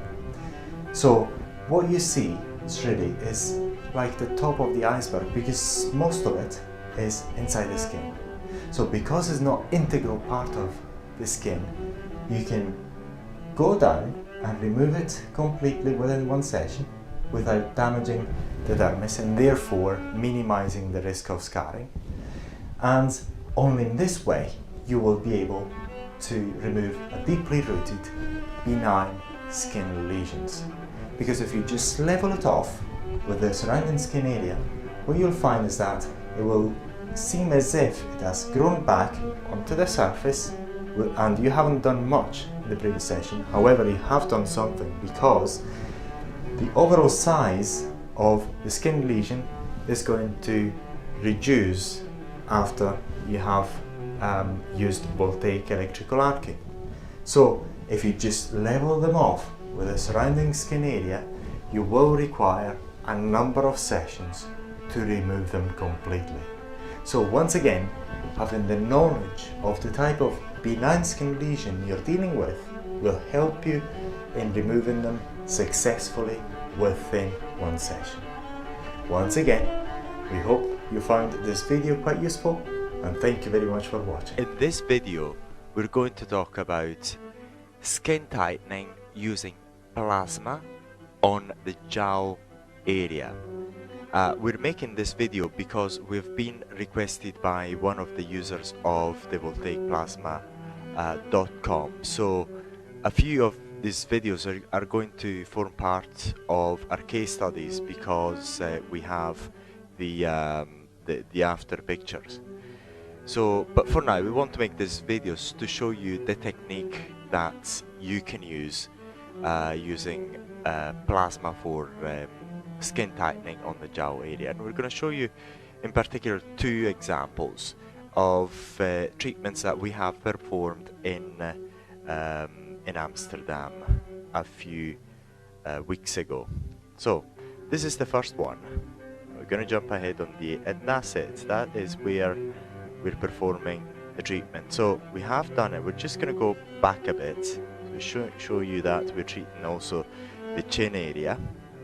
And then what we're doing in here, we're applying the spot operation in using a low medium intensity treatment. So the device is namely set at level 1 with 3 batteries, and the spots are differentiated between 1 millimeter to 0.5 millimeter. So it takes a bit of time to go through it.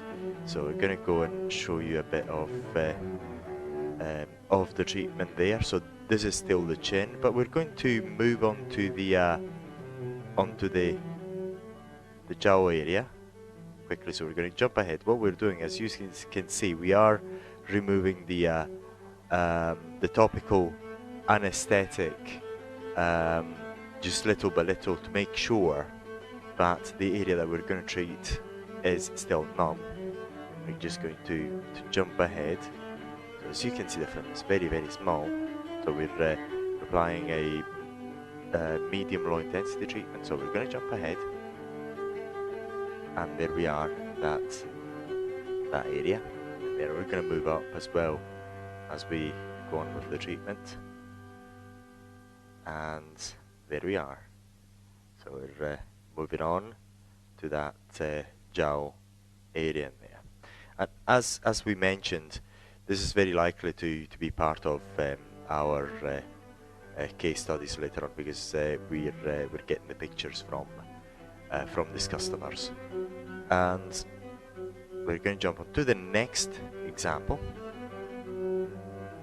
Let's find the video here. As you can see, this particular person is going to be treated on various parts of the face, the forehead on the vertical lines in there, and also the under eyelid tightening and crossfeed attenuation, crossfeed there, lower eyelid tightening.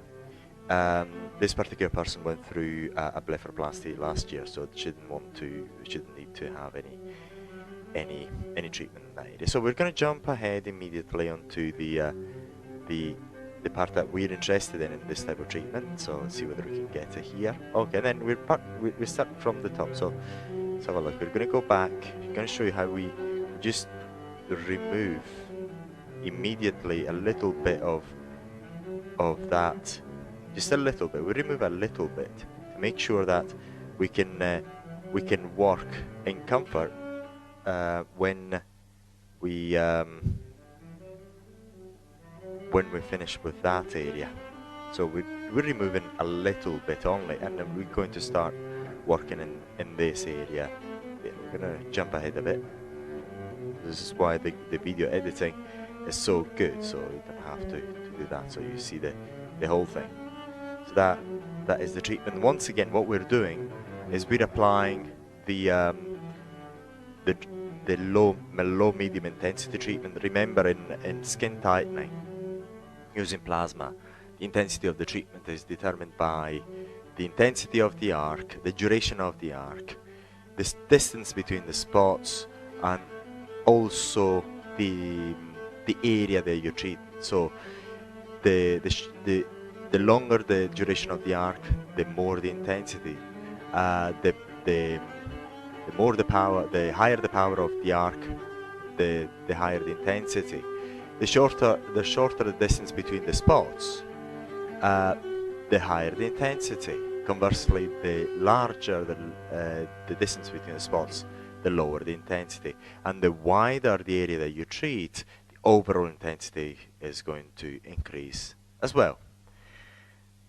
So in this case, what we're going to do, we're just going to jump ahead. We've removed a little bit again of that numbing cream there, and we're just moving. As you can see, the duration of the spots is quite instantaneous, and the distance is quite close between the spots, and the arc is hardly visible at times. So from this, you can actually tell it's a low intensity treatment.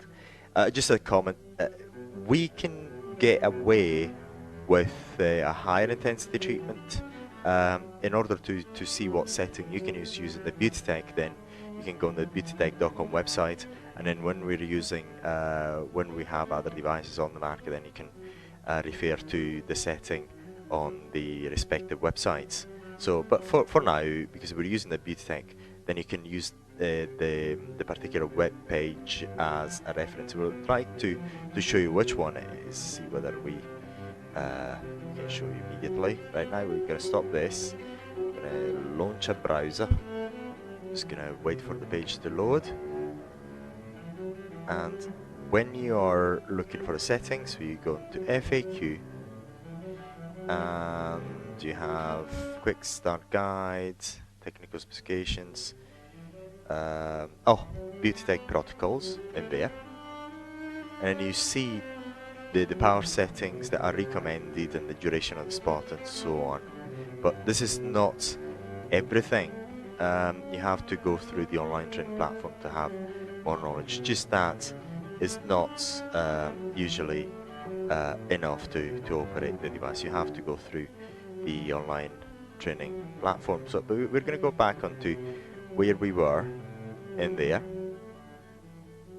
That's it. So we're going to go forward. So it's, we're just repeating ourselves. Watching the whole thing becomes quite boring. So we're trying to give you as much information in a short period of time as possible, so you can see. And now we're almost finished seeing that area. So as you may see, the dark spots are hardly visible, and also this is another indication that we have treated this particular person with a low medium intensity treatment. And see whether we have another example in there. I think we do. Gonna jump in there. Oh yes, it's the same person, but just a continuation. Go ahead, and that's it, almost finished in there. But say for example, if it were a higher intensity treatment, you'd be able to see it's a higher, is a darker spots in there, and also you'd be able to see the flame much more distinctively. That's another thing that you can notice that after a few minutes, the area becomes a bit red, and that is normal. Because there's a heat propagation in the skin. What we're doing really, as we emphasized over and over again, is burning, causing a controlled burn of the skin, and that's really it for this particular video, because we have covered the subject, and then now we're moving on there in that treatment on the vertical lines and so on. So once again, this particular video has been made because one of the voltaicplasma.com users had requested it to us. So if you have any special request, any treatment that you'd like us to cover, let us know and we can make similar videos. We have plenty of videos in our archives. We just don't have the time to publish them all. So if you give us a hint of what you'd like to know, we're very much likely to be satisfying your curiosity, and you can use this information for your own business. So many thanks for watching, and I will see you soon in our next video. Talk about physics of Hifu. And the reason for it is so that if you understand the physics of the Hifu, then you'll understand why things are done in a certain way and why not. We're going to talk about it in a while. Then we're going to do, so this one, then we're going to talk about this particular device in terms of software. Yeah. Software. So you know how it works. And the other very useful thing is that I've got a camera pointed there, so everyone then is going to be able to understand the software as well. Then once we're finished with the software, we're going to do the test on the perspex. Test on perspex. Perspex. Then after that, what we're going to do, we're going to talk about adverse reactions.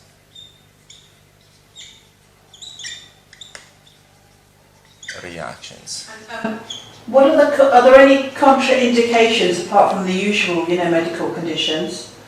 Yes, and adverse reactions, and we'll see whether we can actually cover it. We've got it written down in the website. I'll see whether I remember them, and then I'll put it down there. So adverse reactions are what's it called again? This is why I wrote it down, because I can't remember the technical terms all the time.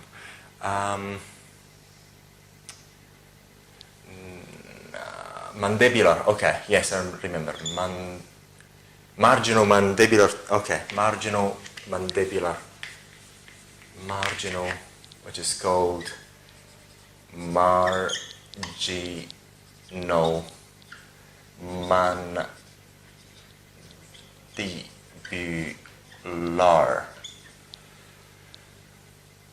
mandibular nervo paralysis.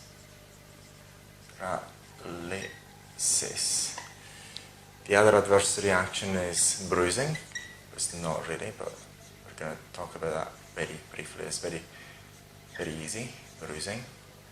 And then we're going to talk about the contraindications.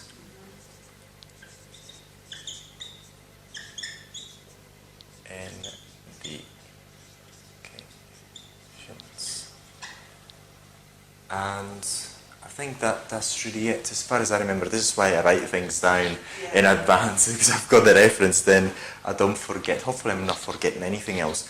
But it's very important that if you've got any question whatsoever, and you're not clear about something, I'll repeat myself again. I don't mind that. Because whatever you're not clear about... It's safety that everybody's, anybody in the business is focused on is. Safety, and the adverse reactions. Okay. Oh yes. Eyes. Stay away from the eyes. Away from, this is an F, from upper eyelids.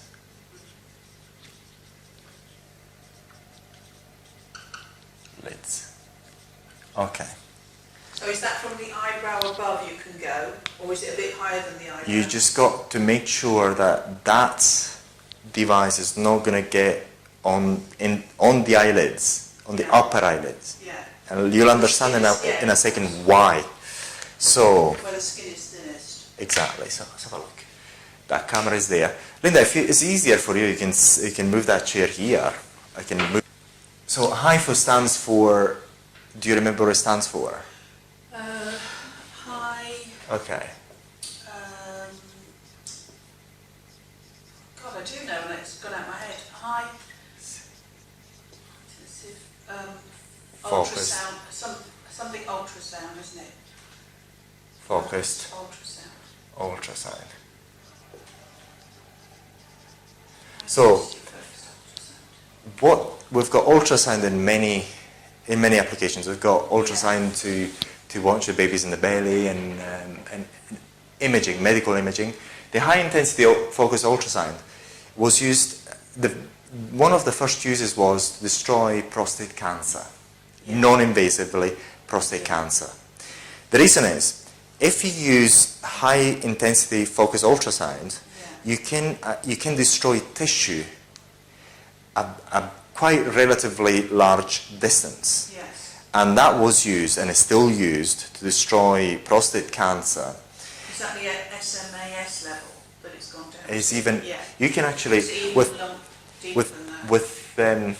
with high intensity focused ultrasound, you can make devices. Say, for example, the surface is here, and you want to go, for example, 20 centimeters away. 20 centimeters. This is 2. I've got 20 centimeters away from the surface, so you can have your transducer there, and 20 centimeters away, you're going to destroy the tissue.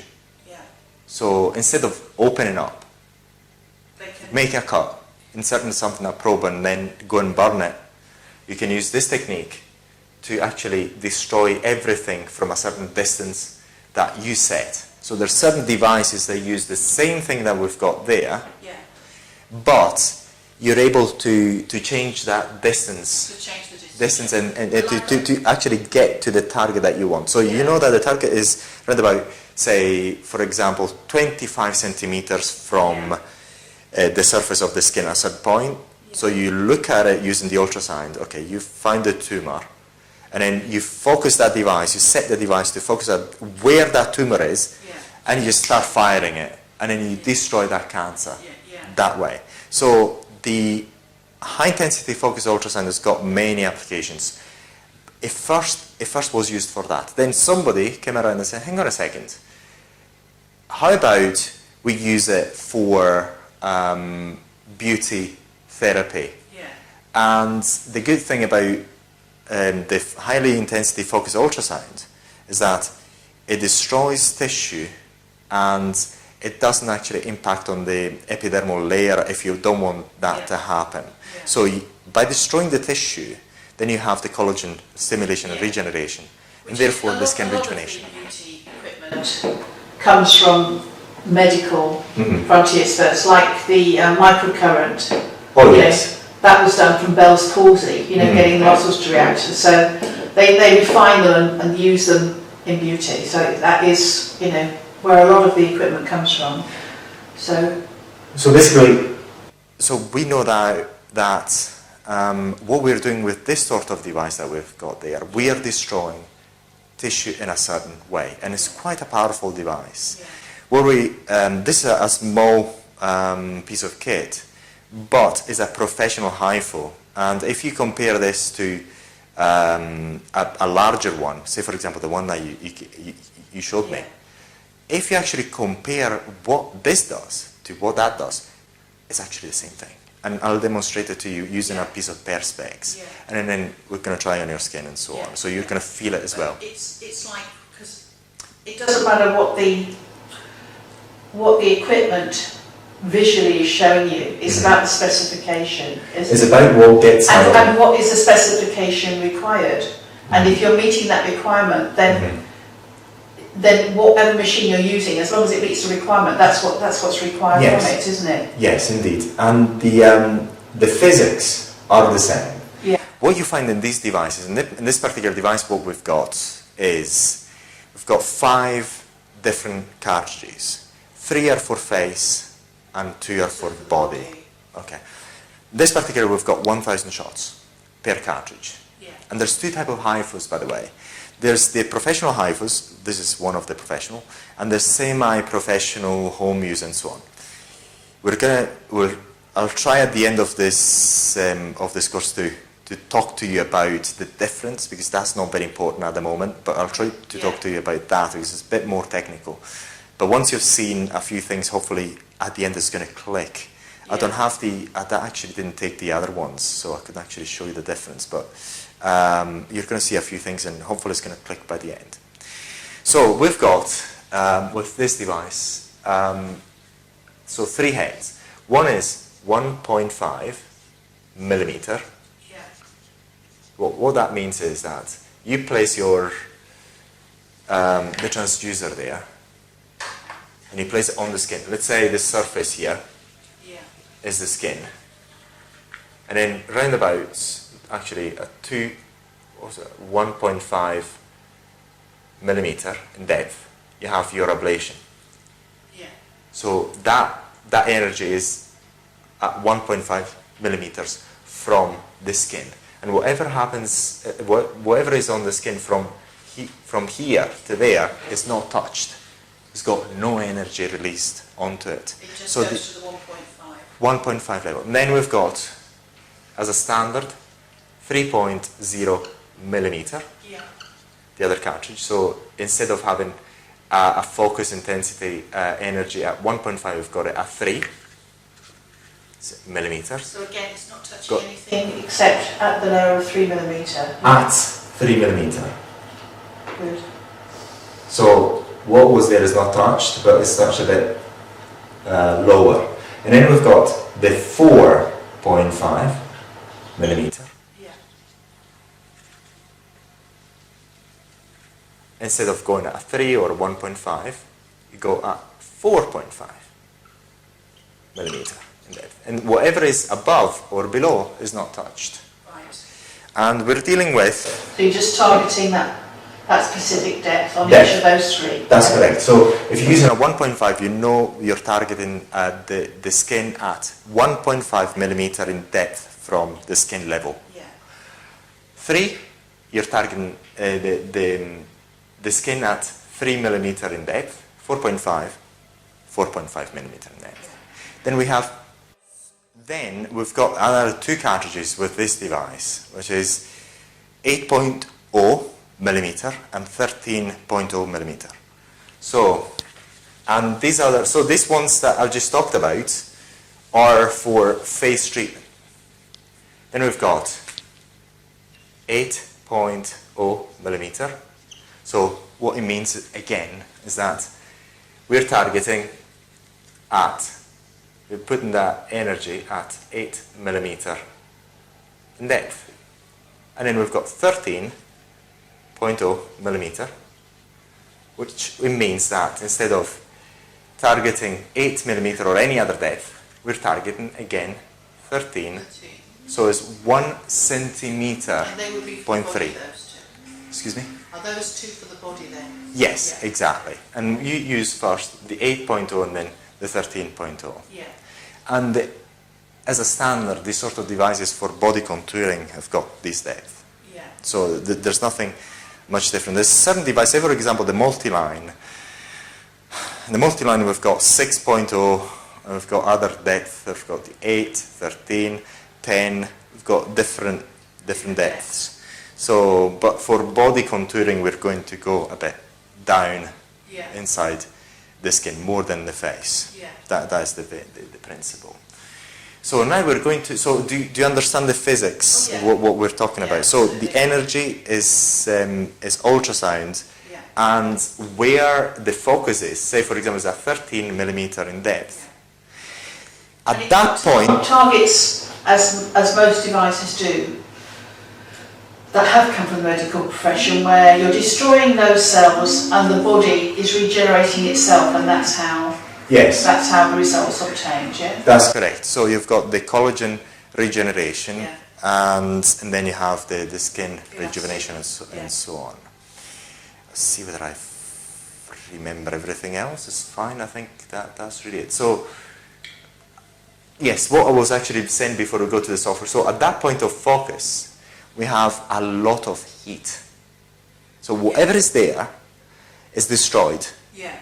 And you'll understand on the Perspex exercise that I'll show you. So you'll actually see the power of this device. Now we're going to go there and I'm going to show you this device. So if you bring the chair a bit forward, so I'm going to get the camera in a better place. So what we've got here, Linda. No, stay here, stay close to me, it's fine. We've got the ultrasonic head in here. Yeah. And we've got 1, 2, 3, 4 cartridges. And at the moment I put in there the 4.5 cartridge. So if I take it out, which you can see on the then side. you hear the beeping.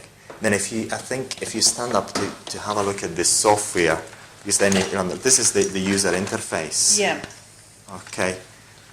So at the moment I put the 4.5 cartridge, and it tells you how many shots maximum you can fire per part of the face. Yeah. Say for example 31 here, 31, 15 there. So you're actually not making any sort of mistake in over shooting. Yeah. Say for example if we actually change this from a 4.5, yeah, which is there, and we're going to use a 1.5. So you can see where you can treat. Oh, and the software, you're not having to press anything. It's calculating for you. Yes, exactly. So you can actually, so you don't have to think too much. You can see how old I am because I'm used to pressing a button and setting it. So you, I'm sorry. I love this thing. I absolutely love it. So I mean, and it tells you, say for example, here you can actually fire it 76 times in this area, 15.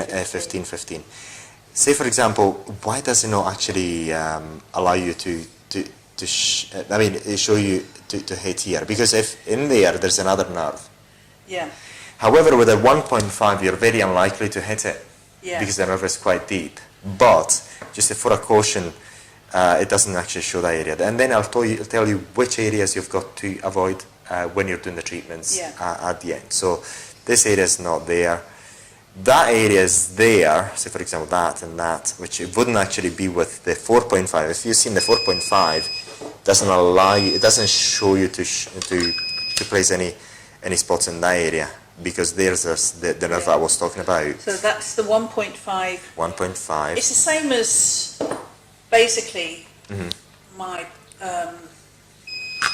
my training in microneedling. It's the same, because on microneedling I go 1.5 on the sensitive areas, and I go to 3.5. So it's a similar thing, isn't it?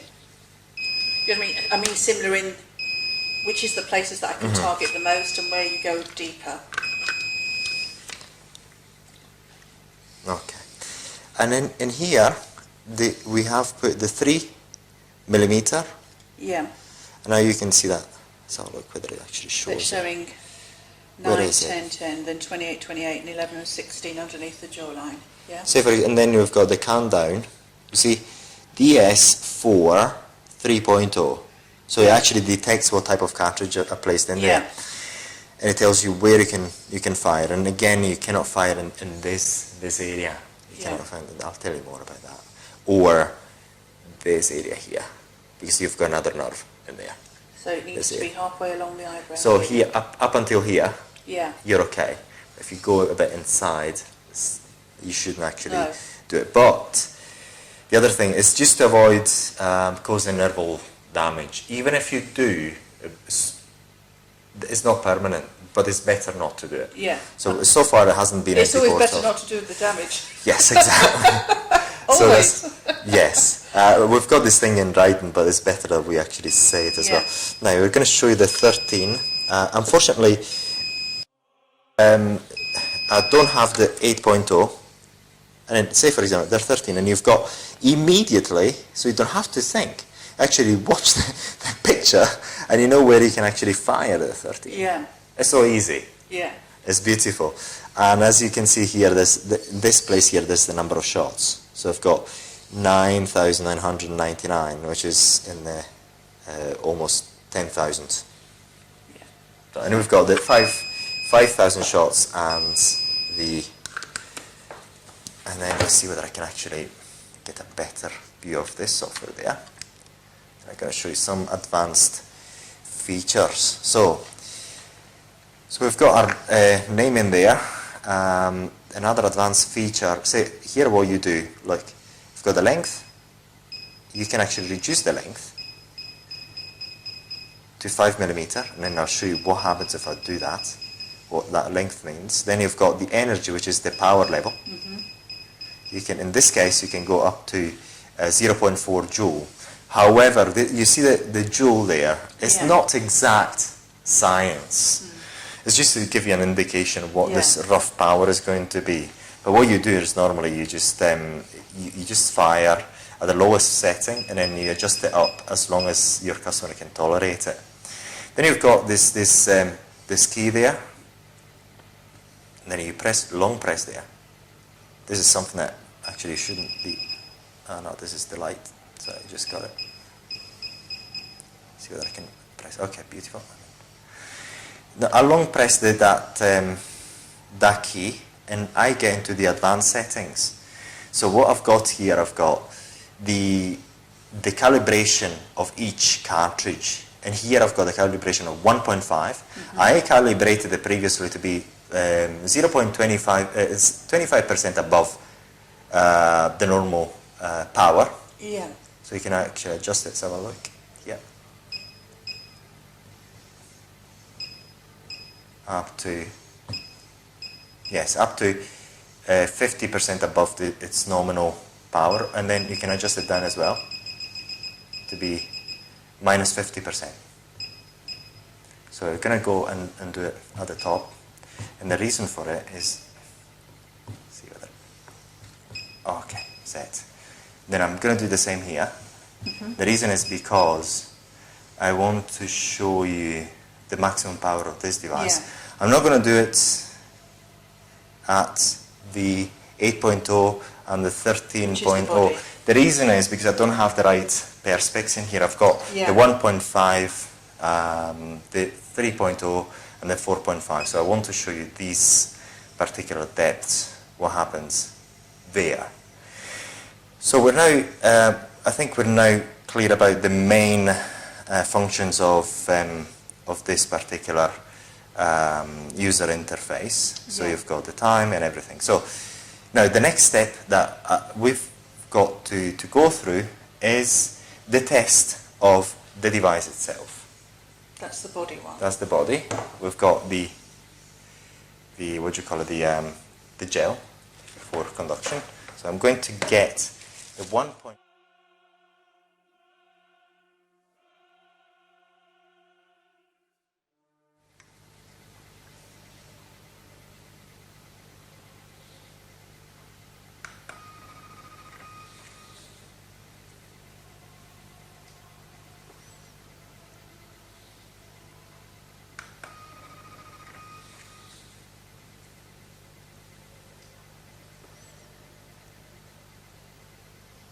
That's it.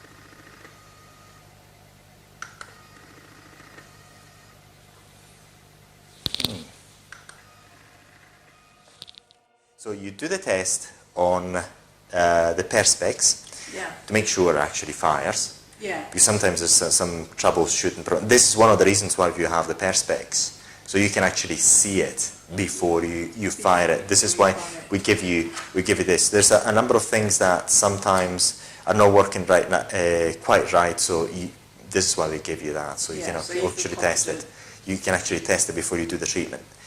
And once you see the dots in there, in order to see the dots, you have to set a maximum power. So you make sure that the dents are applied to the perspex, and then you set a minimum power, and you do it on the face, and you ask, is it too painful? If it's too painful, then you reduce the power.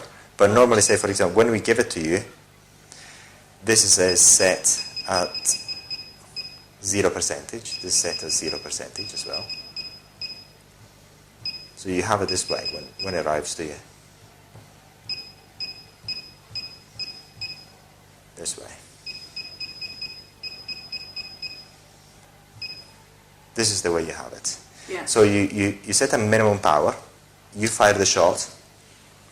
If they're still comfortable, then the next shot, you just increase it to the next step up. Right, I see. And then as long as they're comfortable, you keep increasing it. So we're doing our test first, and everything's on nil. And how did you get to that screen with this? Yes, just touch it, yeah.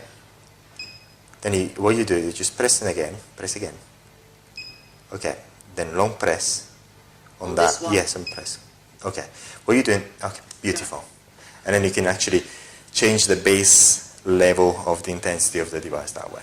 And you would change it on all of them for the face? So basically, you can change it. It depends on what you want to level you want to achieve. So if you really want a high power level, then you just increase it by up to 50% per cartridge. But then here, say for example, you only. Would you be doing it on all of these 4? It's up to you. But when you adjust it according to your client's sensitivity. But normally, to be fair, this is something that people don't even show you. That interface there, people don't even show it to you because it's not needed. If you just work with this, a 0, let's say baseline 0%. Normally, when you go a max, you cannot even go to maximum power level because it's too painful. Yeah.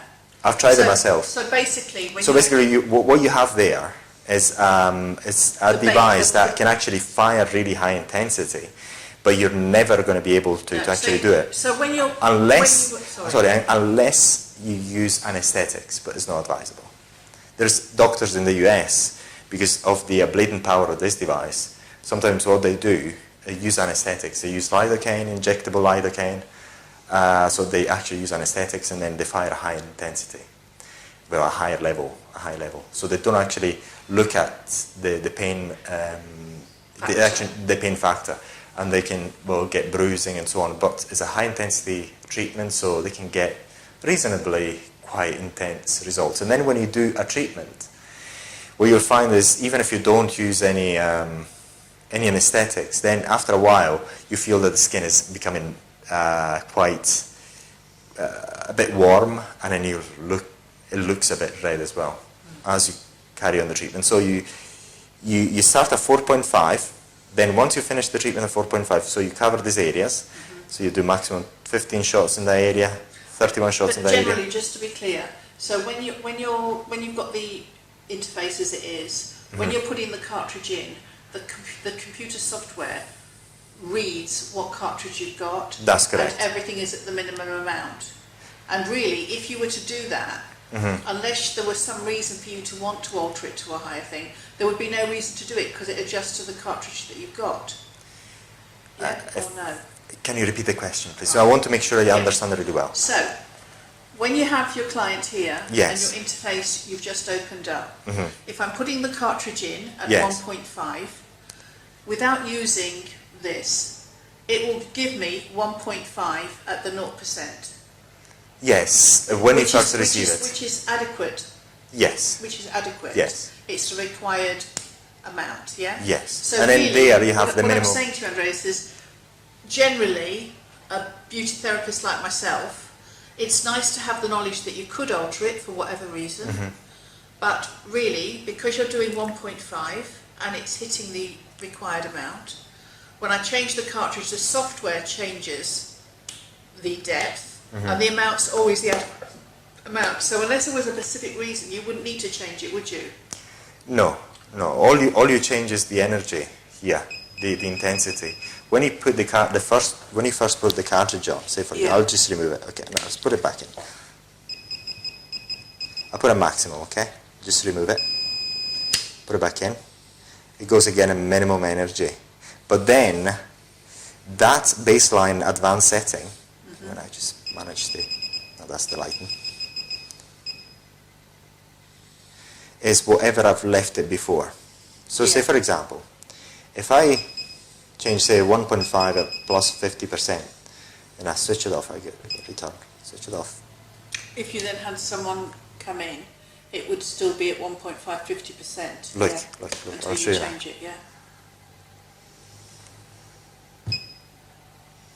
Start treatment. So at the moment it's detecting the 4.5. There we go again there. So I switched it off. It still remembers it. Yeah. But when you get it, you got every setting at 0%. And when you say you change the length, what do you mean? You mean the length of the depth is set because it's 1.5, and the length is the area that you're covering, yeah? The length is that. See what? This is why it would have been useful if I could actually show you that that shot, so you can actually see. Yes, Once you see, you understand. The length is here. Look, can you see the dots? That's what There's a what 2. I mean. There's like this is 2.5 centimeters in there, from there to there. So 25 millimeters, and then you can change that length in here. See, 25. You can change it there. So if you say 20, instead of being that long, it's going to be 20 millimeter long. And the only difference that will change is the length that's being treated. Yes. And this is a single line device. And then where was and where is it indicating? You said that the space in between 1 or 1.5. Where would that be? Oh, here again. Like, what is it? Here, up there. So at the moment, it's 1.2 millimeter. The distance between the dots. Yeah.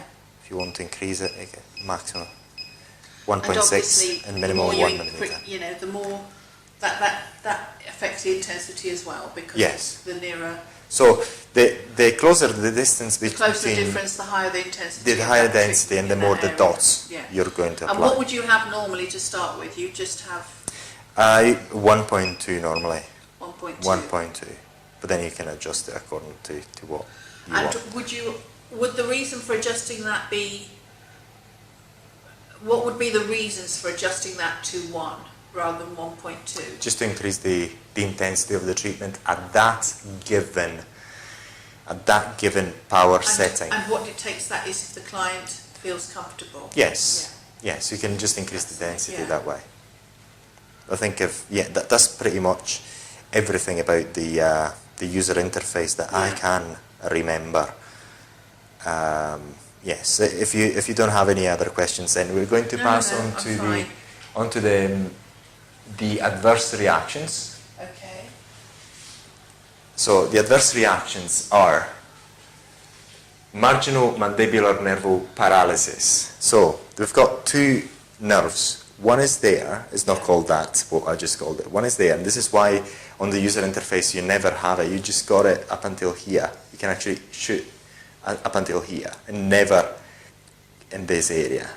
Because here there's another nerve, and you can hit it. And if you hit it, normally it's not a big deal, but it's like having a Botox.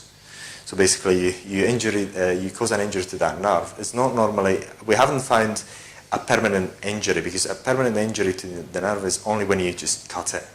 And it's done during surgery normally, or very or accidents. Try and avoid damaging that at all costs. Accidents. So. But 1.5 cartridge normally doesn't actually cause it. The ones that can cause it is the 3.0 and the 4.5 cartridge. But you don't be using 1.5 around this area anyway. You do, actually. If we go back to here, and I put it, and then this is why the software is so good, so you don't actually forget it, where you can actually treat. And remember never to place the cartridge on the upper eyelid. Look, can you see? Yeah, absolutely. So basically I'm coming from sort of halfway here.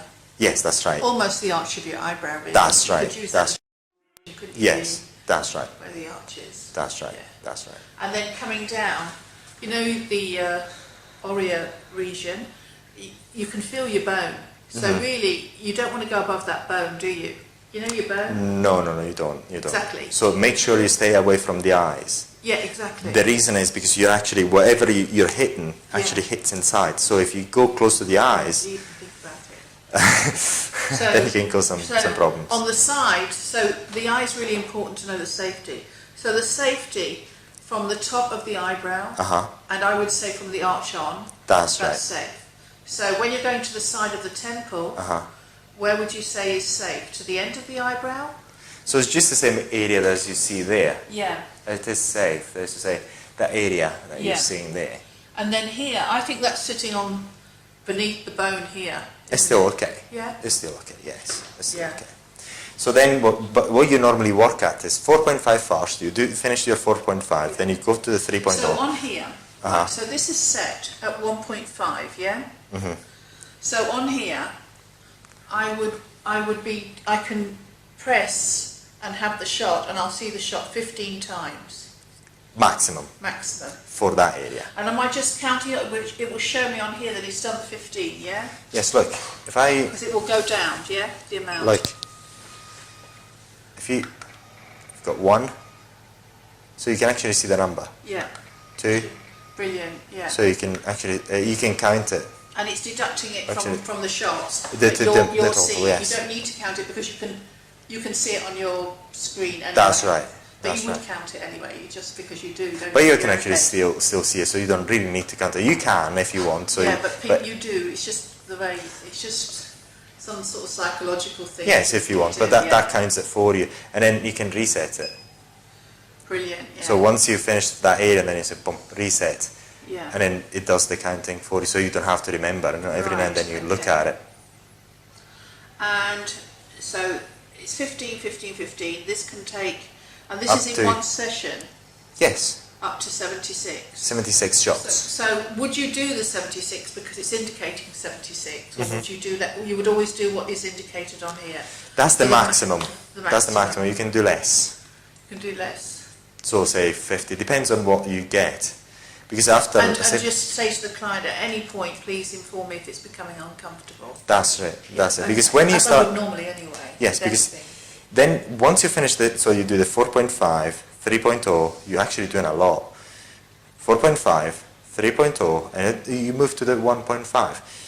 At the 1.5 already, I mean, you've delivered a lot of energy into the skin. Yeah. So it becomes tingling, it becomes, Yeah, you start feeling it. And then the customer are normally very happy with it, because then they go home and they still have the tingling effect. And so, oh, yes, I've got something done. So it's also good because of that. So you go home and you still feel something tingling in your skin, and it actually stays there. The higher the intensity, the longer it stays. As you do when I'm using AHA serums, they can feel it under their skin afterwards, you know. Yes. Because they get a bit, what have you done? So going back to the adverse That's what you reactions. asked for. So you've got, so remember, this area here. This area here. Yeah, the nerve actually comes from this part, and Comes it goes from underneath up. the jawline. Yes, and it goes up. And Goes up here. that's, what nerve is that? That's the It's called marginal mandibular nerve. mandibular, which Mandibular comes nerve. down. It goes up. So, So normally, if you hit it with a 4.5 or a 3.0, a high intensity, normally you get something of this sort. Seriously, you get this sort of thing. Basically, say for example, if you hit this nerve by mistake, a high intensity, the customer is going to be this way for a few weeks. Because this is paralyzed. And what happens is, for overcompensation, that goes down. And you have no happy bunnies for a while. Thank goodness it's not up to now. There hasn't been anything permanent. But that has happened with Althea so and when other. you're, so how far away from this nerve, here and here, do you need to be? How far away? Just in this area here. As long as you don't actually do anything in there with the 3.0 or the 4.5. Does it stop here on the upper lip? The upper lip is fine, but you'll see if we go for a 4.5, you have nothing on that area here is only with a 1.5, and it's not deep enough to actually cause that damage. But say for example, we're going to go for a 4.5. This is why this offer is so good, because then if you just follow what it does, it's kind of difficult to get it wrong. Because age-wise, you know, like, I mean, Look, this is a, what is it, 4.5. Actually tells you, and actually you don't go there. you just don't go there. You just don't go there. You just go in this area, that area. It's the same as the microneedling in the depth, which it would be, wouldn't it? Yes. Because that's the required depth. But, Yes, go back. but on the upper lip, which is a very popular area, because I mean, I'm 59, and obviously, you know, I'm 59, but I would say that it's my upper lip that is worse than my eye area. I would say. Do you know what I mean? Like, that's what I'm really noticing is really, really aging very quickly, the upper lip, completely. But you can go under a little bit here on the 1.5. Can I just see it on the lips where it was? Was it a little bit underneath or not? No. Can I just see it on the 1.5? This is 1.5 now. I just changed right. that. So you can. Can you see it? Yeah. So you can go just underneath. Yes. Here, as long as it's not here. That's right. So you would just literally have it on here, wouldn't you? Yes. And then have it on the top here. That's and right. that's enough. That's right. That's right. And you wouldn't even risk the side, would you really? Because as soon as you get to the side, look, I would be nervous about doing the side, even though it's got it there. What side?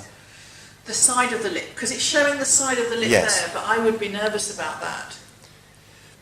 We haven't reported any problems in that area with It's the 1.5. only if you actually go on to this bit. With a 4.5 and the 3.0. Yes. Because the nerve is a bit But the deep. 1.5, Andreas, you know, when I'm holding it, say I'm just holding this, right? And I'm just going to show you. So I would be going here and here. Is that okay? Because it's on the 1.5. Yes. And here. And so I can go all around That's that right. area with the 1.5. Yes, Yeah? but the 1.5, mind you, is a lot smaller. And the 1.5 here, I would be small. going, yeah. But what I'm saying is I would be Yes. going here, here, Yes, and here. that's right. Yeah. That's right. It's just to get in there in the head, you know. That's right. Brilliant. It's very good, the way So- it indicates it. So I love this. I love this device. The only thing is Because some people need to bring their 20 years experience and other people don't, do they? It's true, isn't it? Do you know what I'm saying? Yeah. Oh yes, I forgot. So as I was saying, so away from this area, Yeah. with the 3.5 and the 4.5. Yeah. Also, never In the middle. In the middle, you've got this. What do you call it? The Adam's throat. apple and your throat. Never in here. Never. So no you- matter what cartridge you use, never So- here. Because the problem here is this is too superficial, and you could cause damage to the cartilage Right. and to the thyroid. Don't even go there. So don't go in the middle. Don't go So there. underneath the jawline here, The jawline is Just- still okay. It is still okay. not near the bone, but underneath here. Yes, Not on the bone here, above there, that's right. and never in the middle. Never in the middle. Yeah. And that, I think we just covered it all. Yeah, yeah. No eyes. No eyes, because you, so it's You don't so have this to is worry why. about me, because the first thing I asked was safety where not. Yes. So and this is why it's quite But they important. haven't been doing it as long as me. They say, what can I do? I go immediately, what can't I do? It shows how, And this is well why- you're doing it. And it's why I was talking about the physics. So if you understand the physics, then you understand why certain safety is in certain areas. Yeah, I do. So what I've pointed out is just the main points where mistakes have been. Yeah. Something's gone wrong, so it's been reported. Other companies sometimes don't even say that, but it's quite important. Then going for contraindications, the ones I can't remember, I got it on a manual. Everything is written down. I'm trying to remember off the top of my head. Diabetics, pregnant women, breastfeeding. Breastfeeding is not a big deal, but everybody says. Pacemaker. Let's say so, but it's metal implants, no metal implants. The reason for it is just, I think, because it's just a standard thing. But I can't actually think of anything against metal implants, because normally metal implants, pacemakers and metal implants is if you're using something Well, electrical. The pacemaker is with the microcurrent because it interferes with the current. But there's no current And in there's no there. current, that's- but So I it's won't just say the it's physics is completely different, different. But I'm actually stating it because it's a standard. Yeah. It's not because there's a reason for it. In my opinion, there's no reason to, No, to but actually. it's standard, so It's you a know standard. it's standard. So, and this is actually written down on the manual, which is Yeah. already public. Yeah. See whether I forget difficulty. healing, which is normally diabetics, which is already talked about. So nobody with diabetes? Yes, no, it's just because of the difficulty healing and no medical underlying conditions. Yeah. No, so in good health. Yeah. Yes, and that's it. And then you can repeat the treatment after 18 months or so if they want to repeat it. Right. If they want to repeat it. So they have... And then once again, and then the It's bruising. one- Yes, the bruising I haven't actually touched it. If you, now, the way we teach you to do it is by not using any anesthetics. Start at minimum power level, and then ask the subject, are you okay? Are you feeling anything? Yes, I'm feeling something. Can I increase the power level? Yes, you can. Boom, you increase one knot. So how are you feeling? You just shot an arrow. How are you feeling? So okay, can I increase another knot? Good, you increase it. Up until, how are you feeling? Oh, that's it, it's still high. And then that's it, then you just decrease it. And then if they become a bit uncomfortable, you'd always decrease it. Because some areas of the face can be tolerated, other ones cannot. So you say, for example, if you say, sometimes... As in ourselves, you know? Yes. So in some areas you can tolerate it. If they become a bit too comfortable, you just decrease it. The way that's been done, in, especially in the US, is by using anesthetics. Lidocaine, injectable lidocaine. And there's nothing wrong with that. They can actually do it if they wish. I use EMLA for my microblading. Or EMLA or other numbing products. But I wouldn't want to do that because when I'm using EMLA for the microblading, I'm working in a very, it's only because I'm actually cutting the skin, cutting it and putting the pigment in. But I mean, you'd be bruising, wouldn't you? Because you're doing the face. It's not like doing a small area of the... Yes. And then the problem is... I do for microneedling, I use EMLA. If you're using a topical anesthetic or anesthetics, the only problem is you don't have that pain as much as you should have, and then you can cause bruising. Bruising is not a problem because... Reducing the sensitivity. It's not a problem per se, the bruising that people get 1 day after, 2 days after. It's not a problem because it subsides anyway. Yeah. But especially at the beginning, why would you want to even go there? Exactly. But it can happen and it's no problem. The bruising is no problem per se. The problem is if you cause some nerval damage, and I showed you how to avoid it. Yeah, there's here and here. Here. That's right. And nerve. And then no here in the middle. Just say no. no. In the middle here. No. Just remember no. So just not even. Just no. No. That's right. But everything is written down. Everything is written down. Just for your own in your head. Yes. Everything is written down, so then you can review it.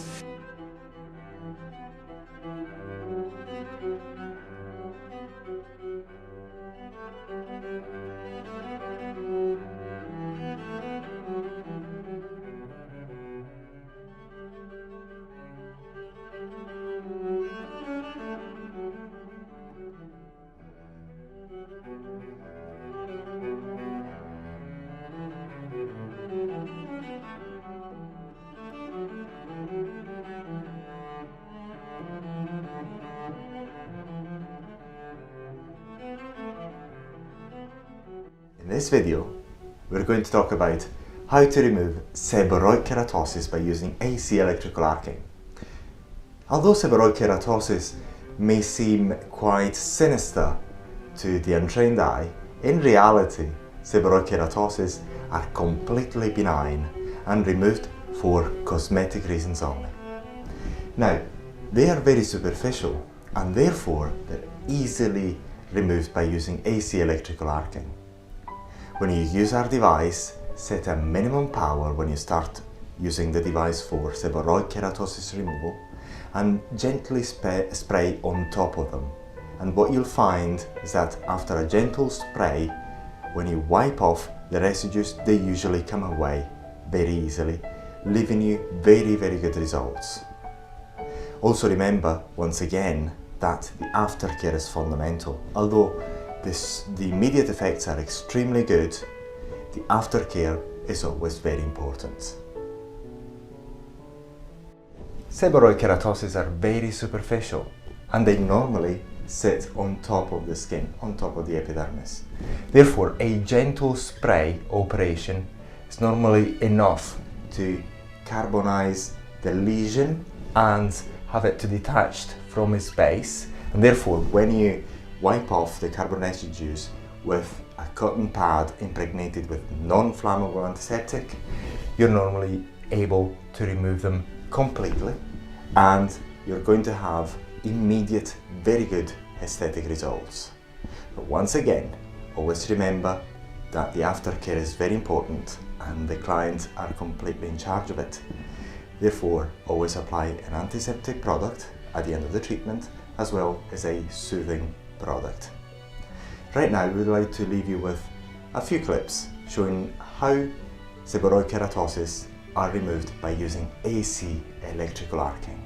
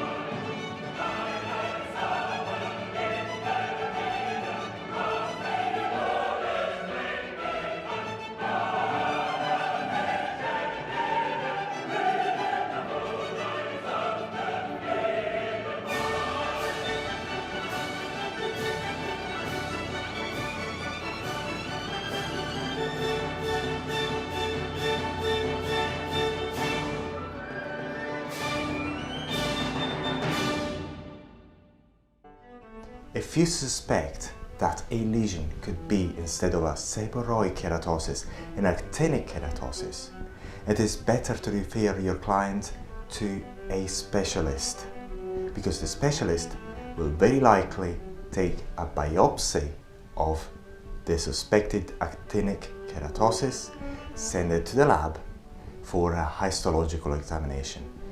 Although the name is quite similar, actinic keratosis can develop into something quite sinister in 10% of the cases.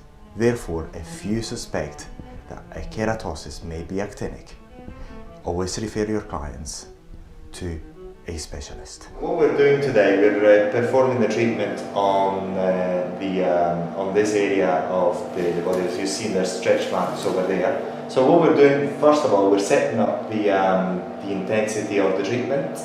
And as you've seen, we've got distance 0.8, so we've got to set the duration and the power to a level that is good enough in order to have a good effect on this area, a skin rejuvenation and a skin resurfacing effect on this area. In order to do that, what we're going to do, we're going to test the device on a piece of paper, and we're going to see what at what distance we're going to actually penetrate. So we've got 3 sheets of paper, and we actually see that in just a second. See whether we cannot see anything on the other end, so it should be okay because we only having the effect on the first sheet.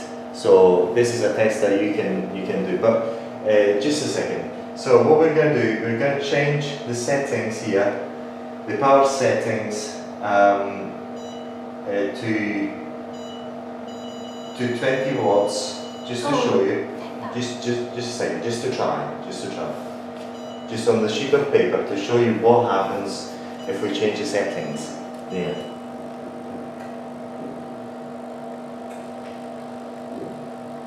So we've got and we're going to have a look at the sheet of paper. Do we have any effect in there? So look.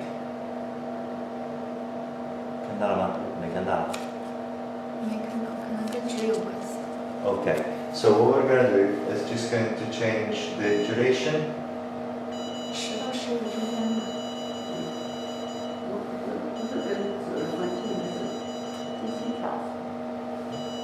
So let's try again, centering it on the piece of paper, and then change the duration.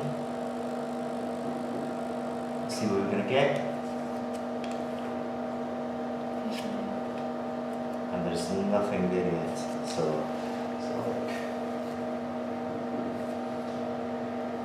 going to change our setting. We're going to increase it.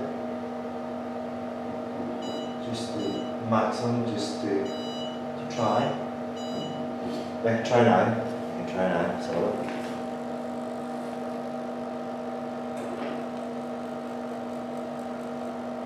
So look on the other side of the paper. So we get nothing. So yeah, I think so. Just a second. Just a second then. Okay. Try now. Just a second. Okay.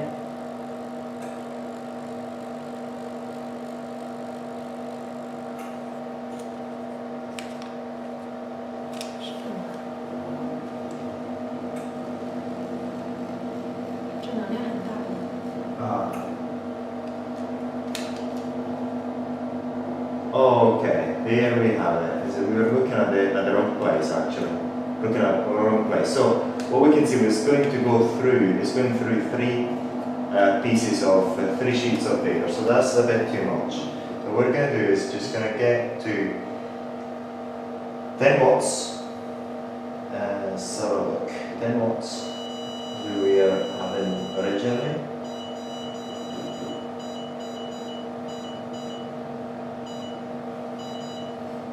And then we get a duration of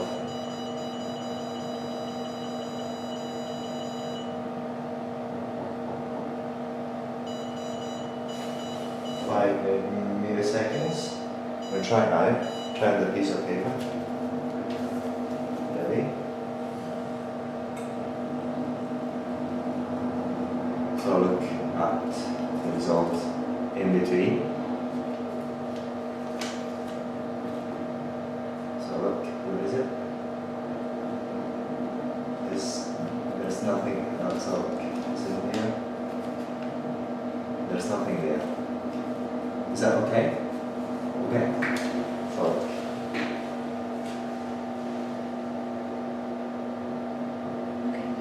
Okay. So I'm going to try it on my hand again. My hand again. I can actually feel it. It's as if it's too bad, it's still bearable, so we're going to go with that. So we're going to penetrate through one sheet of paper, and we're going to try at this strength. So we're going to go ahead with these settings. Yes, that's right. Yes. So we're gonna cover the whole area. And that's a CO2 fractional laser treatment for skin resurfacing in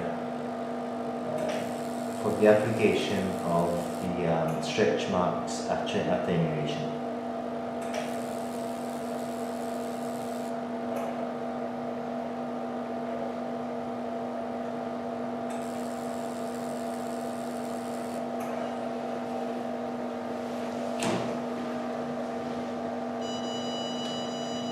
So we're changing the setting of the device there.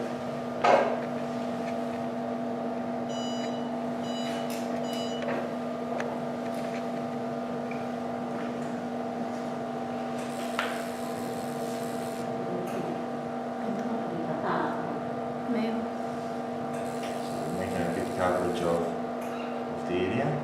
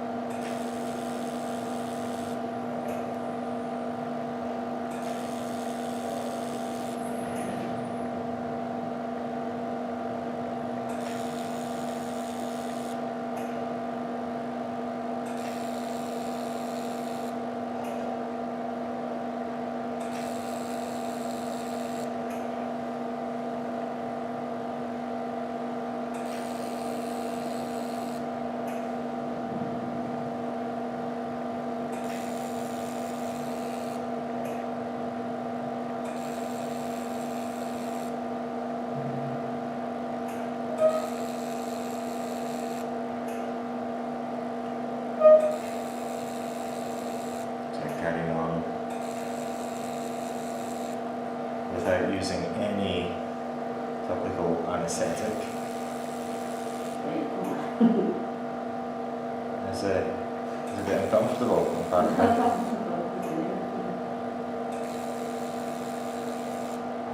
So as you can see, it's a tolerable treatment. A bit uncomfortable because it's not, I haven't used any topical numbing product.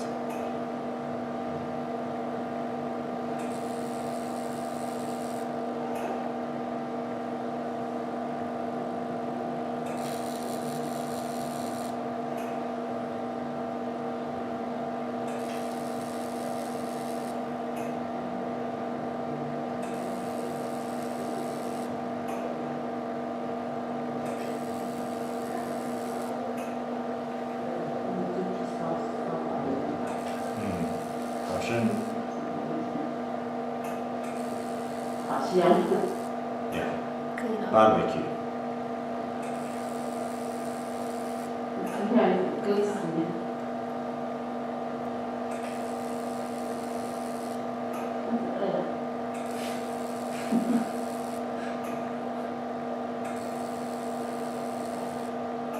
Again, a very good coverage of the area, as you can see.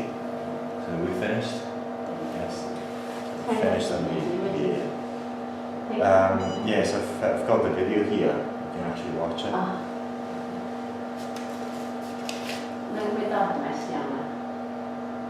And that's actually the end of the treatment. So we're gonna. So you've seen the setting of the treatment, and that is a stretch mark removal or attenuation treatment using the fractional CO2 laser.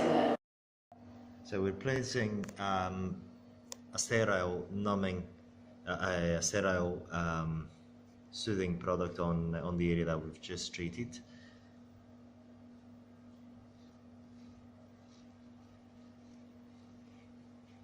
that is not necessary, but it's going to help the recovery.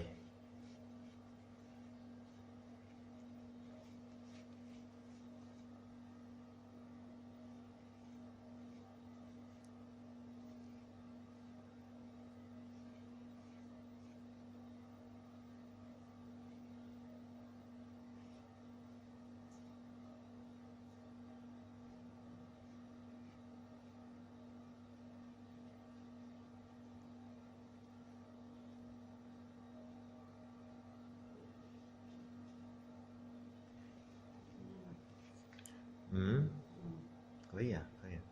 Okay, good. It's done. Laser treatment. Visible and invisible red light waves are concentrated and sent through. The type of lasers used for this type of cosmetic procedure is called CO2 fractionated lasers. Because of this tendency of regrowing after the CO2 session, there may still be small flat with other ingredients are really effective in numbing the area really quickly without using occlusion, which is a technical term. Normally, local anesthetic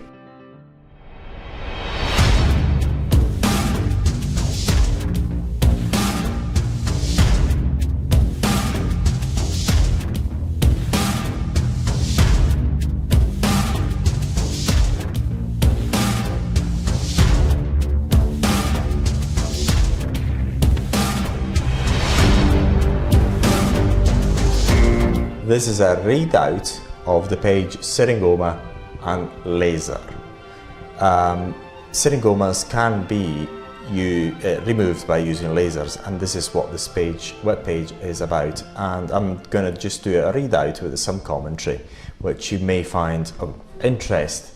And also, if you're not able to actually read it, then you can play it in your background. Read the web page. We recommend you do actually access the web page and you examine it and you study it yourself.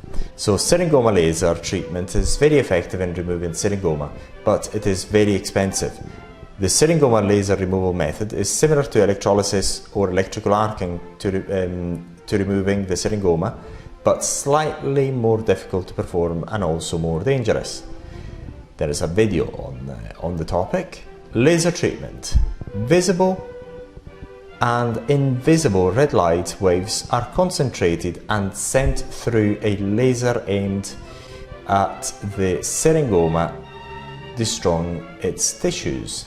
So basically what this is doing, actually in one sentence we're describing a CO2 laser, because CO2 laser has got infrared light and is actually used for this application. Laser therapy is usually the preferred treatment option for syringoma removal because it significantly reduces the risk of scarring and infections. And in many cases, it only takes a single laser procedure to remove the growth entirely. Lasers are one of the preferred options for benign skin lesions removal in many cosmetic clinics now. This is all true, and the new stuff which is not here, because we actually wrote this a few years ago, is that lasers very quickly are being replaced by electrical arcing devices, which are extremely good for the same purpose, and you'll see this in other videos anyway. This is due to the high degree of accuracy of most modern cosmetic lasers, and because of its high accuracy, and because of this high accuracy and precision, the risks of scarring are very low. Generally, the results are very good, and for benign skin lesions removal, and consequently for syringoma removal. So basically, what we're saying here is that because aesthetic lasers, cosmetic lasers, especially when we say this, the best laser for this is CO2 lasers. Have been used for several years to remove lots of lesions on your face, on your body, lesions removed for aesthetic purposes and not. And for this reason, also syringoma have been removed for with lasers, CO2 lasers and specifically.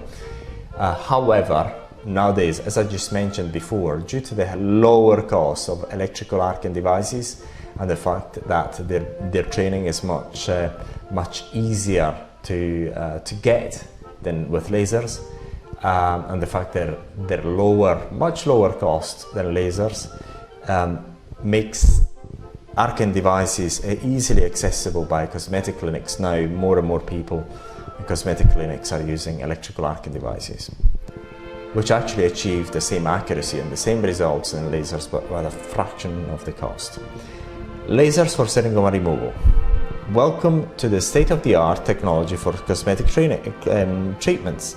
Lasers are often associated to high technology and safety in cosmetic treatments. Now, the reason is because there's a number of reasons. Basically, lasers have been regulated over a number of years, especially during later years, have been heavily regulated.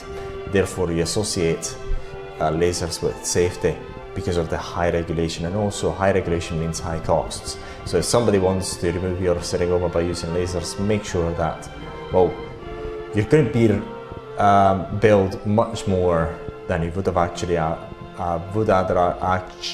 than you would have otherwise actually been billed, because of it is actually one of the most expensive ways to remove your syringoma using lasers.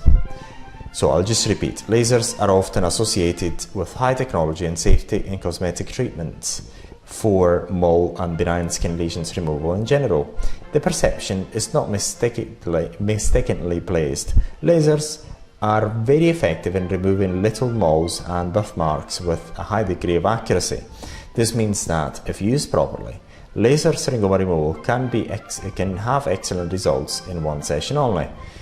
And this is very, very true if you actually know how to do it.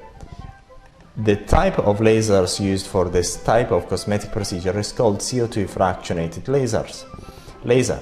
If used for common eruptive syringoma, usually one ablative session per syringoma will suffice to remove these benign skin lesions using the CO2 laser. Now, the other side note here is that if you've got eruptive syringoma, your syringoma is going to be throughout all your body, so it's going to take a bit of time in order to make it happen. On the other hand, when treating periorbital syringoma, it is usually recommended a minimum of 2 courses of cosmetic treatments. This is the reason for using 2 is because, well, first of all, this was actually written a number of years ago when we didn't have as much experience, but now we know that it is possible to actually do it within one session, even around your eyes. First ablation of the small benign lesions with the use of the CO2 laser. The client usually requires 2 to 3 weeks to recover from the treatment. After the recovery, the client can undergo a deep peel at the clinic of the area treated by the CO2 laser, or be prescribed a course of daily peels to smooth the area where the treatment was carried out. This is basically what we're saying here is basically you do a CO2 laser session and then you do peels. The reason for it is because we actually, at the time, we read a paper where they actually, in this paper, which is still published on the internet, it states that CO2 laser with a course of cosmetic peels, TCA, is extremely good in removing syringoma and just keep syringoma at bay, because one of the things that is actually now common knowledge now, it wasn't before, is that when you level off the syringoma with the surrounding skin, this is not enough in order to remove syringoma, and they're going to be back. So what they've done in this study, because people were scratching their heads about syringoma because there wasn't much information out there, they were actually leveling off the syringoma, and then the syringoma came back soon after healing. So in order to actually suppress the syringoma, they prescribed TCA peels after the laser procedure. And this, in this research paper that we found at the time, is still there on the internet. This is the procedure described, so this is why we put it there. But nowadays we know that the best way to remove syringoma and minimize the risk of recurrence is by just going much deeper into the skin, as you would actually do with other moles, which is to say just leveling them off. So if you go deeper, the likelihood of recurrence is not zero, but is still there, but you shouldn't get as high of recurrence as usually happens when you actually try to remove them within one session, just by leveling off the syringoma with the surrounding skin. If you've actually watched the section where we talk about the anatomy of syringoma, you'll actually see that syringoma is actually residing also inside the dermis. Is actually pushing down the dermis a bit. So in order to remove them really well, you've got to actually go and burn them down a bit more than just leveling them off with the surrounding skin. So that is the reason for it. Therefore, the first line of cosmetic treatment is usually to destroy these sweat duct tumors by using the CO2 laser. A topical anesthetic is usually required to be applied on the area to be treated with the laser for maximum comfort for the client. However, these unsightly benign skin lesions don't go away without a fight. Sometimes they are quite difficult to eradicate in just one session because they tend to regrow quite quickly. Because of this tendency of regrowing after the CO2 session, there may still be small flat bumps which can be leveled off with the cosmetic peels. So this is exactly what I was actually mentioning before. The cosmetic peels that can be used can either be for home use, glycolic acid at 10 to 20% concentration, or mandelic acid 20 to 30%. The reason is, basically, mandelic acid is much milder than glycolic, so we've got to use a higher percentages than glycolic acid. If the cosmetic practitioner prefers 1 or 2 sessions with high concentrated peel, high concentrated peel can be applied as appropriate on the patches where the syringoma are still slightly raised. Now, what we're saying here is that you can either do these peels at home after the laser treatment or whatever treatment with arcing devices, for example. And if you do at home, you've got to use milder peels and you just use it on your whole face and just try to keep them at bay that way. But if you're doing in a clinic after that sort of treatment, then normally you want to actually use higher concentration peels which will selectively burn the syringoma, and therefore you just place that peel, that's a glycolic acid and normally it's TCA, only on the syringoma, because that TCA or that peel is extremely strong, the one that is used in clinics, because they want to actually get rid of your problem in the least amount of time. In order to do that, you have to use high concentrations of TCA and therefore high burning capabilities, which you do not want to get on your healthy skin. So when I say healthy skin, your normal skin, because it's not as if syringoma is making your skin unhealthy. It just looks a bit not pretty. So numbing creams and anesthetics. Although lasers are considered to be high-tech, even a mild superficial ablation can be uncomfortable or even painful. Even with the use of lasers, it is always advisable to numb the area before the treatment. In cosmetic or beauty clinics, the preferred option are topical anesthetics containing 5% emulsion preparation containing 2.5% lidocaine, prilocaine, respectively. Numbing creams like EMLA. These preparations are usually available without prescription from the local chemist. This type of topical anesthetics are normally used also by tattoo artists to numb the area before tattooing. Since tattoo artists are normally not medically qualified, there is usually a mild topical anesthetic available without prescription, depending on local legislation. Just a side note on that, when we wrote this, we were actually investigating also the legislation on topical anesthetics. I'll give you the reason for it, because up until, say, 2015, there wasn't much information available on syringoma, so most of the information was through doctors. So it seemed as if, according to the claims made by doctors, that was a medical procedure, but then we've done our research and we found out that it's an aesthetic procedure, so it's not only done by doctors, can be legally and has been legally done by beauty therapists as well, so it's not something that only doctors can do. So we investigated this legal aspects of aesthetic treatments by using numbing creams quite in depth. So we found at the time that, hang on a second, tattoo artists still use numbing creams, so it's not as if you use a numbing product that the treatment is medical. So this is quite important, because there's been a fight.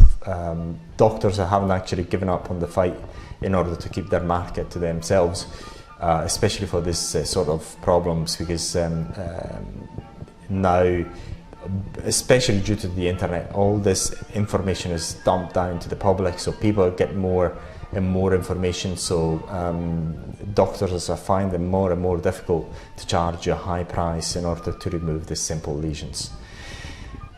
At dermatologist clinics, usually up to 20% concentrations are used in topical anesthetic creams. So what we mean is that lidocaine and prilocaine, lidocaine is used at 20%, prilocaine as 5% in most cosmetic clinics when doctors are doing them, because these sort of solutions, 20% lidocaine, 5% prilocaine with other ingredients, are really effective in numbing the area really quickly without using occlusion, which is a technical term.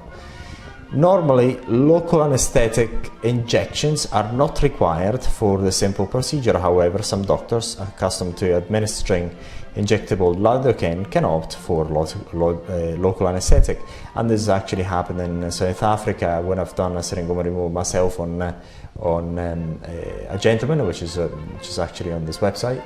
We filmed it and published it. They actually used injectable lidocaine in order to numb the area before I treated it. The advantage of local anesthetic is the fact that the area will be numb within a few minutes following the injection.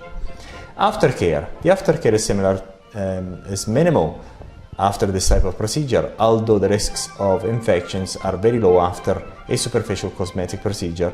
It is advisable to instruct the client to apply the appropriate antiseptic cream twice a day. This will drastically reduce any further risks of mild infections. In order to reduce the risks of hyperpigmentation, sunscreen must be worn daily for at least 3 months after the last treatment. And this is true, especially hyperpigmentation is a problem all the time after the use of lasers or any other, most other treatments in order to remove your syringoma. Sunscreen has got to be worn after the area has healed completely, there's no any scabs left. And during the scabbing process, just stay at home, avoid direct or even indirect sun exposure. So this is almost all. Is syringoma removal using lasers painful?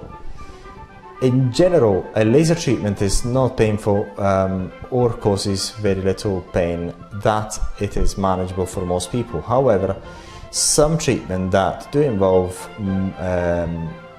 more pain, such as Fraxel lasers, or for individuals who have a lower pain threshold. Topical anesthetics can be applied prior to the procedure to reduce or eliminate discomfort. Side effects of laser treatment. This is quite interesting. Pain. Most people feel very little pain during the treatment due to the measures discussed above. As you say, you use topical anesthetics, it's very difficult to too much pain. Rarely there is a mild discomfort for the first day after, over the first day after surgery. Surgery is not surgery, it's the removal. But Tylenol is very effective for it. Redness. A pink color may persist for 2 weeks to 2 months after laser treatment.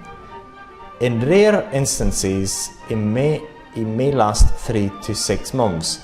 This is more common in people who have a history of flushing and blushing easily, or who already have dilated vessels on the surface of the skin. Wound healing. The CO2 laser causes a superficial wound to the skin that takes approximately 2 to 10 days to heal. The superficial injury of the outer layers of the skin may result in mild, moderate swelling. Crusting is rare, but peeling is common. Once the surface is treated, it may be sensitive to the sun for approximately 4 to 6 weeks. Pigment changes. The treated area may heal with increased or decreased pigmentation. This is rare and occurs most often in darker skin types 2 to 6 weeks after treatment.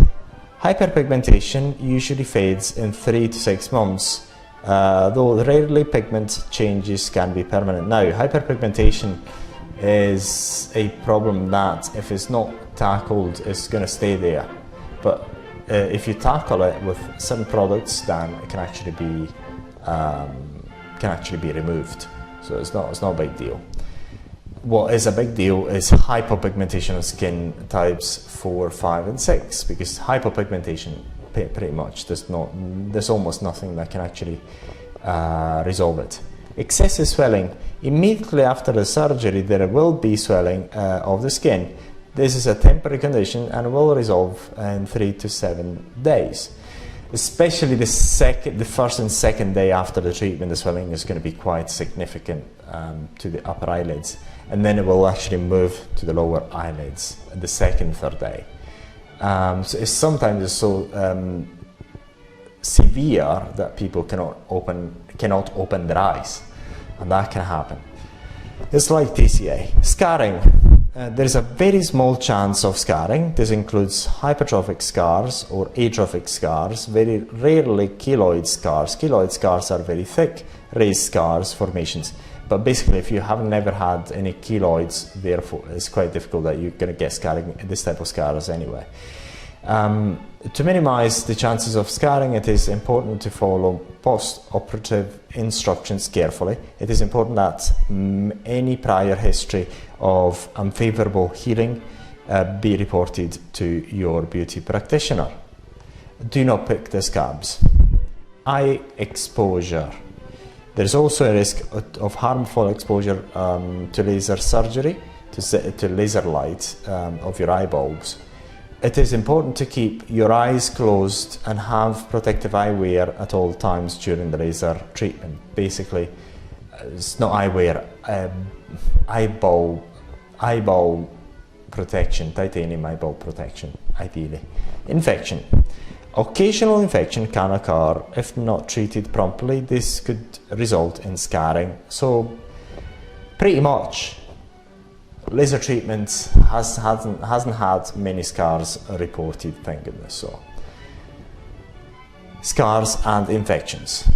Cost of laser treatment. Laser skin resurfacing is considered a cosmetic procedure, thus it's not covered by your medical insurance. Costs vary between the types of lasers used. According to the American Society of Plastic Surgeons, non-ablative optical devices treatment value concerning $1,000 per session, whereas ablative treatments are concerning $2,000 per session.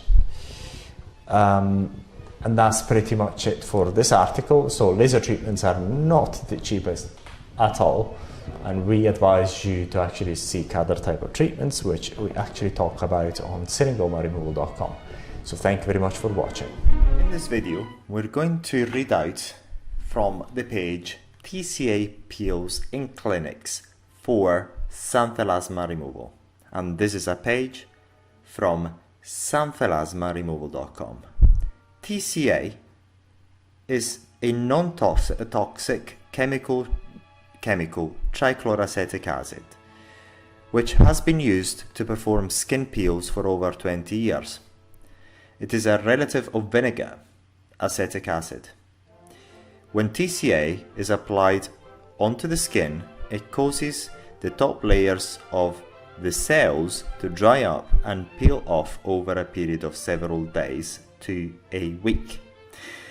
When the old skin is peeled off, it exposes a new layer of undamaged skin, which has a smoother texture and more even color.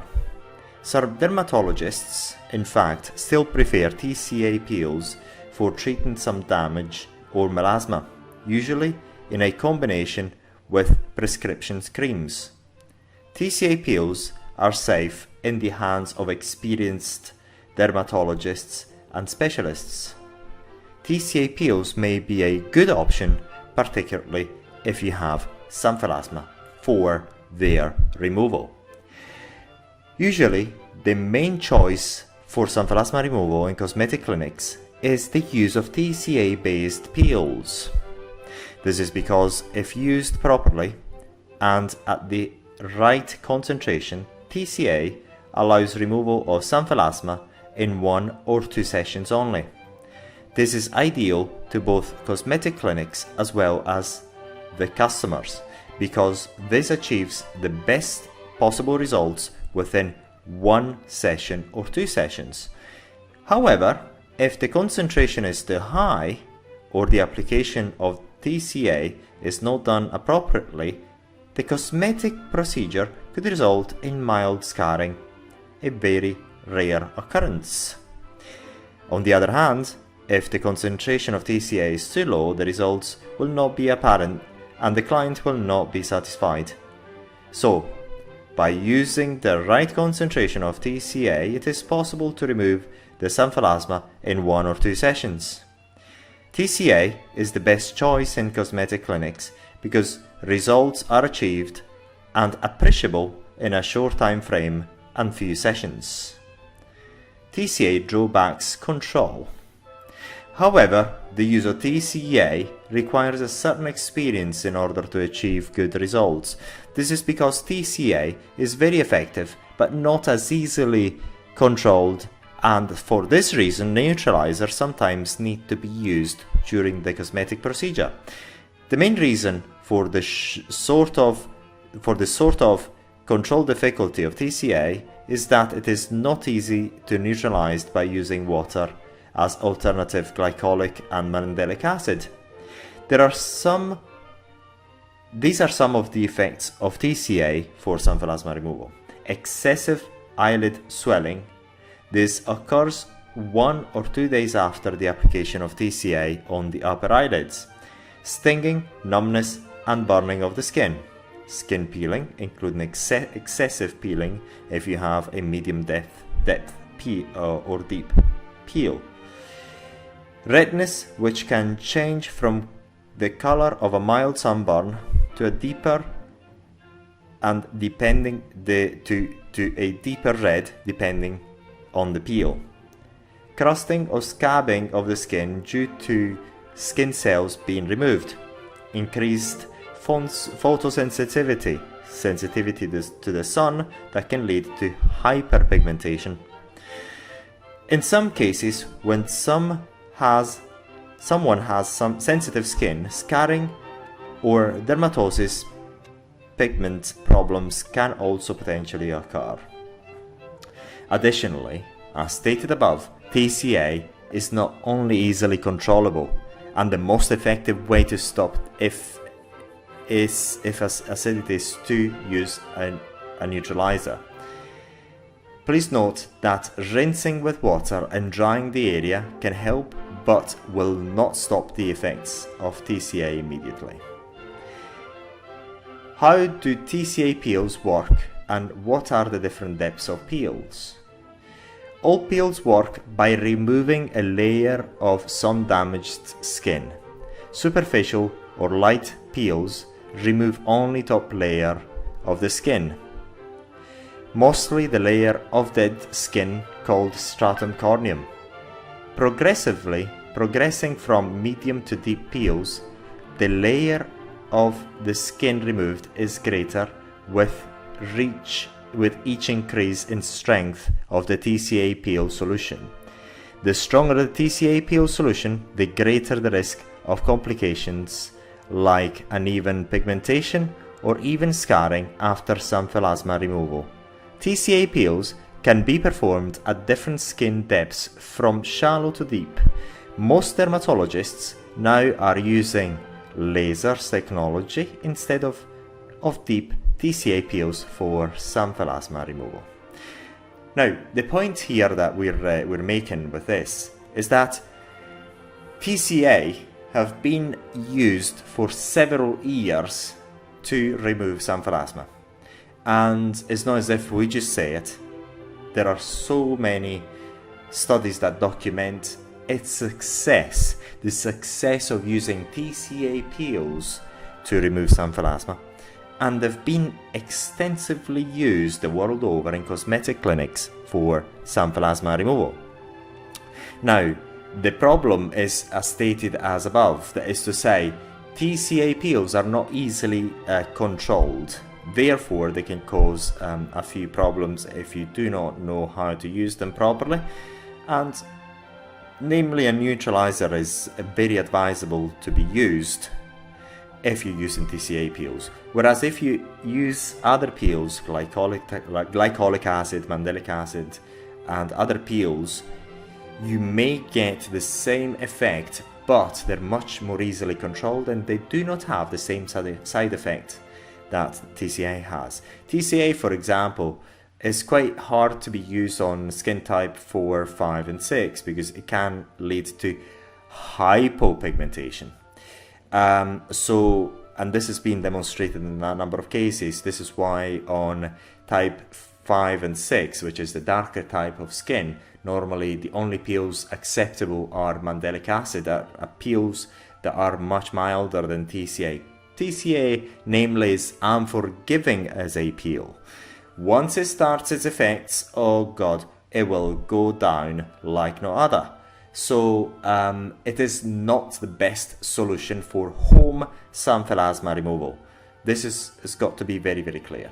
However, that does not mean that it hasn't been used at home. The reason for it is that far so many people have been fed up with their sun melasma that they are happy to even use TCA on their own, and they have documented, some of them, they have documented their process, their removal process by using TCA, and we have actually taken this documentation and published on our websites, sunmelasmaremoval.com, and you find it in the form of a video, so you can actually see one particular case where one very nice lady took the bother of using TCA to remove their sun melasma. The sun melasma got removed, and she documented the entire process and published it on her website. And after that, we approached her and we got permission to use her pictures, and we built this very nice video which you can actually enjoy. So the point here is, once again, TCA, if you have sun melasma, TCA is one of the best options. The only problem is that it's quite difficult to control, but it's very, very effective. So we do not advise you to use at home. However, we have used it on our earlier version of the sun remover. We found that one of the problems we had was the heavy swelling that everyone actually experienced 1 day after 1 or 2 days after the application of TCA on the upper eyelids, and therefore for this reason we actually abandoned it altogether. Not only this reason, but also TCA is quite difficult to make it stable in a gel format, in a gel formulation, because gels are the best for sun melasma removal when you're using it at home. However, so for these reasons we abandoned it. So if you have any more questions and if you'd like to know more about Symphalasma removal and all the options available to you if you have symphalasma, visit our website symphalasmaremoval.com. From home and don't want to pay a clinic to do it, get at least someone else to do this process. So another thing you've got to be wary about using cosmetic peels that are very strong in order to remove your syringoma is that, especially if you have it around your eyes, on your under eyes or your upper eyelids, make sure that they don't actually go into the healthiest part of your skin. Cholic acid has got the same or very similar effect to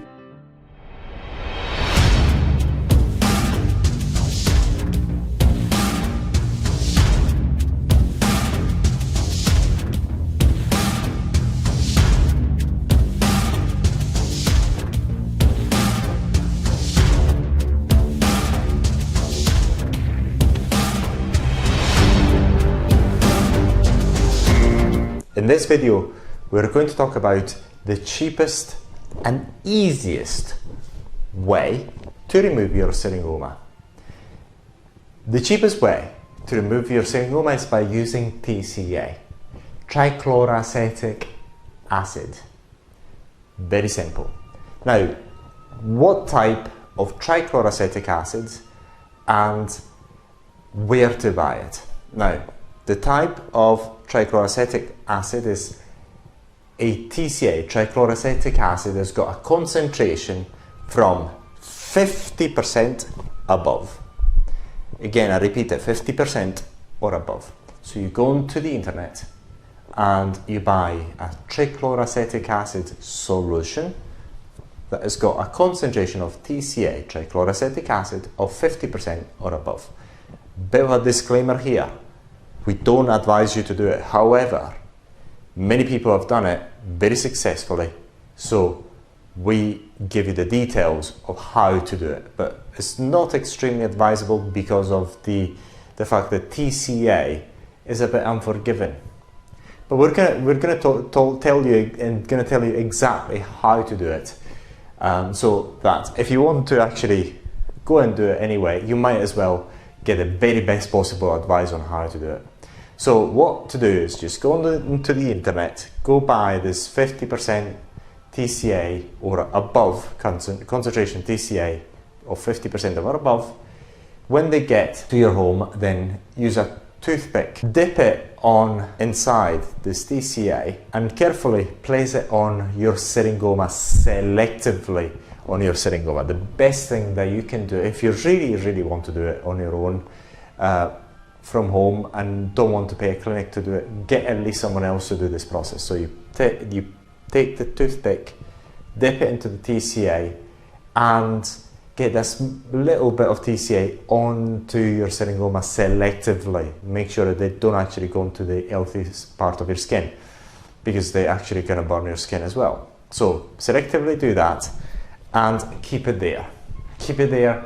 Unfortunately, normally there's no neutralizers that are coming with TCA. You should get a neutralizer if you can.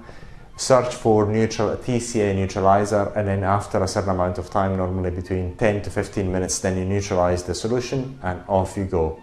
And very likely your syringoma have been removed. Now the problem with this is that you do not know how to control the depth of ablation of TCA. So we're going to talk about how TCA works. Basically, once again, you use the toothpick, which I'm actually going to draw here, the strips of TCA, and you actually put it on top of your syringoma. Then, as your TCA gets there, it starts burning your syringoma. And then, normally, after 10 to 15 minutes, you've got to neutralize it. Depending on the concentration of TCA in your trichloroacetic acid solution, depending on that concentration, that length of time varies. This is why we don't advise you to actually do it on your own. However, if you really want to do it on your own, then you've got to guess when you've got to use the neutralizer, or you may not want to use a neutralizer. You do it at your own risk. But the point is, the longer you keep the TCA on with that neutralizer, the actually deeper it goes into your syringoma, up until it goes to this level or even deeper. So that's how you do it. Very, very simple. And many people have done it this way.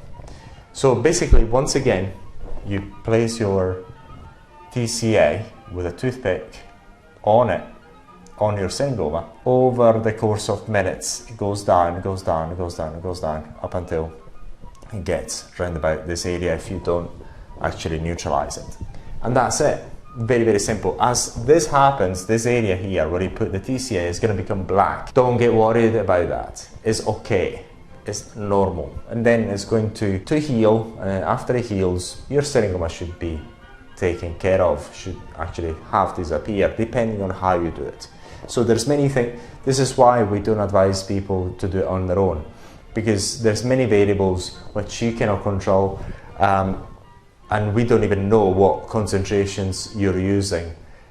Depending on that, there's many, many variables there. So this is why we don't advise you to do it. Very experienced clinics to have more knowledge about how to control that ablation and then when to apply the neutralizer. The thing with TCA for syringoma removal and TCA in general is that at high concentration you do really need a neutralizer to stop its effect. This is why we don't advise to do that at home. But if you want to do it, you know how to do it. Once again, I repeat it, you put TCA on top with a toothpick and you just put a little drip or 2 drips on top of it, and then it does its work like magic. The area becomes completely black. It's just wherever you apply it, it becomes black. The other way, which is by using the syringe remover. So the TCA is really good because you can actually get a TCA solution for $10, $15 delivered to your home. There you have it. Toothpick, very cheap. Friend who's going to help you, free of charge, off you go. So you can experiment with yourself if you wish, but we don't advise you to do it. The other way is by using the syringe remover. The syringe remover works in a very, very different way. The syringe remover works using glycolic acid at 90, 80, 90, 95%, which is buffered in many ways. When it's buffered, it means that we regulate the pH by using certain additives, and vitamin A. So how does this syringe remover work is that number one, it's not made into a solution, it's made in a gel with a potent glycolic acid at 90, 80, 95% depending, with vitamin A. So what you do is just put it on top of your syringoma. If this is the gel, let's assume this is the gel, here on top of it, and it starts ablating like TCA. But there's 2 things that you've got to know about the syringe remover. Syringe remover works with glycolic acid and vitamin A. Glycolic acid has got the same or very similar effect to your beautiful TCA. As I say, starts burning your syringoma. But vitamin A has got a double effect because glycolic acid is not as unforgiving as TCA, as trichloroacetic acid. So we've got to put something in it that makes it even more effective, which is vitamin A. Vitamin A, when you keep this syringe remover onto the syringe remover gel on top of your syringoma for long enough, then vitamin A will penetrate here, and if you keep it long enough up until the base of the syringoma, vitamin A has got the effect of triggering the natural exfoliation mechanism of your skin. So as soon as it gets in contact with your healthy skin, your syringoma later on during the healing progression will pop out literally. This is why it's so effective. So, but what is the main difference between the two? With the syringe remover, all you do, if you want to stop its effects, you wipe it off and rinse it with water. Stops. Because it's not as unforgiving. TCA, once it gets in, the best thing you've got to do is use a neutralizer. I don't want to scare you, but then it's not as if, even if you don't use a neutralizer, TCA is not going to kill you. It's just its effects are really, really potent and very, very difficult to control without using a neutralizer. Another thing you've got to be wary about using cosmetic peels. Peels are very strong in order to remove your syringoma, is that, especially if you have it around your eyes, on your under eyes or your upper eyelids, when you put something of the sort, some cosmetic peels are very, very strong on your upper eyelids or lower eyelids, then the area is going to swell quite significantly. And this is something that shouldn't actually scare you. The swelling can actually happen, normally happens the day after, 2 days after the application. It lasts in the region of 4 to 5 days at the top. The most swollen is the day after, 2 days after the application of your TCA or your other products, so your serum remover. The serum remover, as we will see in other videos, doesn't give you as much swelling as TCA does.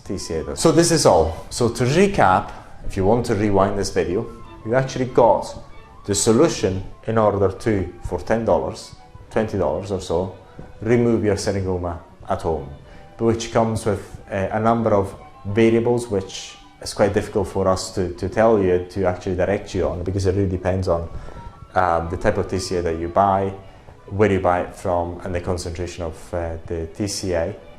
But you know, basically you've got the basic information to go online, buy your TCA, and you know how to apply it on your seringoma and attempt, which can be successful, to remove your seringoma for good. The other advantage about using TCA, if you buy it on your own, is that if they come back, you can keep applying it on your seringoma. So hopefully you find this video useful. We believe it's extremely useful to you, because if you've got seringoma, you may be very annoyed with them. So you know how to do it. Another thing that seringoma is, that TCA is not good on, is people have got skin type 4, 5 and 6. So in this case, TCA is not the best solution, because it can lead to hypopigmentation, permanent hypopigmentation. So you know the basics of how to do it at home cheaply, but it comes with these risks of scarring and hypopigmentation, and also hyperpigmentation. So you know how to do it, but the risks are there. I'd like to be very clear. It's not as if you go to a clinic and you don't have the same risks. The same risks apply if you have the treatment done with a clinic, but hopefully they know better, so they're going to be able to use TCA in the right way. And if you're skin 4, 5 or 6, they're not going to use TCA on you. This video is for you to get the basic information so that you know how to actually do it on your own, but you've been warned about the possible risks. If you want to know more about seringoma and how to remove them, come to seringomaremoval.com. Thank you for watching. Freezing of Symphalasma. Symphalasma removal by freezing. In this section, what we're going to actually discuss is, first of all, we're going to read out this freezing Symphalasma treatment, and then we're going to make our considerations. So you'll find this webpage on symphalasmaremoval.com. Symphalasma removal by freezing. This removal treatment involves freezing the symphalasma with liquid nitrogen or another chemical, which is also known as cryotherapy. The liquid nitrogen treatment has been proposed as a possible symphalasma removal treatment for freezing. Liquid nitrogen symphalasma treatment is referred to as cryosymphalasma ablation, and you will see this option come up from time to time. However, the dangers of applying extreme low temperatures to your eyelids and the disappointing results have made this removal treatment the least favored. It is simply too dangerous, destructive, and the results are unreliable. What is cryoablation? Cryoablation is the use of extreme cold in order to destroy abnormal or diseased tissue cells. In this treatment, the liquid nitrogen is applied to the skin in order to break the cell walls. The liquid nitrogen also causes damage to the microvascular circulation, which results in secondary anoxia and hemorrhagic necrosis. Ideally, this will damage and kill the offending cells and solve the problem. It's mainly actually killing cells by freezing. Cryoablation is similar to acute frostbite. Due to its intense delivery and dramatic results, this form of skin treatment is the best for large areas of the skin and can be beneficial for wrinkle control and skin resurfacing. As a treatment option for sanfillasima, it is far more dangerous, and the negatives greatly outweigh the positives. For these reasons, it has been recently widely discarded. Disadvantage of freezing cryoablation treatment. The application of liquid nitrogen does sting, although it's cold. Many describe the procedure as a feeling of burning, a burning sensation. Cryoablation can cause treatment sites to appear permanently lighter in color, which is hypopigmentation. Extra caution must be used when treating the face and any other cosmetically sensitive area. It is only appropriate to remove skin lesions from parts of the body that are not as delicate as the eyelids. It's generally effective for the treatment of fully developed skin cancers or deep lesions such as large moles which grow on other parts of the body away from the eyelid area. Depending on how it is applied and the location of the treatment site, blisters will sometimes form in days following the treatment, more common on the eyelids. What is liquid nitrogen regularly used for? Liquid nitrogen, due to its low reactivity and low temperature, is used for various applications. Some of its applications include cryotherapy when removing cancer and benign skin lesions. Skin therapies is not the only one of them.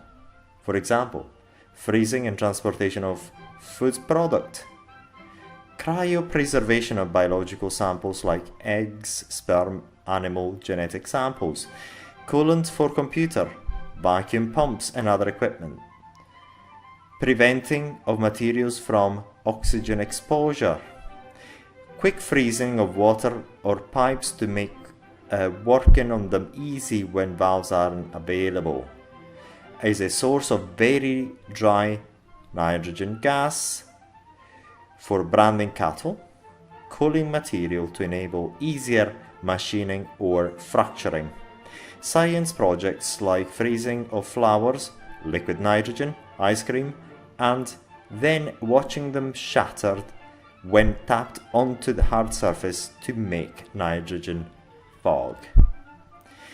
Is liquid nitrogen a good treatment for sanfillasima, therefore? In simple and short words, no. It is not effective or good treatment. Cryoablation destroys all of the cell. That is it. Cryoablation destroys all of the cells that it comes in contact with. The resulting injury will be worse than the original problem. In the case of liquid nitrogen and sanfillasima removal, the cryoablation technique can penetrate right through the eyelids and can cause painful and dangerous burns on the eyeball itself. Do not risk your vision. It is a risky treatment option. So basically, the commentary to this article on sanfillasmaremoval.com. It's very simple. Cryotherapy is good for skin lesion removal, skin lesions that are removed for aesthetic reasons, or skin cancer has been used for these applications for several years. But even for skin lesions removal, it hasn't been very widely used anymore, especially in recent years, because there's many other options, including the application of electrical arcing in order to remove whatever lesions you want really quickly. But simply, it is not cost effectively to remove skin lesions anymore, because other techniques are far more far cheaper and easier to use, and the effect of the deep cold that liquid nitrogen and cryotherapy can cause to the eyeballs are not a good idea whatsoever. So it is an option which has been considered for xanthelasma removal but not implemented at all. But you can find some articles talking about it, but it's actually not convenient whatsoever in order to remove xanthelasma, because as you know, xanthelasma grow on the upper eyelid area, lower eyelid area, and the eye area anyway, so you've got to be quite careful about applying deep freezing and frostbiting to those areas, because they can actually affect the eyeball. So this is all. We hope you enjoyed this video, and we'll see you next. For more information, go to xanthelasmaremoval.com. In this video, we're going to perform a readout of the page xanthoma treatment with castor oil. Xanthelasma can be an unsightly condition that dramatically affects your appearance. These growths are not dangerous, but they may have an impact on your everyday life. The xanthelasma treatment can be long and possibly even costly depending on the type of treatment you choose. Most people would prefer a more natural way to deal with their xanthelasma, which would lead them to consider castor oil. It is definitely worth a try. Can castor oil treat xanthelasma or xanthoma? Your doctor's modern treatment options may not sound very attractive. Many people have this question in mind: can castor oil treat their xanthelasma or xanthoma? The good news is that the ability to dissolve and break down some of the lipid build-ups in your benign growths is actually feasible using castor oil. Some people tried castor oil treatment method, but does it work? Yes, it does. It does work because castor oil has some small antibacterial properties due to the high ricinoleic component levels. Castor oil contains a natural anti-inflammatory ingredient that can automatically help you reduce any swelling. This could help reduce your swelling completely with just a few applications. For a small percentage of people, this oil may not remove the xanthelasma. However, it has the ability to slow down the process of xanthelasma migration, of xanthelasma recurrence. Castor oil contains high-level fatty acids that can easily reduce your xanthelasma growths. Regular application will give you smooth, younger-looking skin that it is free of any yellowish lesions. Basically, we're putting ourselves out of business. Castor oil is a vegetable oil which is used in a wide variety of cosmetic and medical applications. It provides health benefits for the face and skin. It is made from the seeds of Rhinesinus communis plant by extracting the oil. These seeds, which are known as castor beans, contain a toxic enzyme called ricin. Its plant is largely native to India and Africa, while the oil is well known all over the world for its anti-inflammatory and antibacterial properties. The castor oil contains minerals, proteins, and vitamin E. What are the benefits of castor oil? Acne. The antimicrobial and anti-inflammatory properties of castor oil makes it useful in reducing acne. Ricinoleic acid can inhibit growth of the bacteria that cause acne. Texture. Castor oil is also rich in other fatty acids. These can enhance smoothness and softness when applied to facial skin. Complexion. The fatty acid in castor oil can also promote the growth of healthy skin tissue, making it helpful in restoring uneven skin tones. Anti-inflammatory. The castor oil has been demonstrated anti-inflammatory properties. This makes them useful for treating irritated skin. Antimicrobial. It may also protect the skin from bacterial infections by keeping out microbes that can cause disease. Moisturizing. Castor oil contains trichlorosides. These can help maintain moisture in the skin, making it a useful treatment for dry skin. Hydration.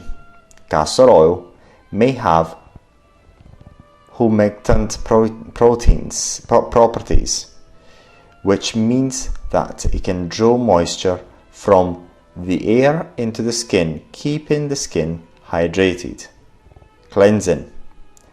The triglycerides found in castor oil are also helpful in removing dirt from the skin. Castor oil heals inflamed skin.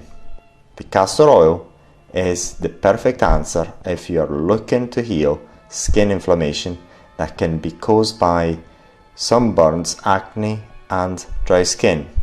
All you need to do is to dip a cotton ball into castor oil and apply on the affected area.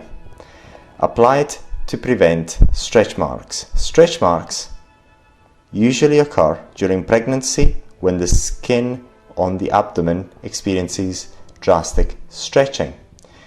The more elastic your skin gets, the lesser the chances of having these marks. Castor oil is very rich in fatty acid, so when used during the last 2 months of pregnancy, it can help prevent stretch marks. How do I apply castor oil to get rid of my xanthelasma? Well, castor oil has many prominent properties such as anti-inflammatory, antibacterial. However, it can minimize the xanthelasma, rather completely removing it. The oil is high in fatty acids, so it can easily penetrate into your growths, causing it to break down and reduce in size. Because the solubility of the oil, you could find that your growth rapidly disappears and loses the yellow tone associated with the condition. Soak a cotton ball in pure cold pressed castor oil and apply it to the area. Either massage it in or tape the cotton ball to the area to allow it to soak in. Repeat the process every 2 to 3 days. Now, my commentary is the following. We made this article available for you, but the point is that there's been a number of people who have reported the great benefits of castor oil for xanthelasma removal. We haven't had, like in the use of garlic, we haven't had 100% confirmation that this works or not. Castor oil is quite easy to find and to purchase, so why not try it? That is the point. So give it a try. We hope it works for you. It may or may not, but if it doesn't, then you can actually use the sunflower remover. But before you use the sunflower remover, there is many other options, because you can actually try castor oil, you can try the usual garlic, you can try, which is going to work, TCA at the concentrations that we state on sunflowerasthmaremoval.com. And then if you'd like to use another ad hoc product, we've got the sunflower remover, which you can actually buy from sunflowerasthmaremoval.com. So we hope this video was useful, and should you require any information, please visit our website sunflowerasthmaremoval.com. Yes, I'm making this quick video about the red dots, about after plasma treatments, and why do we make them? Because this is a recurrence that we've seen with plasma treatments since 2010, and they happen with Aplexa, they happen with all devices, and they are quite normal. Let me explain what normal means. Normal means is that they can occur in the region of 10% of the cases, say 15 to 10% of the cases. The good thing about these red dots is that so far they have all disappeared on their own, unless they develop into hyperpigmented dots. And if that's the case, then you can resolve it by using certain products. That's no big deal. However, if they keep persisting as red dots, I want to be clear, this is where you actually place your dots, using plasma, place your dots. They disappear on their own accord, eventually without any further treatment. That's the good thing about it. Now, what are they caused by? Now, since we've done so many treatments, and we tend to try and record all the treatments that we do, we try. And when we get the results back, then we have a very good idea what happened. What happened also throughout the recovery period, what do you call it? So let's call it recovery period from the treatment. So we find that when these red dots appear, they're usually due to one most common factor: very poor aftercare. Let me explain by very poor aftercare what that means. It means that the person, for any reason, the person who the treatment was performed on, that did not follow, for one reason or another, the aftercare. Let me explain even further what that means by not following it. They may not have received the aftercare protocol, which is very simple. If you actually look on our voltaicplasma.com website, you'll find the aftercare, all trained by the aftercare. But in doubt, what we always say, the aftercare, the best aftercare is not using anything and keep the area clean. Now, in practice, what happens is, since these treatments on the upper eyelids, lower eyelids, on the face, 1 day after, 2 days after, are quite painful, the temptation your clients normally get is to put creams on. They may go to the chemist, they may go to their doctors, especially if they don't trust you as much. They go to the doctors immediately. We even had reports of people going to accident and emergencies after plasma treatments. It's so funny. And there, since the people haven't got a clue what happened to them, they've got an explanation of what happened to them, basically they give antihistamines, they get all sorts of things, medicaments and medicines, which have got nothing to do with the treatment, and they cause more problems than anything else. Because basically most creams, even the antihistamines, are not designed, they're not made to actually put on an area which is actually being treated by plasma. Therefore, the dermis is exposed, and therefore infections can develop, and it can actually hinder the healing progression of the area. So If only the people who actually get the treatment done use absolutely nothing, zero, they're just patient with their swelling and whatever they get, because if you actually know about these treatments, you know that they can get swelling and other redness after those treatments because you get a burn on the area. If they just do that, normally these red dots do not disappear, and if they do appear, they disappear quite quickly. They also appear if they pick the scabs. So there's many reasons why these red dots appear. And so far, by watching all our videos, all the footages, and this relatively rare occurrence of these red dots after our treatments, because we make sure that we give the aftercare protocol and they sign it, so we make sure of that. And normally people, given our profile, when we treat them, they get in constant touch with us. So if something goes wrong, they immediately let us know, normally, and we can correct things. And therefore, if this is bound to happen, these red dots are bound to actually occur, we actually prevent them really quickly. So it's mainly due to aftercare. Two things: using creams that should not be using, which actually delay the healing progression. It can actually even cause infections and therefore exacerbates these red dots, and scratching the scabs. So there's two main reasons. If people use absolutely nothing and they bear the pain after the treatment, normally it's the red dots. If they appear, they disappear really quickly. If they don't, then they can actually be there and lasting a few months. This is very important. These red dots actually happened on myself as well, and they only lasted for 6 months. It happened after I used the plexer. After the plexer has been used on my face, to give you an idea, just the plexer, the device that's been marketed at the highest cost, at the highest price.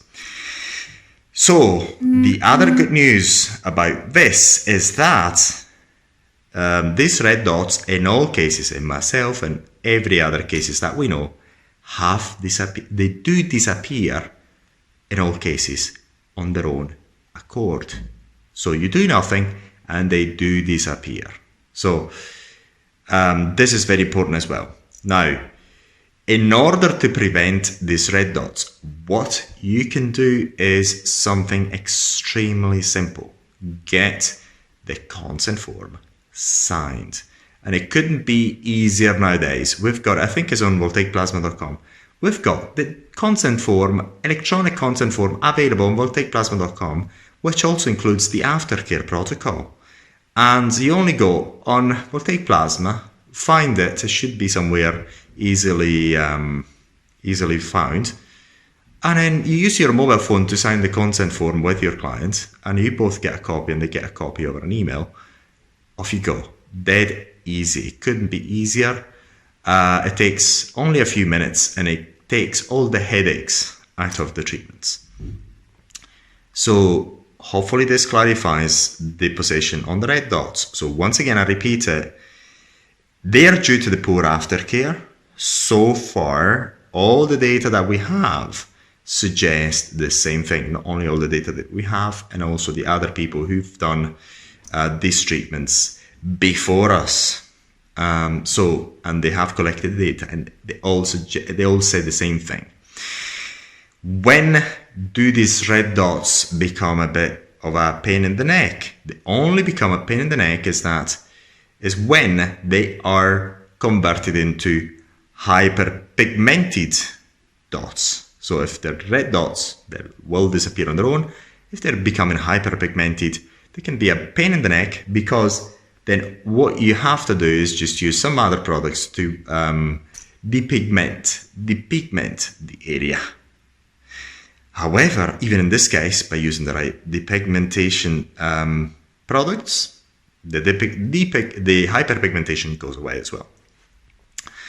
So I wanted to make this video to clarify this case of red dots, and once again, they're due to poor aftercare, which means using of creams that they shouldn't be using. They normally happen when the people who are treated do not actually get in contact with the practitioner, actually done the treatment on them, and they go to other places which recommend creams and medicines which are not applicable to the treatment, and actually make things worse. Because as we know, if you actually studied everything that we've got online, you'll realize that the swelling, these red dots always disappear on their own accord, especially if you don't use any products. Especially if you do not use any products.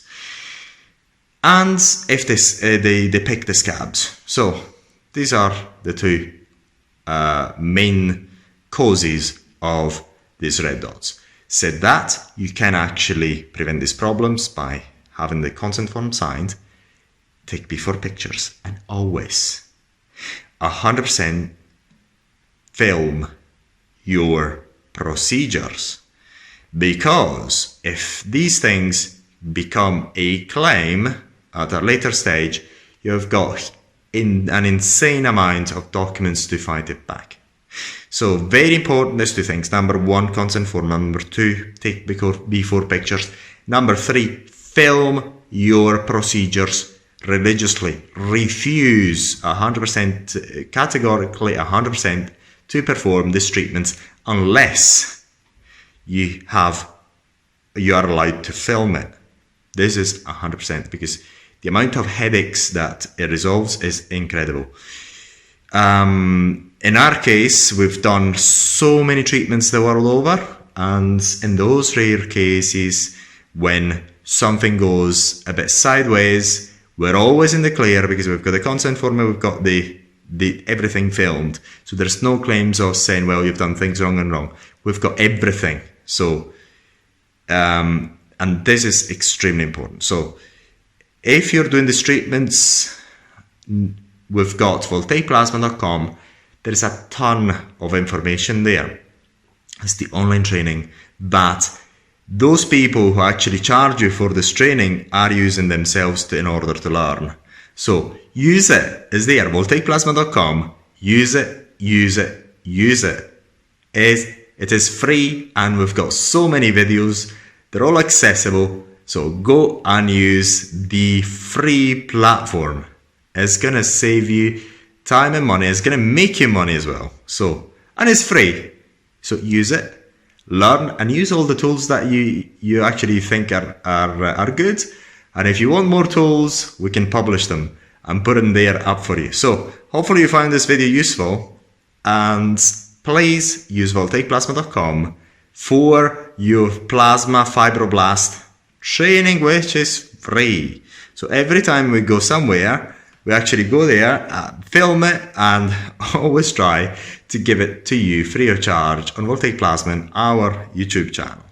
So use it. It's free of charge, and it's very likely one of the best things you've found about this type of treatments. So we are the only company that provides as much information and most comprehensive. It's not as if I say it. Look for it. If you look for plasma training, you'll find our videos. And if you follow us on our videos, you'll find them extremely, extremely good to actually give you a proper overview of how they're carried out, the ins and outs of them, and things that can go well, that cannot go well. We don't actually embellish the treatments and the results as other people do. So we tell you the full story. And we've got, I don't know, maybe thousands of visitors throughout the month on our voltaicplasma.com, and people keep using it and using it. And then if you want the certification, we've got our online tests. You can even download your certification, your training certification, free of charge without paying us a penny. You get all this information there. So use it, use it, use it. Other people charge you for a lot less. We charge zero, and you get an awful lot. So you can actually use it on your own time. You can use a mobile phone to study it, to watch the videos and take the tests. And hopefully you found this other video quite useful about the red dots. El semen remover funciona utilizando dos ingredientes. Uno es el ácido diclorhídrico. La penetración dentro de la piel por medio del siringoma, tiene una acción exfoliante, que es decir, le dice a las células de la piel, muere, genérate nuevamente.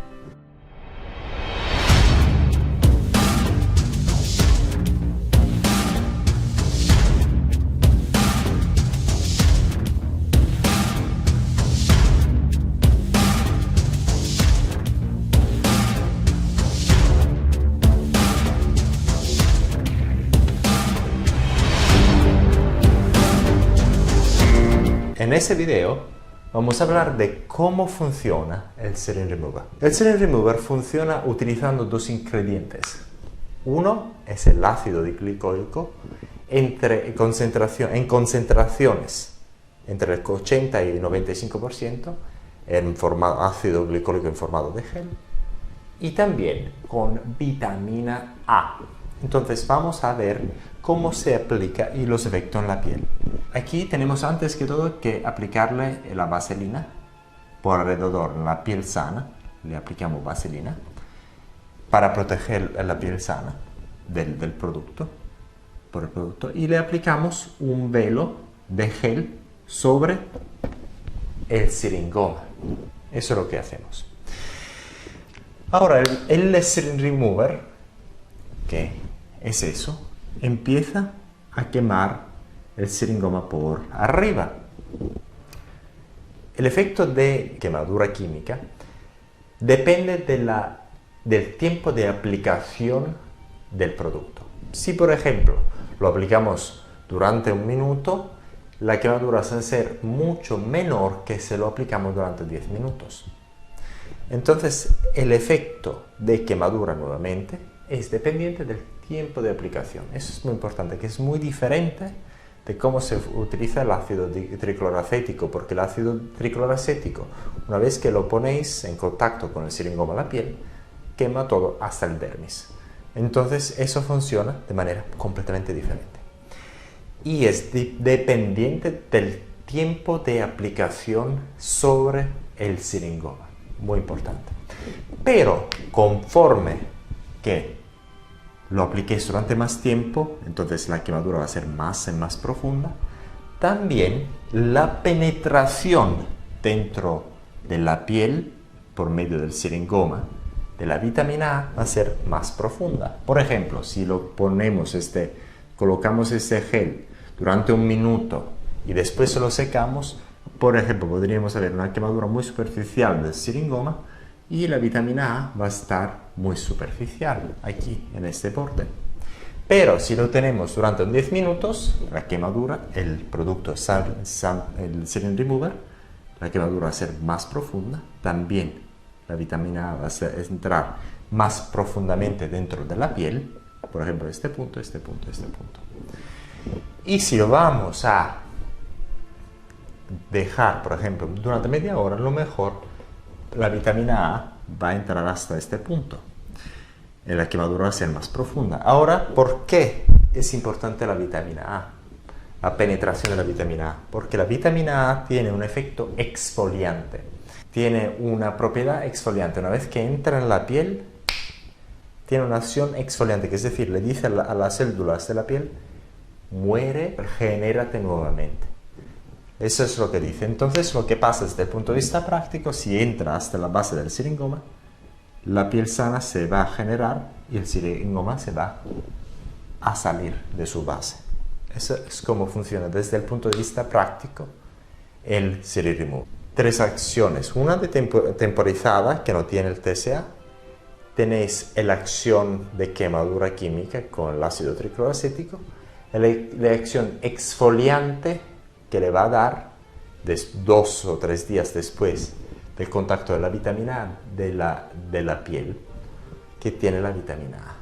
Muy importante. Entonces tiene 3 propiedades en el aplicar el producto. Eso es todo para este video. Si tenéis más preguntas, por favor, consultar la página web syringomaremoval.com y también podéis estar en contacto. Un abrazo. Antes que todo, ¿dónde lo vais a comprar? Si vais a buscar ácido tricloracético en internet, vais a encontrar, es muy difícil de controlar y de neutralizar sin un neutralizador, que se llama Serum Remover. Eso contiene ácido glicólico entre el 80 y 95% y vitamina A.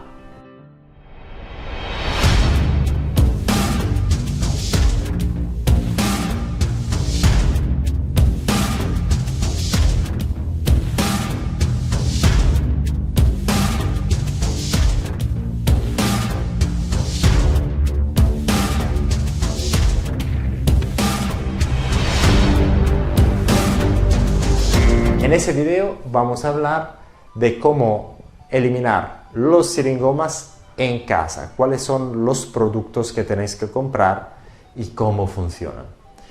Mucha gente ha eliminado su siringoma simplemente comprando y utilizando el ácido tricloracético a concentraciones de 50% o más. ¿Y por qué eso funciona muy bien? Funciona muy bien simplemente porque el ácido tricloracético a concentraciones muy altas está comprobado que quema los siringomas de forma química, claramente, de manera muy efectiva. Y lo voy a repetir, las concentraciones tienen que ser de 50% a subir. Antes que todo, ¿dónde lo vais a comprar? Si vais a buscar ácido tricloracético en internet, vais a encontrar muchísimos proveedores que lo van a vender a $10, $20 o así. Lo vais a comprar una vez que llegue, vais con un, en inglés lo llamamos toothpick, algo muy pequeño, lo vais a poner dentro del ácido tricloracético y le vais a poner unas goticas sobre el siringoma, pero selectivamente sobre el siringoma. Las goticas la vais a poner sobre el siringoma y el ácido tricloracético va poco a poco, en minutos, a quemar el siringoma, pero si lo vais a poner también en la piel normal, le va a quemar la piel normal. Entonces, por eso os digo que hay que ponerlo de forma selectiva. Lo vais a poner ahí, vais a poner 1 o 2 goticas. ¿Y cómo lo vais a poner? Digamos, la cosa mejor es que vais a pedir a un amigo o una amiga que os ayude a ponerlo de manera efectiva. Lo llamamos con un toothpick. En inglés lo llamamos toothpick. Lo vais a meter dentro del TCA y después os vais a poner una gotica o 2 goticas sobre el siringoma. Mejor que lo haga un amigo o una amiga para vosotros, porque hacerlo vosotros resulta un poco difícil. Y también quema mucho el TCA. Ahora, ¿cuánto tiempo tenéis que...? ¿Cómo se pone ese tipo de producto? Se pone normalmente utilizando también un neutralizador, porque el problema del TCA es que especialmente esas concentraciones del 50% a subir, es muy difícil de controlar y de neutralizar sin un neutralizador. Entonces aconsejamos que compréis también un neutralizador y lo vais a aplicar después, digamos, de 10 minutos, 15 minutos, dependiendo de la cantidad de goticas que le habéis puesto al siringoma mismo y qué concentración del TCA, del ácido tricloracético, os habéis comprado. Entonces esas dos variables son muy importantes. Si no tenéis un neutralizador, esperáis que todo funcione bien. Entonces voy a explicar cómo funciona el TCA sin neutralizador. Eso depende también de la concentración del TCA, del ácido tricloracético. Digamos 50-60%, si lo vais a solución a ácido tricloracético, 50-60%, si lo vais a poner una o 2 goticas sobre los siringomas, dentro de 10-15 minutos ya ha alcanzado a ese nivel. Normalmente. Depende del tipo de piel, del tipo de siringoma, también cómo fue hecho esa solución al ácido tricloracético. Y después, conforme que se quema, esa parte diventa negra, completamente negra. Entonces donde tenéis los siringomas, tenéis puntos negros y eso es normal. No tenéis que tener ningún miedo de eso, porque eso. Y un día después se va a hinchar, va a tener hinchazones y eso también es normal. Funciona así. Entonces la cosa mejor es que compréis también un neutralizador para TCA y después de 10 minutos lo vais a aplicar. Ahora, esa es una cosa que podéis hacer, pero no aconsejamos que lo hagáis porque hay muchas variables que juegan. TCA que funciona de una manera u otra, hay muchas variables y es muy difícil de explicarlo, cómo hacerlo perfecto a cada concentración. Pero más o menos 10-15 minutos de aplicación, después le vais a poner el neutralizador y lo hacéis a vuestro riesgo y peligro. Ahora, ¿cuáles son los riesgos? Riesgos 1, si lo vais a dejar demasiado tiempo hasta que se seque, probablemente va a tener cicatrices, es una posibilidad. 2, hipopigmentación permanente, especialmente en los fototipos 4, 5, 6, que son los más negros. Y también hiperpigmentación si vais a poner al sol muy rápidamente. Entonces el TSA es un poco difícil de controlar. Hay otra manera, es decir, el producto que vendemos nosotros, casero, para utilización casera, hecho por nosotros, que se llama Serum Remover. Eso contiene ácido glicólico entre el 80 y 95% y vitamina A. Y funciona de manera parecida al TSA, al ácido tricloracético, pero se puede controlar de manera mucho más fácil y está hecho en gel. Y ahora vamos a ver cómo funciona ese producto. Es un gel y no lo vais a poner en goticas, simplemente vais a poner el gel sobre el siringoma. Funciona muy bien. Uno, el ácido glicólico a concentración entre 80 y 95%. Y 2 es la vitamina A. ¿Por qué estos dos? Vitamina A y ácido glicólico. El ácido glicólico funciona de manera muy parecida al ácido tricloracético, que empieza a quemar de manera química el siringoma. Y la vitamina A tiene un poder de penetración dentro de la piel una vez porque el ácido glicólico empieza a quemar y abre las vías para que entre la vitamina A en la piel. ¿Qué hace la vitamina A una vez que entra en la piel? El proceso de exfoliación natural de la piel. Entonces, una vez que entra en esa parte de la piel, la vitamina A, empieza después 1 o 2 días después, empieza la exfoliación de esa parte de la piel, que está hecha por la vitamina A. Una vez que empieza la exfoliación, también lo que quedara de ese siringoma se va a quitar también. Y eso es cómo funciona. Pero, ¿cuál es la diferencia? Entonces, la diferencia es que el TSA, el ácido tricloracético, lo quema. El Serum Remover, con el ácido glicólico en gel y vitamina A, no simplemente lo quema, pero también va a estimular la piel con la vitamina A, la exfoliación, el proceso exfoliativo, y lo va a quitar del fondo. Es un producto adecuado para el utilizo en casa porque podéis parar los efectos ablativos simplemente secando el producto con un pañuelo y lavando el área. Y ahí vais a parar completamente este proceso ablativo de forma química. Eso es todo para ese video. Esperamos que os haya resultado útil. Entonces hemos visto cómo podéis quitar de manera fácil los siringomas utilizando el ácido tricloracético, y si queréis comprar nuestro producto Serum Remover, también sabéis cómo funciona el Serum Remover. Un abrazo, y si queréis más información, tenemos un montón de más información en seringomaremoval.com. Un abrazo. Entonces es muy sencillo. Lo que tengo es 2 placas aquí, 2 placas aquí y en la otra pierna también. Voy a dar más al brazo. Esa es la modalidad número 3 en práctica. Entonces aquí en la pantalla lo que vemos es que veremos algunas modalidades y tenemos a los bíceps aquí. Tan sencillo. Y ahora vamos a enseñar lo que voy a probar, y voy a probar las 5 modalidades.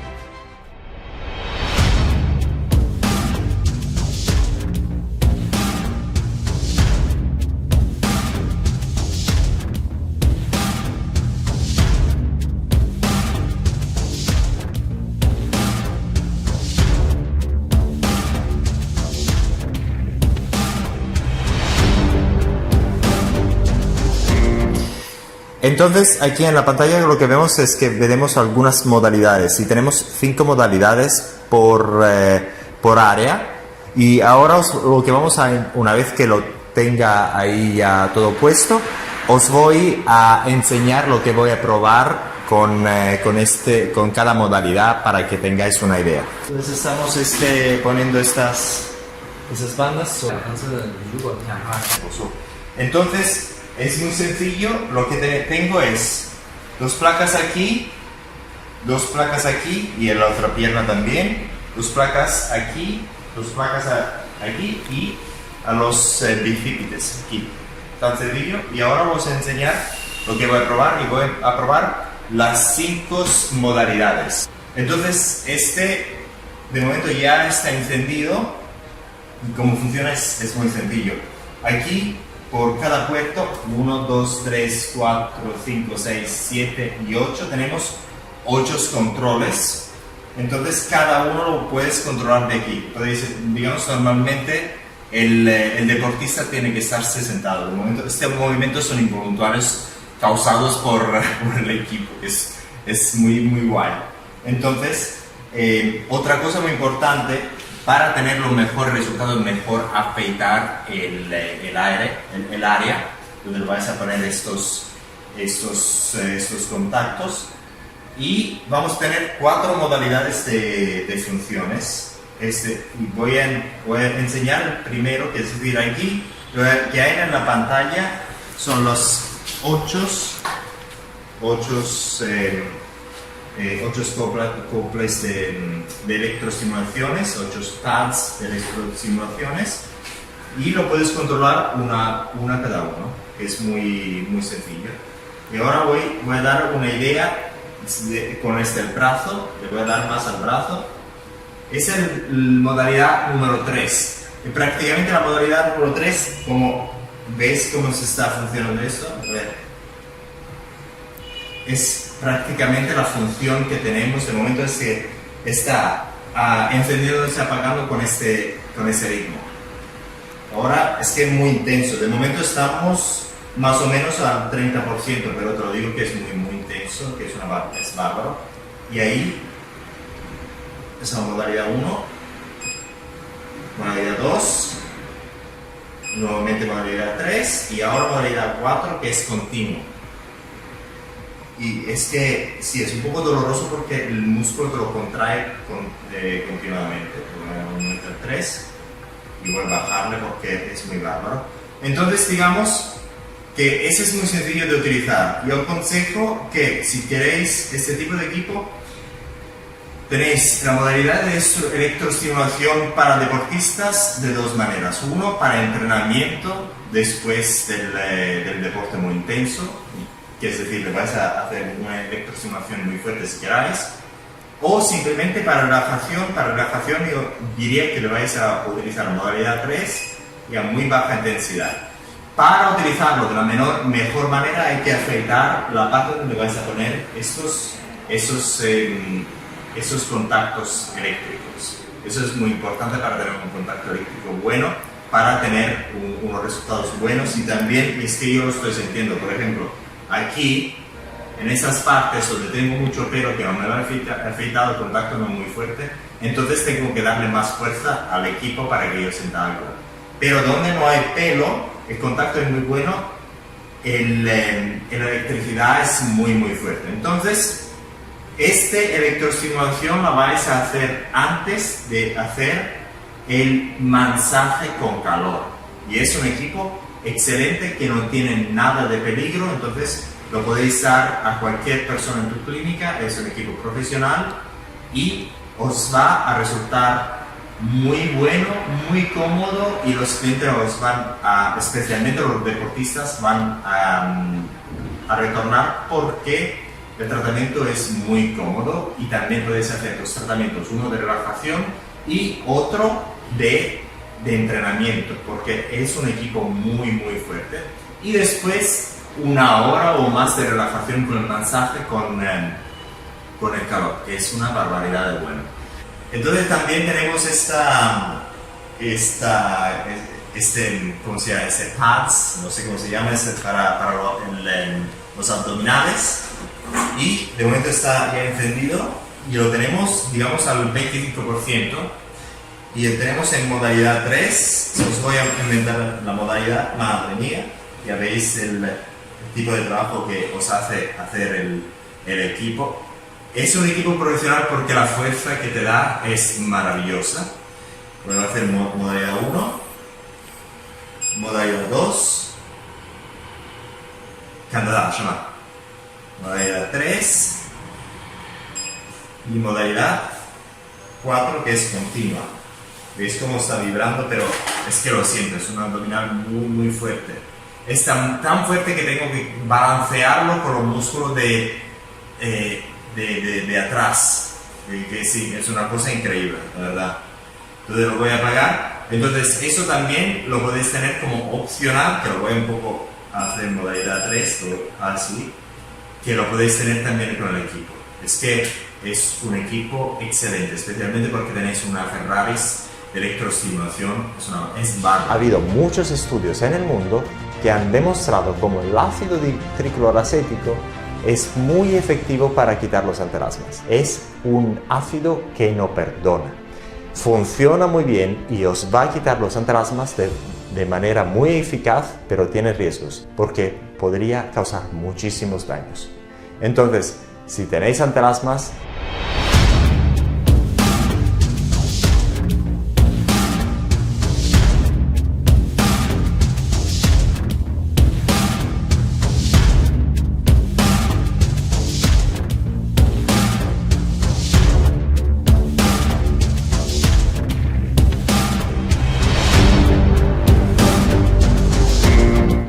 si tenéis antelasmas, hay muchas soluciones para quitarlos de forma segura y una de las soluciones es el uso del ácido tricloracético.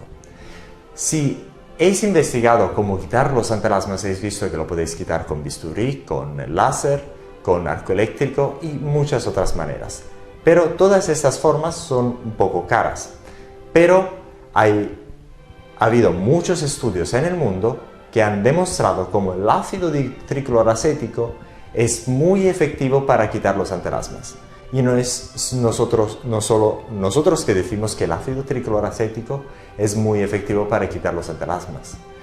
Ha habido millares de personas en el mundo que han utilizado el ácido tricloracético en casa para quitar los antelasmas con resultados maravillosos. Pero hay que tener cuidado con el ácido tricloracético porque el ácido tricloracético es un ácido muy fuerte y tiene unos riesgos. Uno de los riesgos es de hipopigmentación en los tipos de piel 4, 5 y 6, que son los más oscuros, más negros. Pero también es un ácido que es muy difícil de controlar. De todas formas, millares de personas han utilizado el ácido tricloracético en casa para quitar los antelasmas. Entonces, ¿cómo podéis comprar este producto? Simplemente hay que buscar online, en internet, ácido tricloracético a concentración superior al 40 o 50% y aplicarlos a los antelasmas, pero con muchísimo cuidado, porque el ácido tricloracético es un ácido que no perdona. Funciona muy bien y os va a quitar los antelasmas de manera muy eficaz, pero tiene riesgos. Y nunca hay que poner el ácido tricloracético en contacto con los ojos porque podría causar muchísimos daños. Entonces, si tenéis antelasmas, hay muchas formas de quitarlos y ni siquiera tenéis que gastar un montón de dinero para quitarlos. Y el ácido tricloracético, que ha sido utilizado en muchas clínicas en el mundo, también ha sido utilizado en casa por millares de personas en el mundo porque es una solución que es efectiva para quitar los antelasmas. Y si queréis más información sobre cómo utilizar el ácido tricloracético para quitar los antelasmas, tenemos mucha información en la página web santelasmaremoval.com. Entonces, si tenéis antelasmas y queréis investigar más sobre el ácido tricloracético para quitar los antelasmas, ¿qué estáis esperando? Tenemos una miríade de información al respecto. Un abrazo. Bola. Poi, funciona. Fagocitos, perfecto. Porque los láseres entran en la piel dependiendo 4 tipos de piel. Muy claro para de eliminar. No tenéis ese problema.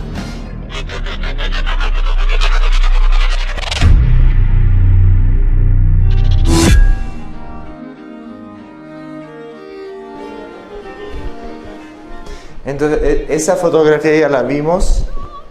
Entonces, entonces para recordarnos que con los láser tenemos el problema de los colores, ¿eh? Nuevamente. No. Nuevamente. Aquí, ¿cómo se llaman en español estas? Ampollas. Ampollas. Ampollas después de 1 o 2 días, que es normal, siempre que va a pasar después de utilizar los láseres sobre los tatuajes, ¿eh?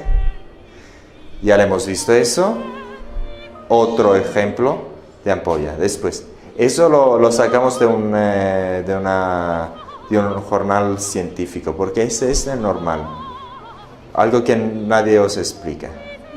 La foto de antes, hipopigmentación, nuevamente puede sangrar, es una cosa muy normal. Y el efecto del láser, el tatuaje, porque el tatuaje está en el dermis. Y cuando lo tratamos, como, digamos, con los láseres lo que hacemos es intentar romper esos pigmentos lo mejor que podamos con el láser, y después los pigmentos que estén rotos se van a reabsorber por el sistema, por los, ¿cómo se llaman? Los fagocitos. No sé cómo se llaman. Fagocitos, perfecto. Pero con el proceso osmótico le vamos a poner sal y esos pigmentos lo que se pueden romper, porque no es que todo lo rompemos todos, porque no existe. Desafortunadamente no lo podemos romper todos. Con láser o con el plasma, no se pueden romper todos en la mayoría de los casos. Lo que estén un poco rotos se van a la superficie, de la piel y se van a poner dentro de la costra. Otra imagen de representación de cómo se quitan los tatuajes, porque los tatuajes como siempre están en el dermis y después se reabsorben por el sistema inmunitario. El sistema inmunitario va a reabsorber los pigmentos que estén rotos. Con los láseres lo que hacemos es vamos a acelerar el proceso natural de absorción de los pigmentos, porque ese procedimiento es natural, pero los láseres, la luz de los láseres favorece ese procedimiento, porque los láseres entran en la piel dependiendo de la longitud de onda, entra de forma diferente, como hemos visto en otros gráficos, si os acordáis. Bueno, esa es otra ampolla ahí. Bola. Ampolla. ¿Cómo se llama? Perfecto. Ampolla. Ok. Bueno, hipopigmentación normal, como la conocéis. Y como sabemos, con los láser no podemos tratar, o resulta muy difícil eliminar tatuajes en esos 4 tipos de piel. Muy difícil. Una cosa que lo podéis olvidar con los plasmas. ¿Os acordáis de eso? La Kirby Design, es decir, eso y eso ya lo podéis descartar con el plasma. Perfecto, ya estamos. Bueno, y ese es un tatuaje que tratamos antes, si os acordáis. Normalmente cuando lo tratáis con el plasma, después de 4 semanas todavía se parece como una cicatriz, pero después la zona resulta muy suave, no queda con cicatriz. Esa es una cosa normal. Después de 8 o 10 semanas ya está perfecta. Bueno, ya hemos visto, eso es una figura para representar de que dependiendo de qué colores hay, con los láser puedes, antes que todo, eliminar los colores que son más fuertes, más negritos, y poco a poco los más, ¿cómo se dice? Los más claros. Y tenéis que utilizar diferentes longitudes de onda para cada cada color, pero no todos los colores podéis eliminarlo con los láseres. Es otra imagen que os dice la misma cosa. Cuanto más difícil es el azul muy claro de eliminar, más fácil los colores negros. Eso es otra tabla que dice la misma cosa, que decir, algunos láseres son más adaptados para algunos colores, pero con el plasma no tenéis ese problema. Ya estamos.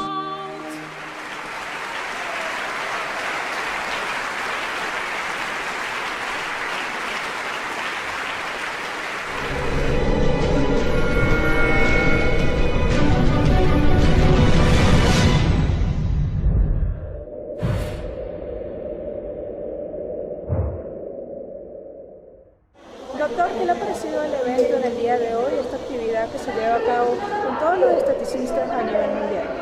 Espectacular, hemos visto mucho interés por muchísima gente, sí, mucho interés, muy interesante. ¿Cuál ha sido el tema que usted expuso hoy en esta conferencia? Nosotros estamos especializados en voltaic plasma o plasma eléctrico para aplicaciones de tipo estético. Y hacemos esto desde ya hace 5 años y somos los líderes mundiales en entrenamiento online. Tenemos muchísimos videos, muchos entrenamientos online de ese tipo de tratamientos en la internet, en inglés, y dentro de poco lo vamos también a tener en español. ¿Qué tipo de cirugías incluye esta función o este tipo de tratamiento? Ese tipo de tratamiento puede hacer el rejuvenecimiento o el levantamiento de los párpados superior, el levantamiento, el rejuvenecimiento y estiramiento del párpado inferior. Podemos eliminar tatuajes, eliminar lunares, eliminar santelasmas. Tienes muchísimas aplicaciones hasta que lo utilizan para hacerle el tratamiento de toda la cara, lo llaman mini facelift. Y también eso tiene una doble función, que es decir, uno de rejuvenecimiento de la piel, porque vamos a darle una revitalización a los fibroblastos, y también un estringimiento, una restricción de la piel. Entonces le vamos a hacer el doble efecto, por eso lo llaman efecto lifting al plasma. ¿Cuánto tiempo tiene asistiendo a este tipo de actividades? En este tipo de actividades tenemos ya 5 años y pico.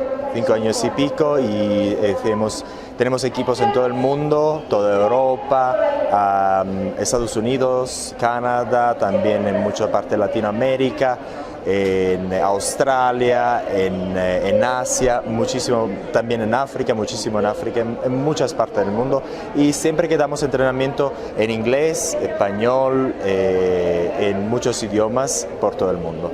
Una invitación a todos los colombianos a que asistan a esta conferencia. Perdón. Una invitación a todos los colombianos. Una invitación. Si queréis saber más de tratamientos estéticos, ese tipo de conferencia es maravilloso. Hay muchísimos speakers, muchísimos tratamientos. No pasa nada, estamos acostumbrados. Sí. Me vas a preguntar nuevamente. ¿Ah? Me vas a preguntar nuevamente. Sí, claro. Qué gafas más bonitas, ¿eh? Me gustan tus gafas. ¿Te gusta? Sí. Sí.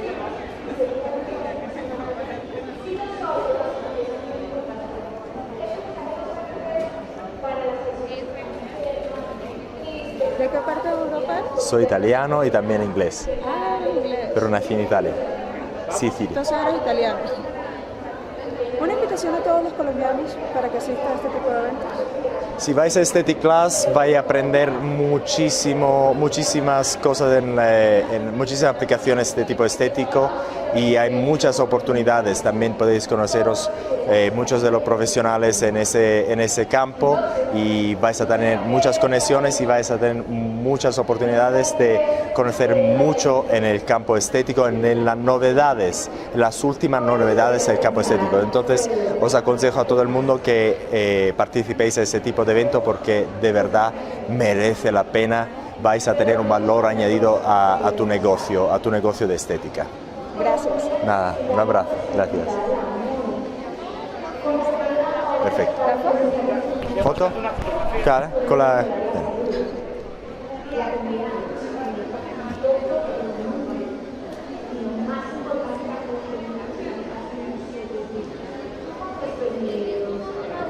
¿Cómo te llamas? Jennifer.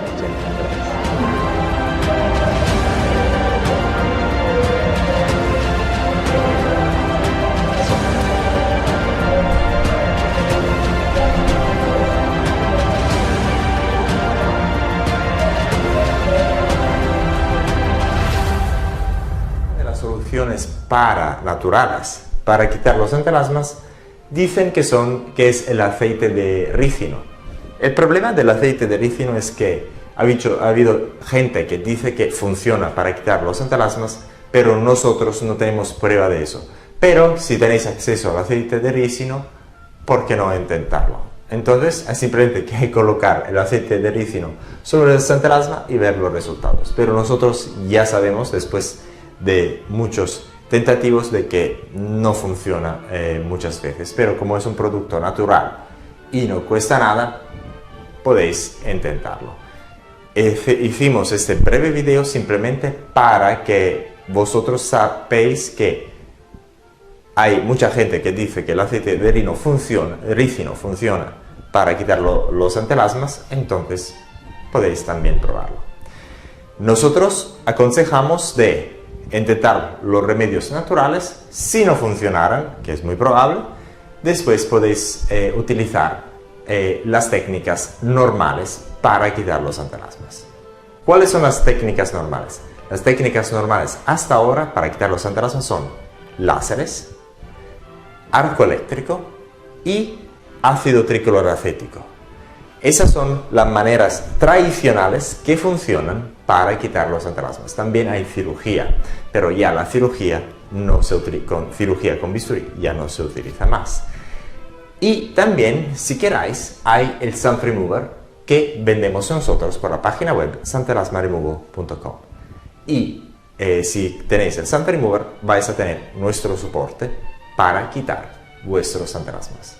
Entonces, si queréis más información, hay muchísima información sobre los antelasmas dentro del sitio de internet santelasmaremoval.com. Un abrazo. ¿Cómo se quitan los siringomas? Los siringomas, como ya hemos visto, son crecimientos de ese tubicito de la glándula sudorífera correcta. Y también hay muchos láseres diferentes. Normalmente lo que aconsejamos es utilizar láser CO2 para ese tipo de tratamiento, que es el mejor, el ácido tricloracético. El ácido 1 con los láseres, 2 con el arco eléctrico, 3 con los peeling cosméticos muy fuertes.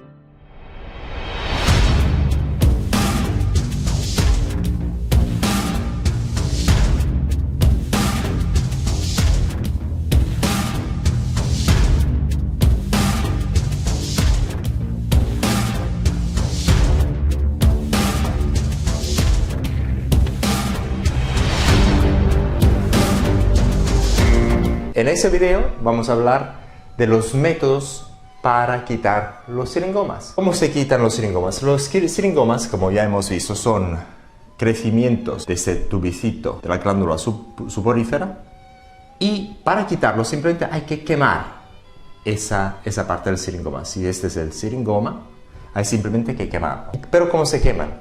Se queman de 3 maneras fundamentales. Hay muchas otras maneras, pero hablamos de las 3 más populares. Una son con los láseres, que con los láseres lo que se hace, se queman de la superficie hasta dentro. Pero el problema de los láseres es que son muy costosos. Son muy costosos porque hay muchísimos tipos de láseres, y también el entrenamiento asociado con los láseres es muy importante. Que es decir, la gente que utiliza los láseres tiene que estudiar bastante para utilizarlos de manera correcta. Y también hay muchos láseres diferentes. Normalmente lo que aconsejamos es utilizar láser CO2 para ese tipo de tratamiento, que es el mejor para ese tipo de tratamiento. Número 2, que es lo que hacemos el entrenamiento nosotros con otros equipos que fabricamos, es quitarlo con el arco eléctrico. Con el arco eléctrico es como con el láser CO2, es decir, con con arco eléctrico, los vais a quitar de la superficie, lo vais a quemar, quemar, quemar, quemar, hasta que vais a alcanzar la raíz del seringoma. Y así después ya lo es quitado. Y otro con la ablación de tipo químico, químicamente. Normalmente lo que se utiliza es el ácido tricloracético. El ácido tricloracético ha sido utilizado en muchísimas clínicas por el mundo para quitar los seringomas. Y lo que se hace es simplemente se pone el ácido tricloracético por encima de cada uno de los seringomas. El ácido tricloracético quema casi todo hasta alcanzar el dermis.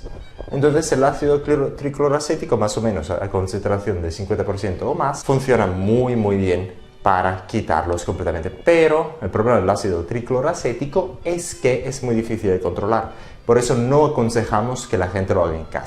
El otro peeling que tenemos en el Serum Remover es el ácido glicólico con vitamina A, que funciona mucho como el ácido tricloracético, pero se puede controlar. Lo que hace es que quema los seringomas con el ácido glicólico, lo queme también la vitamina A, va a estimular la piel sana para que se esfolie y el seringoma se va a quitar. Pero de eso vamos a hablarlo en otro video. Entonces en estos videos hablamos de las 3 maneras más conocidas y fundamentales, más fáciles para quitar los seringomas, que es decir, 1, con los láseres, 2, con el arco eléctrico, 3, con los peeling cosméticos muy fuertes. Y eso es todo para ese video. Si queréis más información, tenéis un montón de información en seringomarimuvo.com. Un abrazo.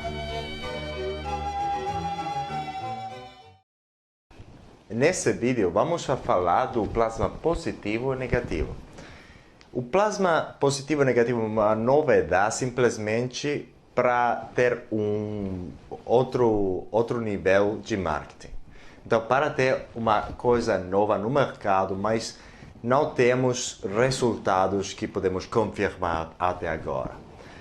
No claims do plasma positivo e negativo, temos claims como que tem uma carbonização muito blanda, tem uma recuperação da parte muito rápida. Também tem claims de que não tem nenhum inchor, não tem inchação nenhum, então não tem swelling de algum tipo. Também tem claims de onde falam que não tem nenhuma scabbing, que quer dizer scabbing em português já não lembro, mas o scabbing tem propriedades antissépticas e tem também propriedades antibióticas. Todas essas claims já vimos as mesmas em dispositivos que têm essa saída, dispositivos muito caros. Não porque dispositivos caros porque tem algo de sofisticado, não. Porque tem muito marketing, né? Então, vimos que depois, no 2017, tem umas empresas onde fala de esse tipo de plasma, o que é? A mesma coisa, mas tem toda a onda positiva e depois ele fala que tem toda a onda negativa. Positivo é assim, o negativo é assim. Depois, como essa solução é muito fácil de realizar, depois eles falaram, não é assim, é que a forma da onda vai se desplaçar um pouco mais para arriba, mais para baixo. Então, essas coisas já vimos durante muitos anos na marketing do plasma para aplicações de tipo estético. Então, o que fizemos na Areton, no novo dispositivo a plasma, damos a oportunidade, a possibilidade a todos os usuários de ter a forma de onda que quiser. Então, pode ser assim, pode desplaçar a forma de onda, também pode fazer uma onda quadrada, onda a pico, muitas formas de onda, onde pode cambiar a amplitude, a frequência, o que quiser. Mas também ainda tem a opção de utilizar o plasma como todo mundo conhece para aplicações de tipo estético. Então, esperamos que esse vídeo vai ser muito útil para vocês. Se tiver alguma pergunta, por favor, perguntar para Andreas na Areton. Um abraço a todo mundo. O que tens que fazer é simplesmente queimar esse seringoma. E tem 3 maneiras de queimar. Aqui temos no Syringe Remover. Mas desse o laser. Menos custosa, mais fácil é com o arco elétrico. E 3, com queimadura de tipo químico. Queimadura com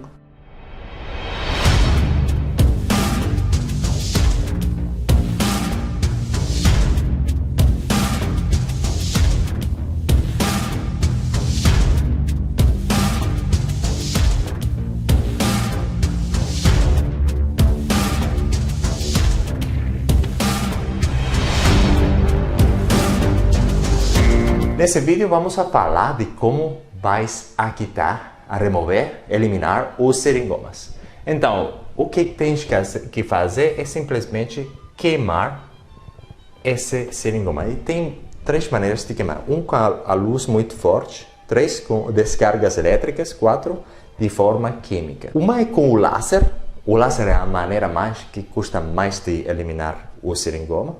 3 com arco elétrico, que é muito baratinho, porque é muito fácil de utilizar o arco elétrico para quitar esse seringoma. E 3 é utilizando o ácido tricloracético, outros peelings cosméticos que são muito fortes. Então, vamos falar como vamos a eliminar, a queimar esse seringoma com laser. Normalmente vai utilizar o laser CO2. Então, vai pôr o laser, a luz aqui por em cima do seringoma, vai a queimar pouco a pouco o seringoma até alcançar essa parte do seringoma, quitar-lo tudo. Então, isso com o laser CO2 ou com outros lasers. Mas o problema do laser é que são muito custosos. Não simplesmente de comprar, mas o treinamento é muito mais difícil de outros equipamentos. Então, se vocês vão a uma clínica e eles querem quitar o seringoma com o laser, é uma das maneiras mais custosas.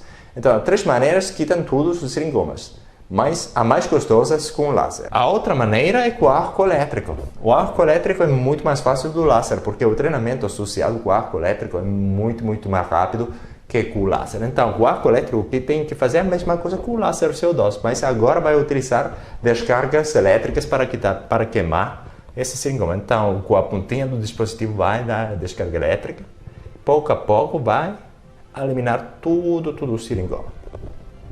E depois da cicatrização, o seringoma vai ser completamente eliminado. Mas a outra maneira, que é mais baratinha, é o ácido tricloracético, na queimadura de forma química. O ácido tricloracético, concentrações superiores de mais do 50%.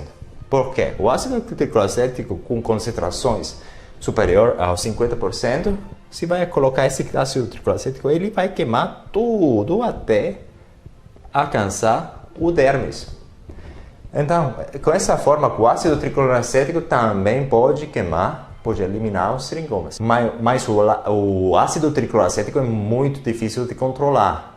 Se não tiver treinamento como utilizar o ácido tricloracético. Então, é uma solução que não vamos aconselhar, vamos a dizer de utilizar na casa, porque é um pouco difícil, pode ter algum risco. Então, outra maneira é com o ácido glicólico com vitamina A que temos no Syringe Remover. Mas disso vamos falar em outros vídeos. Então, falamos de 3 maneiras. A mais custosa, com o laser. Menos custosa, mais fácil, é com o arco elétrico. E 3, com queimadura de tipo químico. Queimadura com luz, queimadura com eletricidade, queimadura de tipo químico.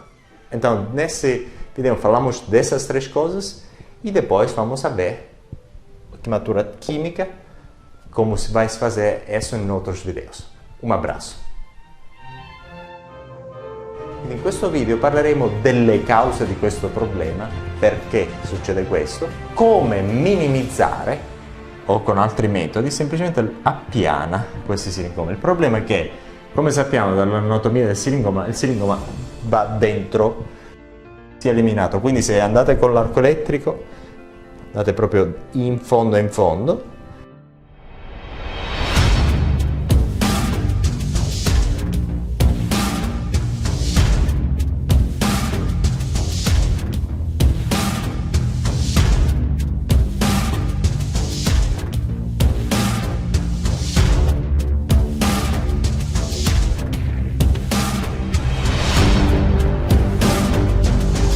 In questo video parleremo del problema della ricorrenza dei siringomi, del fatto che i siringomi, dopo averli eliminati pagando tanti soldi, vanno nuovamente a riapparire nello stesso posto. Quindi questo è un problema che hanno riportato a noi, ci hanno riportato nel 70-50% dei casi, che significa che moltissima gente che hanno speso tanti soldi per eliminarli, circa il 50-60%, 70%, dipendendo dalla parte dove ci chiamavano, hanno detto che dopo 2-3 settimane i siringomi erano nuovamente lì.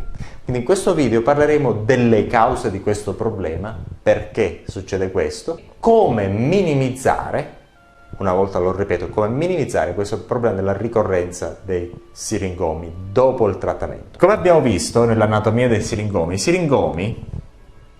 il siringoma è il fatto che c'è un piccolo tumore del tubo della ghiandola sudorifera, normalmente in questa zona, e quindi per eliminarli bisogna bruciare in 3 maniere: con laser, con luce, con arco elettrico, quindi con scarica elettrica o con fattori chimici. Il problema è che molta gente non sa come funziona, com'è l'anatomia del siringoma, quindi quello che fa con l'arco elettrico o con laser o con altri metodi semplicemente appiana questi siringomi. Il problema è che, come sappiamo dall'anatomia del siringoma, il siringoma va dentro il derma, e quindi se fate semplicemente un appianamento del siringoma avrete la ricorrenza del siringoma che vi sembra di averlo eliminato, va a riapparire 1 o 2 settimane dopo il processo di cicatrizzazione. Quello che abbiamo visto dai dati è che il 90% gli riappaiono i siringomi dopo il trattamento, è dovuto al fatto che il trattamento non è stato fatto adeguatamente. Il problema della ricorrenza dei siringomi è dovuto a un trattamento inadeguato dal fatto che naturalmente il siringoma vuole riapparire, vuole crescere nuovamente.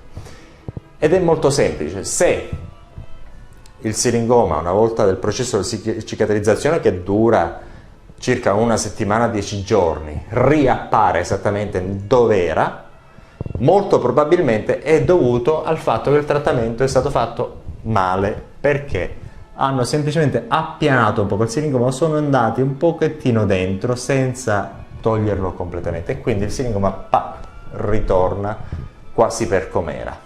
Quindi questo è il primo segnale, e il segnale che è più forte, che dice che questo trattamento non è stato fatto. Il siringoma riappare dopo 3, 5, 6 mesi, 1 anno, molto probabilmente è semplicemente che il siringoma vuole ricrescere nuovamente, non è dovuto a un trattamento fatto male. Per minimizzare il problema della ricorrenza del fatto che riappaia il siringoma è che bisogna farlo in modo che tutto il siringoma fino a dentro, fino a qua, un pochettino di più, sia eliminato. Quindi se andate con l'arco elettrico, andate proprio in fondo, fino al derma. Se andate con laser, la stessa cosa.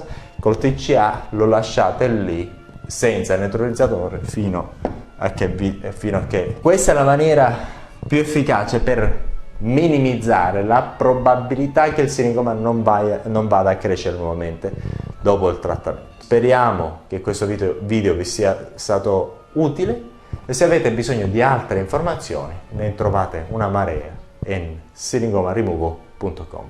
Un abbraccio. I laser più costosi, l'arco elettrico meno costoso, quasi meno costoso nelle cliniche, acido tricloracetico con concentrazioni dal 50% in su. Ed è molto facile, si mette uno col laser, quindi utilizzando la luce, uno con la scarica elettrica dell'arco elettrico, 3 un'ablazione tipo chimico.